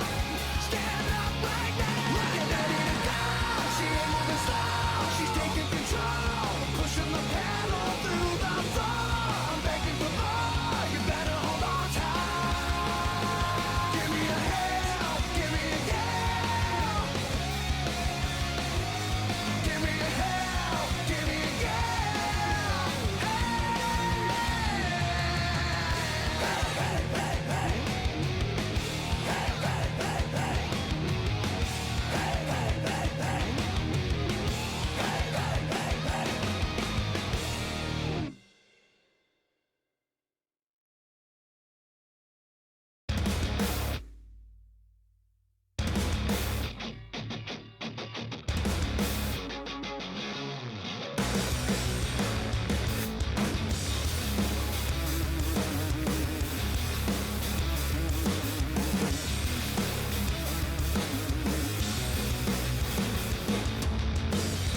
I've been living for too long with the feeling something's wrong, like a thorn stuck in my side, just out of reach for me to pull it out.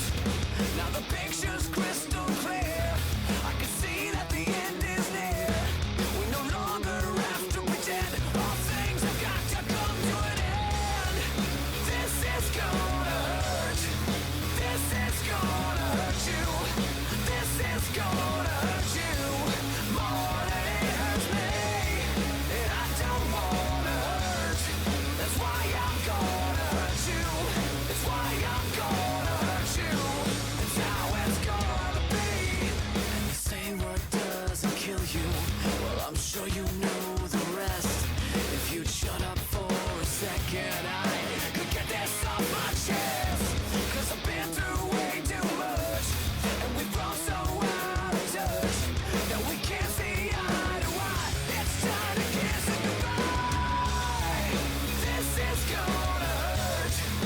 This is gonna hurt you. This is gonna hurt you more than it hurts me. And I don't wanna hurt. That's why I'm gonna hurt you. It's why I'm gonna hurt you. That's how it's gonna be. This is gonna hurt you. That's how it's gonna be. This is gonna hurt you.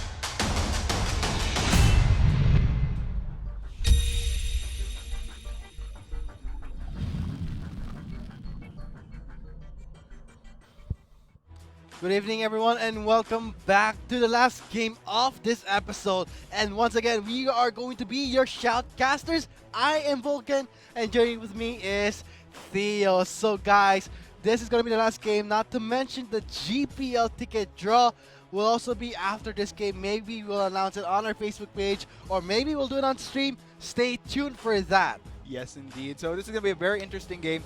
Make or break for both teams. Trinity University of Asia and TIP. You know, both teams a little bit on the edge here, as this game will kind of define what will happen to both teams as far as who will be proceeding to the group stage of the local collegiate league right here. You know, unfortunately, both teams definitely, I'd say they're up to par with each other. You know, two, I'd say a little bit somewhat consistent, I'd say, in their performance. TIP, however, has kind of faltered from last split. You know, they were the champions last, but unfortunately, due to roster changes, they don't, it's a bit harsh, but I'd say they don't look as strong this split. So they've been struggling to kind of find their footing in the LCL with their new roster. But let's go ahead and check out what's going to happen here in the pick and bans for both sides here.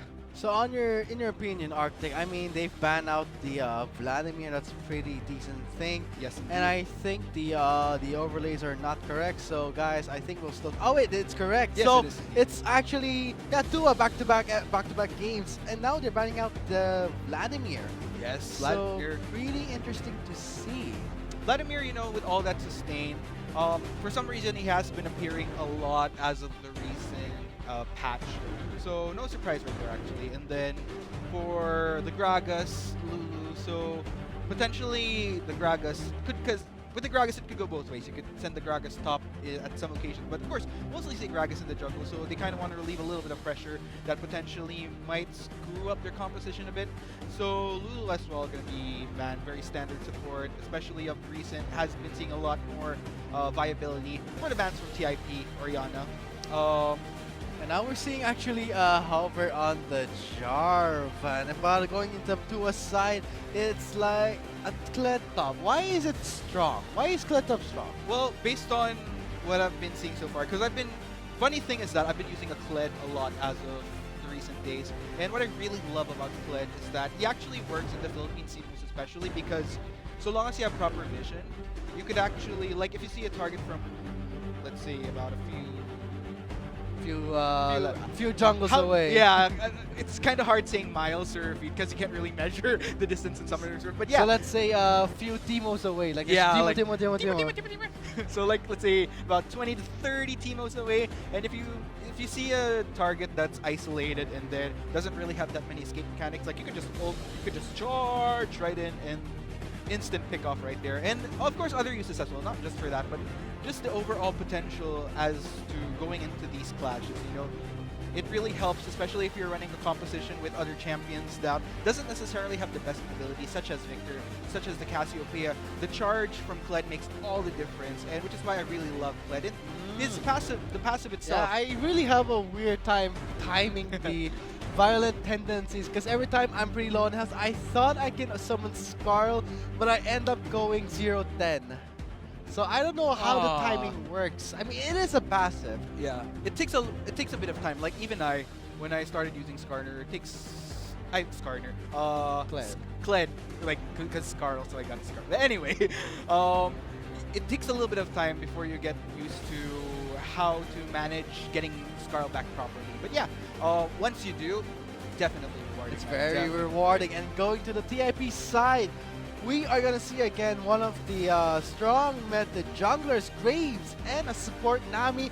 We might expect an Ezreal pick supporting that Nami, or a Lucian, which is a high Potentially, yeah, yes. high potential ADC. So let's see what will they pick. And knowing that Abram is taken away, and yes, there it is, an Ezreal hover. I hope that is just a hover because I really have a hard time seeing Ezreals do well in lane, but seeing that it's a Nami support, it might be a different story. There's a little bit more safety, yeah. And if you're gonna look at it here, I somewhat like the Ezreal pick going up against there it Tua, is. because if you're gonna go for any other ADC, especially with less mobility or escape tools, then you're gonna have a really hard time going up against a Kled, a Hecarim, Braum. So many initiate tools right off the bat. Oh, for, look at that! University Cover of the Asia. Katarina. Yes. Katarina, Kled, and Braum. what is Tua doing? I think they're going for all-in damage. And Definitely. not to mention, there is also the Kled with the charge. I'm not sure how TIP can face this of the RTX champions, but Exactly. due to roster changes, what part in their composition, why did they falter? Was it the top laner, mid laner? For me, because I've obviously worked with TIP before, one of the main problems that they have right now is they lost 2 key players. The top lane, their former captain Hanzo, was actually one of the solid shot callers for TIP. Mid lane, TIP Janine before, who was replaced by Dukes, or there you go. He was the superstar basically. He was probably like one of the best, if not the best, LCL player during his time, which is why losing those 2 key players really translates to what TIP has been showing right now in terms of performance as of the recent term. And not to mention, Tua is actually pretty looking good so far. Yeah, I'm actually loving this draft from Trinity University of Asia. If not, like, it's definitely something I would personally draft for a professional game. So it's all about execution here. But given the fact that you have the Kled, imagine a Kled paired with a Hecarim. Hecarim gaining tons and tons of damage by that extra movement speed. So just the pure boost of speed you get from the Kled, TIP definitely has their work cut out for them. They really have to try to put themselves in a scenario wherein they avoid getting engaged on by Trinity University of Asia as much as possible. And luckily, they do have the tools to do so. They have the Nami Tidal Wave. They have the... oh wow, yeah, they Nautilus. do have the disengage tools. Indeed. They also have the Nautilus's Drench line in terms of gap closing, but it's all up to timing. I guess who pulls the trigger first? It could be in the game or in the chat box. Yes, indeed. I would be the one in the chat box to always pull the trigger first and tell my opponent that I'm gonna get some. Oh! And yeah, but that's not gonna work out well for me. But let's see how Tua will fare against the next champion like TIP. Yes, indeed. I'm very interested in. And, you know, let's go ahead and review the compositions right here once again. Like, personally, if I were to base it off what they have on the board right now, assuming that each team plays to their win conditions and what they should be doing on Summoner's Rift, I definitely put my money on Trinity University of Asia just because they have so many champions which really exemplify a lot of strengths as of the recent patches. Like I mentioned, I'm a huge fan of the Kled. I consider Kled in the right hands with the right team quite OP. And then you have the Katarina as well. We know how much of a pain in the Katarina is as of the recent patches. Katarina got nerfed in terms of the dagger and the Shunpo, the 4 Shunpo, seconds, yes. which is very punishing, knowing that that is your main damage, Indeed. and that's how you harass the enemy. But comparing against an Ari, I think Kappa Hunters will have a hard time. Indeed, indeed. The thing with Katarina is that with those nerfs right now, with the higher cooldowns, because her late game is still pretty much the same, but her early game in the laning phase leaves her a little bit more vulnerable because of the higher cooldown on Shunpo. That being said, it's quite interesting to see if we'll see TIB capitalize on that fact. I feel like they could definitely do so because with Mayao, if he could get a smoke bomb into the Katarina once her Shunpo is down, like she doesn't really have that much of tools to escape but to just flash out or walk away. So it all depends on how TIP plays this, whether or not they could play to capitalize on what weaknesses has Tua early on. Because if they don't do so, and if Tua allows themselves to kind of build up, then they're going to have a really hard time going into these clashes, assuming that Tua has that synergy to really take advantage of a composition that does utilize such champions, such as the Kled. And the Hecarim too, right? Yes. I mean, there is the synergy plus the Braum, but it all comes down to execution. Yes, it's indeed. like you wrote everything for you studied everything for a certain quiz, but that somehow prof gives items that you don't study. Exactly. That's what you call execution. You may have prepared, did your homework, but it's up to how you play in a game that will result to it, because effort is meaningless. Anything that matters is results. Yes, and oh gosh, I'm getting chills right now from what we'll be getting out of this game earlier. So we'll just have to see, you know. Trinity University of Asia Technological Institute in the Philippines, a lot at stake at them if they want to make it out of the conference stage and straight into the group stage, you know. I mean, who wouldn't want to make the top 16 of the biggest baddest out there as of the collegiate teams right now? But, you know, as I've been telling Atlas earlier, there's a lot of teams that, there's so many strong teams, like it's just so hard to predict which team will eventually make it to top 16, top 4. Like I've mentioned, I've made my predictions none of them have been correct so far. Probably the only prediction that was correct was UP Diliman, because I've been expecting them to come up really strong. But other teams that you'd expect, especially those that made the top 16 last split, haven't really been performing. Some of them already actually out of the running for making it to the group stage. So it's just so unpredictable at this point. And this game, we'll just have to see how that goes. If Chua will be able to disappoint once and for all TIP's streak of potentially making it to the group stage, or if they could propel themselves one step closer to potentially making it to the group stage, forcing a tie potentially. So let's hope that Tua secures in a victory so that TIP's dreams of representing their conference are shattered. But I think TIP will fight strong. And to the viewers out there, for the search and win questions earlier, Yes. who made the side stone first? So the answer to that question is Tua Cry. And the person who answered this question correctly is Juan Miguel Leda. Congratulations to you. You win yourself a mystery gift and a raffle ticket to win yourself a free GPL ticket. And to the second question, who used redemption first? Huh? Yes. What minute? Okay, so the concept of the game, who used it first? The answer is CDSL Spongy. The person who answered that question correctly is Jovel Calves. Cafes. There you go. Sorry if I didn't say your name correctly. You win yourself a mystery gift. I think you know, even if I say your names incorrectly, Yeah. you will expect a mystery gift in 5 working days. What are 5 working days? Yes. Well, considering Holy Week is coming up, I would say next week. Yeah, I mean, don't worry, guys. Regardless, you'll be getting your mystery Yes. gifts. Fingers crossed that it's worth, very, very worth, Yes, the answer was the person who won it correctly is Jofel Cafis. Sorry for that. And to the viewers out there, you still have your chance to win yourself search and win trivia question. We're still going on, and not to mention the raffle draw for the GPL free ticket. And not to mention Arctic, I think you're also giving away GPL Yes, tickets. of course. All you have to do is just follow me and watch my stream this coming Monday. I gave 3 tickets away last Friday. They're very, very happy, very, very excited to not only attend GPL, but the freebies, man, the freebies. Yeah, you get a dry fit shirt, you get a lanyard, mouse pad, limited edition skins. I think it's the Silver Gale. Yeah. But not to mention, just you get the Nightmare Chogas, the Poros Castro, Poros Skin Wars, and also front row seats to see a history unfold. Exactly. Because Garena Philippines is the first time for them to host the GPL this year. I'm so excited, man. It's actually going to happen in 3 days. I mean, April 12th to 16. But the Yes. finals is going to be on April 16. But the actual start of the week, let's say when the teams arrive, April 12th will be introduction, then 13 and 14. 15 is the rest day, then 16 is the finals. For more information, visit our website at gpl.garena.com. And ladies and gents, we are going to be heading into our 6th and final crucial game of the evening for the Metro East Conference. It's going to be Trinity University of Asia versus Technological Institute of the Philippines. So let's go ahead and do our rundown of the peeps on Summoner's Rift right now. In the top lane for Trinity University of Asia, it's going to be Shufflebot on the Kled. In the jungle, we have Throw White on the Hecarim.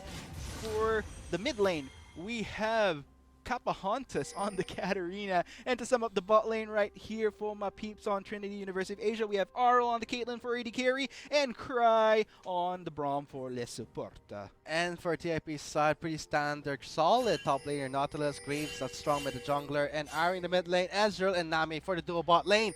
But we can see that TIP moving as a squad and a unit, and no invasions will happen so far. Yes, indeed. It's just gonna be them walking around the rift, not much happening.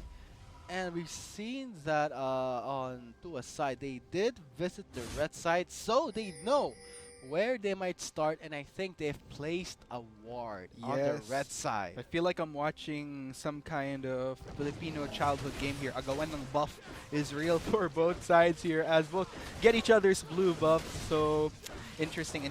So I'd still say they're both fairly standard, because either way, each of them start with a blue buff each, although on the opposite side of the jungle. So anyways, for the red team right here, Technological Institute of the Philippines. In the top lane, we have Tario1 on the Nautilus. In the jungle, we have Meow1 on the Graves. In the mid lane, we have Dukes on the Ari. And for the bot lane, TIP Cute on the Ezreal for AD carry, and Akasha on the Nami for support. It's going to be interesting to see how the Ezreal is going to fare this time, knowing that it is a Nami support.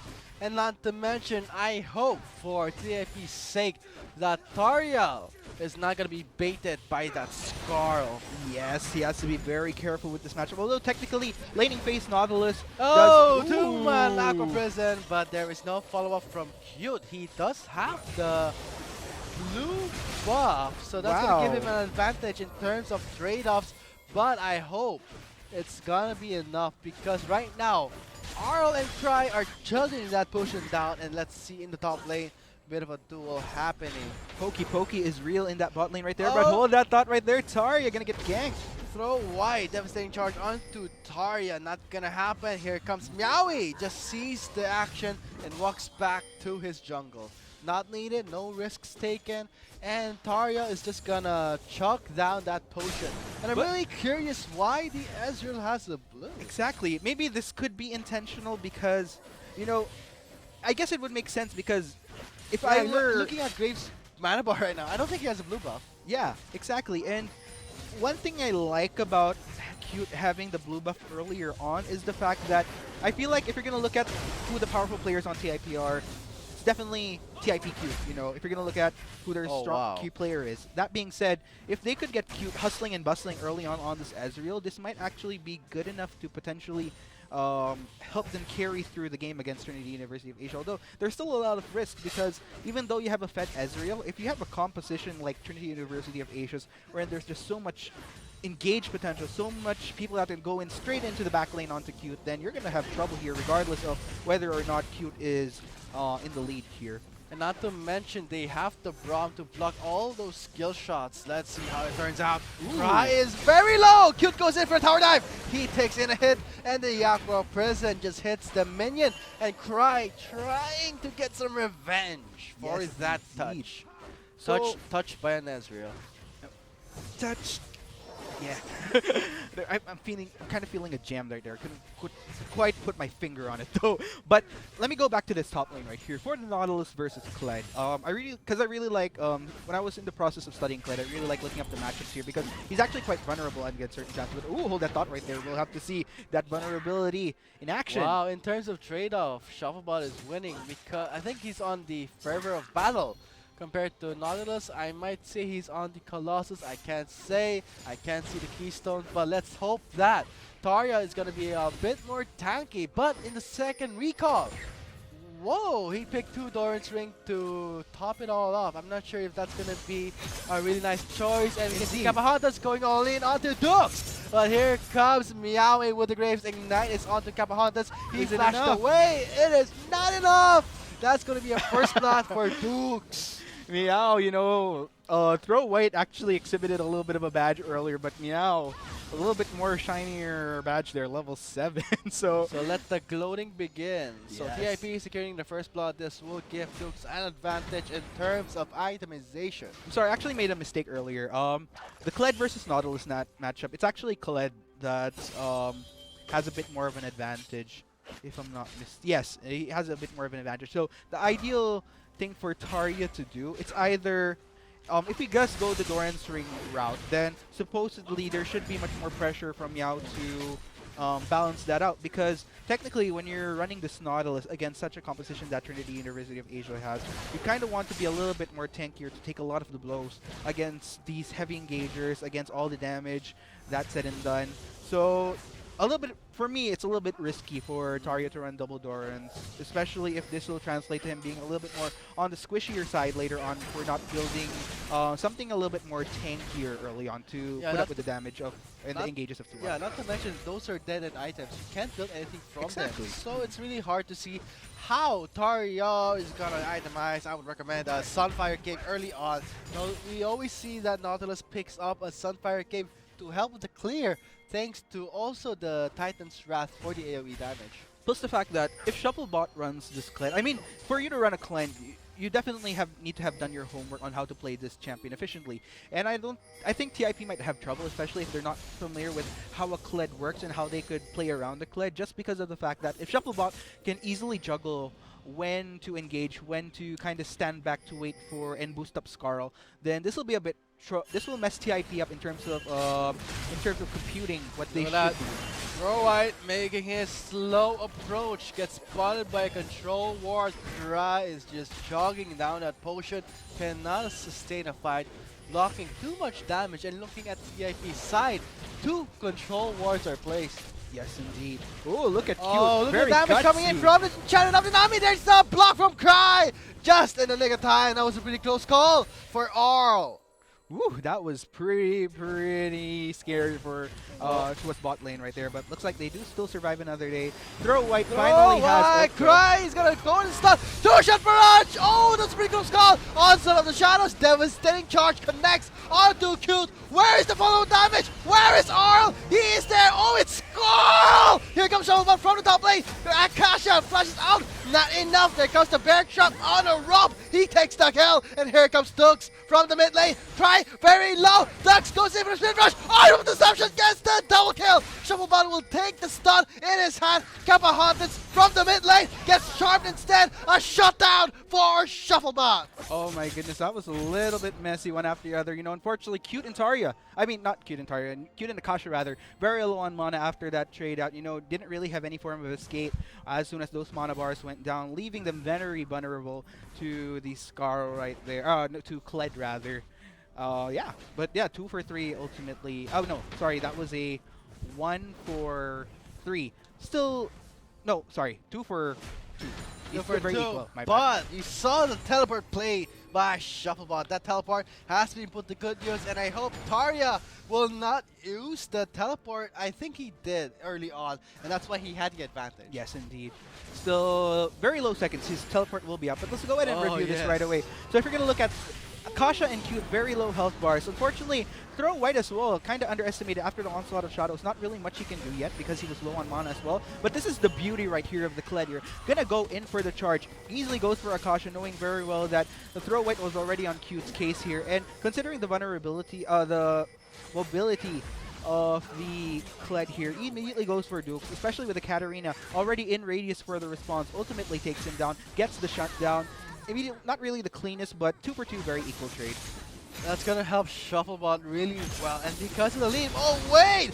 Throw White gets charmed instead, could not deal enough damage because of the devastating charge was not enough, and not to mention Shufflebot picking up a very early Tiamat, just level 8 into the game, plus a Longsword and a Ruby Crystal might go for a Titanic Hydra. Yes, indeed. Had Hecarim had that Onslaught of Shadows, that would have been death for Dukes right there, because he wouldn't have had he would have been able to have gotten one spirit rush, but then again, he still would have gone down because that would have been that moment wherein the Onslaught of Shadows, if had it been played, had it been on cooldown, would have been enough time for the Katarina to have dealt the maximum damage that she can to have taken down the Ahri right there. But still, I'm really loving how Shufflebot, I gotta commend Shufflebot because he's playing Kled to maximum to the efficiency that a Kled should be played.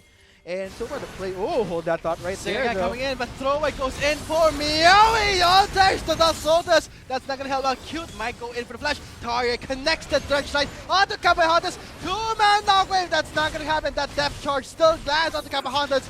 Tarya is still sticking it to the Cry. He gets taken down by Tarya. And now, where is the gloat? Maybe not yet. The dragon is up for grabs. Tarya is satisfied with that kill. Backs away to defend his top lane turret. Yes, indeed. Looks like TIP gonna get first turret of the game. Plus the fact that they could transition this to an objective, which is that is the Mountain Drake. That is going to be the Mountain Drake. They can take it on if they choose to, but I don't think it's gonna happen. It's gonna take a long time if it's just Meowie and Akasha. Hold that thought. I think Cute will help in the assist, and with no wards placed, this will be TIP securing the Mountain Drake almost 12 minutes into the game earlier than that. That is in the bag. TIP takes the Mountain Drake. I gotta commend Dukes here. You know, he's filling in very big shoes here for the former superstar of TIP, which is Janine. And for a 1 and an Ahri, that's actually not bad. Actually, 80% 80% of the kills on on him. So we're just gonna have to see as to whether or not Dukes can translate this to potentially carrying. But There it is. Charge onto Taria, and also devastating charge onto Taria. He is being bullied a lot in the top lane. He has to back away. The Drench line is not going to be helped. The Riptide, though, slows it up. But the Bear Trap on the rope, Shuffle Bot is on a roll. not exactly the best move by Taria right there. This is what I've been talking about. This is the problem when you're running double Dorans on the Nautilus. Sure, Nautilus was able, if you see, he dealt a sizable amount of damage during that during the Kled and Hecarim onslaught right there. But the problem was that because of the fact that he didn't have enough tankiness, he went down right away to the Hecarim and the Kled, and that's technically what the Kled and Hecarim want to happen when you're especially running a Kled composition. Allowing the Kled to have that many kills, 3-0 right now, will just make it so much easier for Tua to get those engages on, even though some of the members might be behind.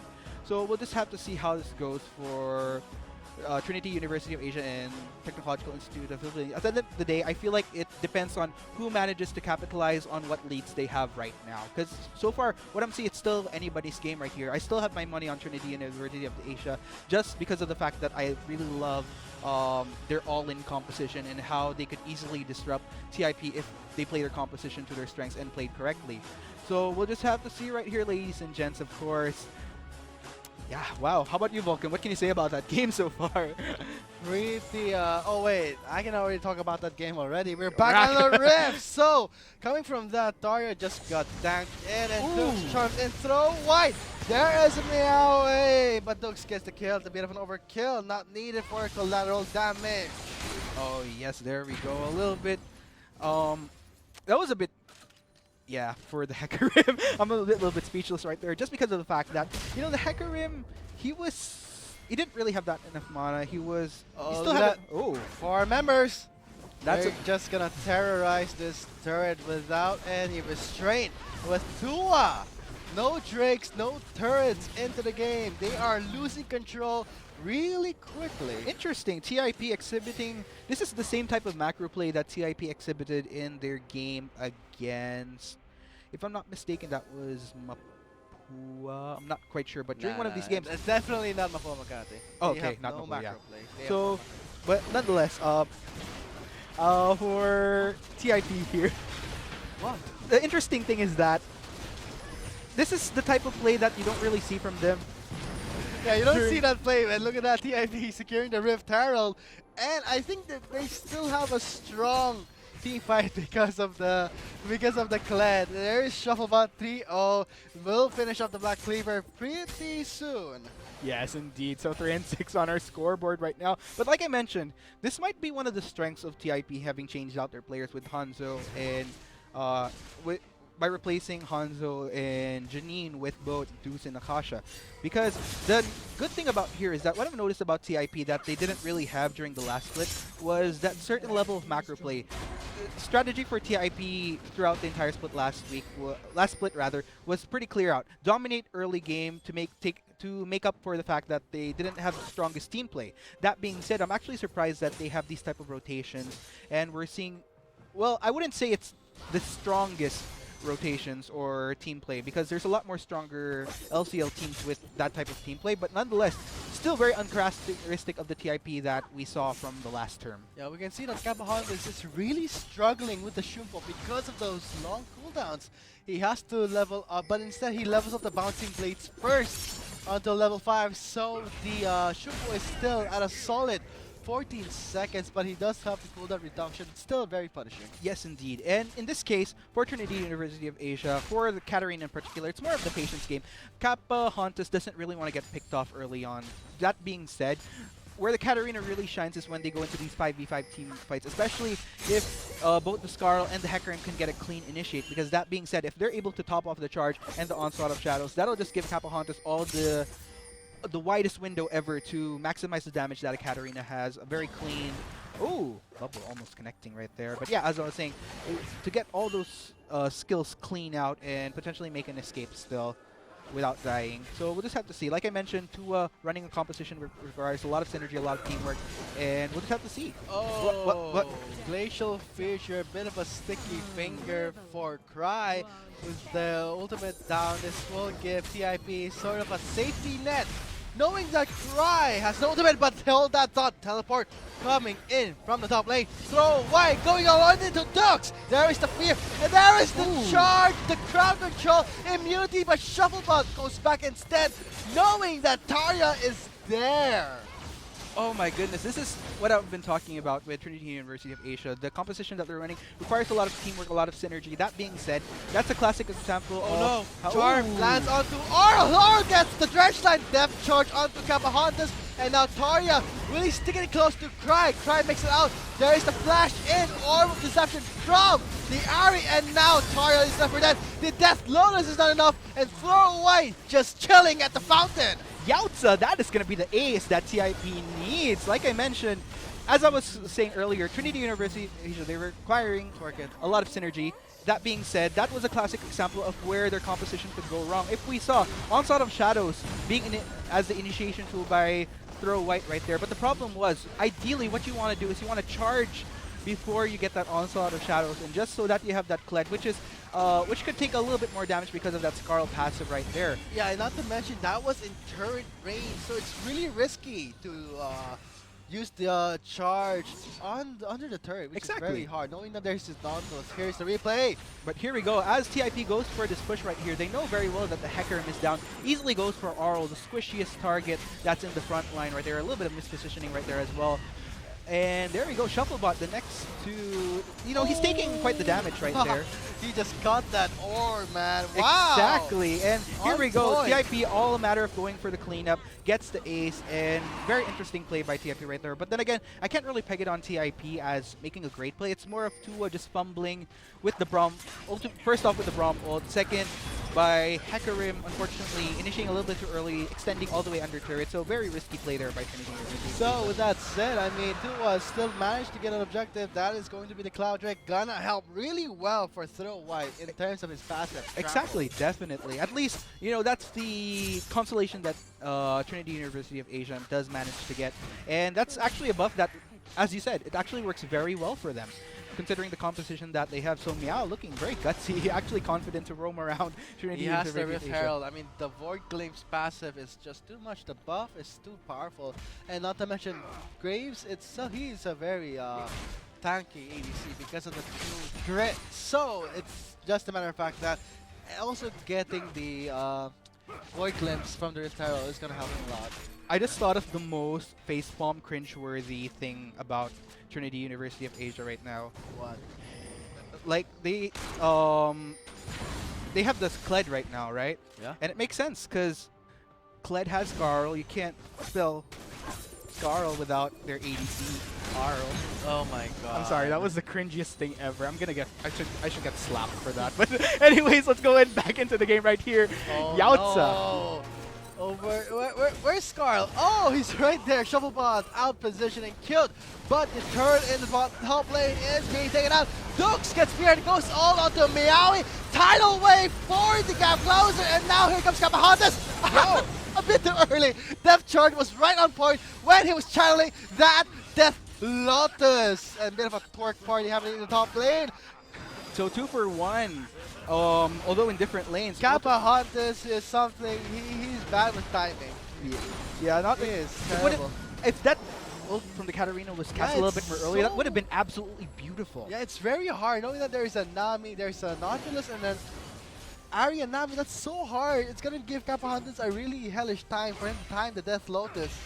And like I mentioned, I keep on repeating this over and over again. It's all about the synergy with Trinity University of Asia's composition. So far, this is the ultimate problem that we're seeing here is that they're not able to time their ults correctly in order to make the most out of the damage, out of the initiations that they have. That being said, TIP capitalizing on all these mistakes that Trinity University of Asia is gaining. 5 and 13 on the scoreboard with almost an 8,000 gold deficit in favor of TIP. So this is very interesting. Looks like both teams spotting out each other in this Baron pit. They're just checking each other out, seeing that and sizing each other. Looking at Tarya's position, he was hoping for a flank, fails instead. Shufflebot just floating in front of him, and not to mention the Baron is live and soon to be also the Ocean Drake. And with that said, I think the members of Tua just backed away, knowing that there is a huge minion wave coming into the mid lane. They use this to get the Baron. I mean, they're fresh from the base, so I don't think they can catch up. And knowing that they have the Mountain Drake buff, that's gonna go down quicker. Oh my goodness, I'm not sure what's juicier right here right now. But nonetheless, Baron take from TIP, non-contestant from Trinity University of Asia. Unfortunately, if you're going to look at their warding, actually, it's a little bit more of defensive. They weren't able to extend as far as the river. That being said, TIP actually very clean take. You know, I mean, Trinity University of Asia didn't have vision there, but they probably would have known, right? Okay, that's Ooh, it. that Shufflebot is charging onto Cute. He has his eyes on the Cute. There is the bear trap on the road. Cube gets taken down, and there's the cancel from the tidal wave. Collateral damage, though, secures a kill from Meowie. Shufflebot a bit too danger close onto Akasha. Meowie just backs away. They still have the Baron buff. I mean, Cute is down, though. Very well played by Trinity University of Asia right now. That is actually how they should be initiating in clashes. But the problem was, unfortunately, TIP wasn't even complete right there. So, 1 for 1. Basically, 1 for 1 still. So, Cute was taken down right there. They were able to still get Arl though. And now they have their inhibitor back. So this is an opportunity for Tua to bounce back and not to mention, at least give TIP a harder time. And at least make sure that their dreams of representing their conference is not in the bag. Yes, right? Not just yet. Not just yet. So we'll just have to see, like I mentioned, Trinity University of Asia, they finally exhibited what I've been expecting of the composition when they were able to pick off Cute. Now, if they could execute that, I wouldn't say clean, but if they could exhibit something a little bit more cleaner than that, then TIP definitely is gonna have a little bit of a harder time, because especially as we're heading into the mid and like they're starting to build items here, it's all about Trinity University of Asia pulling off the composition properly, the initiation, the top of damages. Like we saw earlier, there was a little bit of for the first 2 times that Trinity University of Asia got those major clashes in. The first one, Hecarim was a little bit too extended into the turret. Second one, Katarina a little bit late on the ult right there. But if they could get that a little bit more cleaner, Trinity University of Asia, without a doubt, could make the comeback and could potentially upset TIP as to making it back to the group stage. And not to mention, they still have the Kled. The Kled is pretty fed right now, but I couldn't say the same for the mid lane of Tua. He's not fed, but he is a feeder. So, not to mention, the Ari is now I'm not sure where the Ari stands, but I know that the Ari is dealing so much damage. Yes, that's actually a good point that you raised here, because if you're going to look at it, as far as who the initiator, the Kled on Trinity University of Asia, he's the one that's fed, but the problem is if they don't have enough damage to back up that solid initiate, then that could potentially spell problems right there. And if you're going to look at it, Katarina, the Caitlyn, a little bit too behind to actually deal anything significant just yet. So maybe in this case, Trinity University of Asia, they should play a little bit more safer, try to get some more itemization to get up to par with TIP on the damage that they could deal. And if they could do that, back into the game we go. And let's see. Oh, right now the Ari is 7-1. The Katarina is 1-3, so in terms of itemization, the Katarina is not that far behind, but it is behind because you cannot do much, knowing that there is a Nautilus. I think they should have checked their facts before picking a Katarina, leaving open an area, and here comes the Ghost.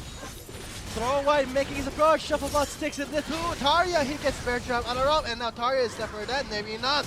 The members of TIP closing in, there's the flash, and looking in the mid lane, we can see that Meowie is just pressuring Tua, and I don't think Tua is taking this seriously. Yes, indeed, we're not seeing a kitten tonight from Meow, we're seeing a full-grown Cougar right there, managing to take down the inhibitor while Tua was busy. Oh, look at that, Meowie gets stuck by the bear trap on the rope, he flashes away, 2-shot barrage, and a what? Outside of the shadows was used as an escape tool, so that is -1 for Tua in terms of engage. Right now, I don't think they have any fighting spirit. This might be TIP closing the game as fast as they can, ending Tua's misery once and for all. But here comes the last flash. Shufflebot sticks into Tarya. Not a target you want to focus on, and leaving Cute open in the field to free hit as much as he can. Shuffle, but still focusing on the target. Yaoi takes the bastard, and Q takes Shuffle level down. Oral, no damage at all. King gets the double kill. Q, this is TIP securing their victory. Oh my goodness. Looks like, wow. I don't think they actually tried this time. Yes. I mean, I think it was given that 2-1 could not match the team composition of TIP. It's so much hard. CC, the Katarina has a hard time, and I think that is game set. Whoa, by granting, pentakill. Not a highlight worthy though, but a pentakill, yay. Yeah, congratulations, Technological Institute of the Philippines, for getting themselves one step closer to the group stage. So now congratulations to TIP, and now there will be a tiebreaker for the third seed between CDSL and TIP. So congratulations to TIP. The dream of making it to the playoffs is still live. You still have a chance to win for the third seed and move on to the inter-conference. Yes, but let's go ahead and break down what happened in that game real quick. So like I mentioned, as far as the composition, my money was totally on Trinity University of Asia. Like I mentioned, it's all about execution, it's all about synergy, it's all about getting that combo in correctly. Problem was, it didn't quite happen during the first two clashes, and the problem was, they didn't really have enough room to make those mistakes, and it kind of reflects here. Throw White a little bit too behind. Throwing the game. Not necessarily, but yeah, if you're gonna look at it in comparison to Meow, 4-0-9.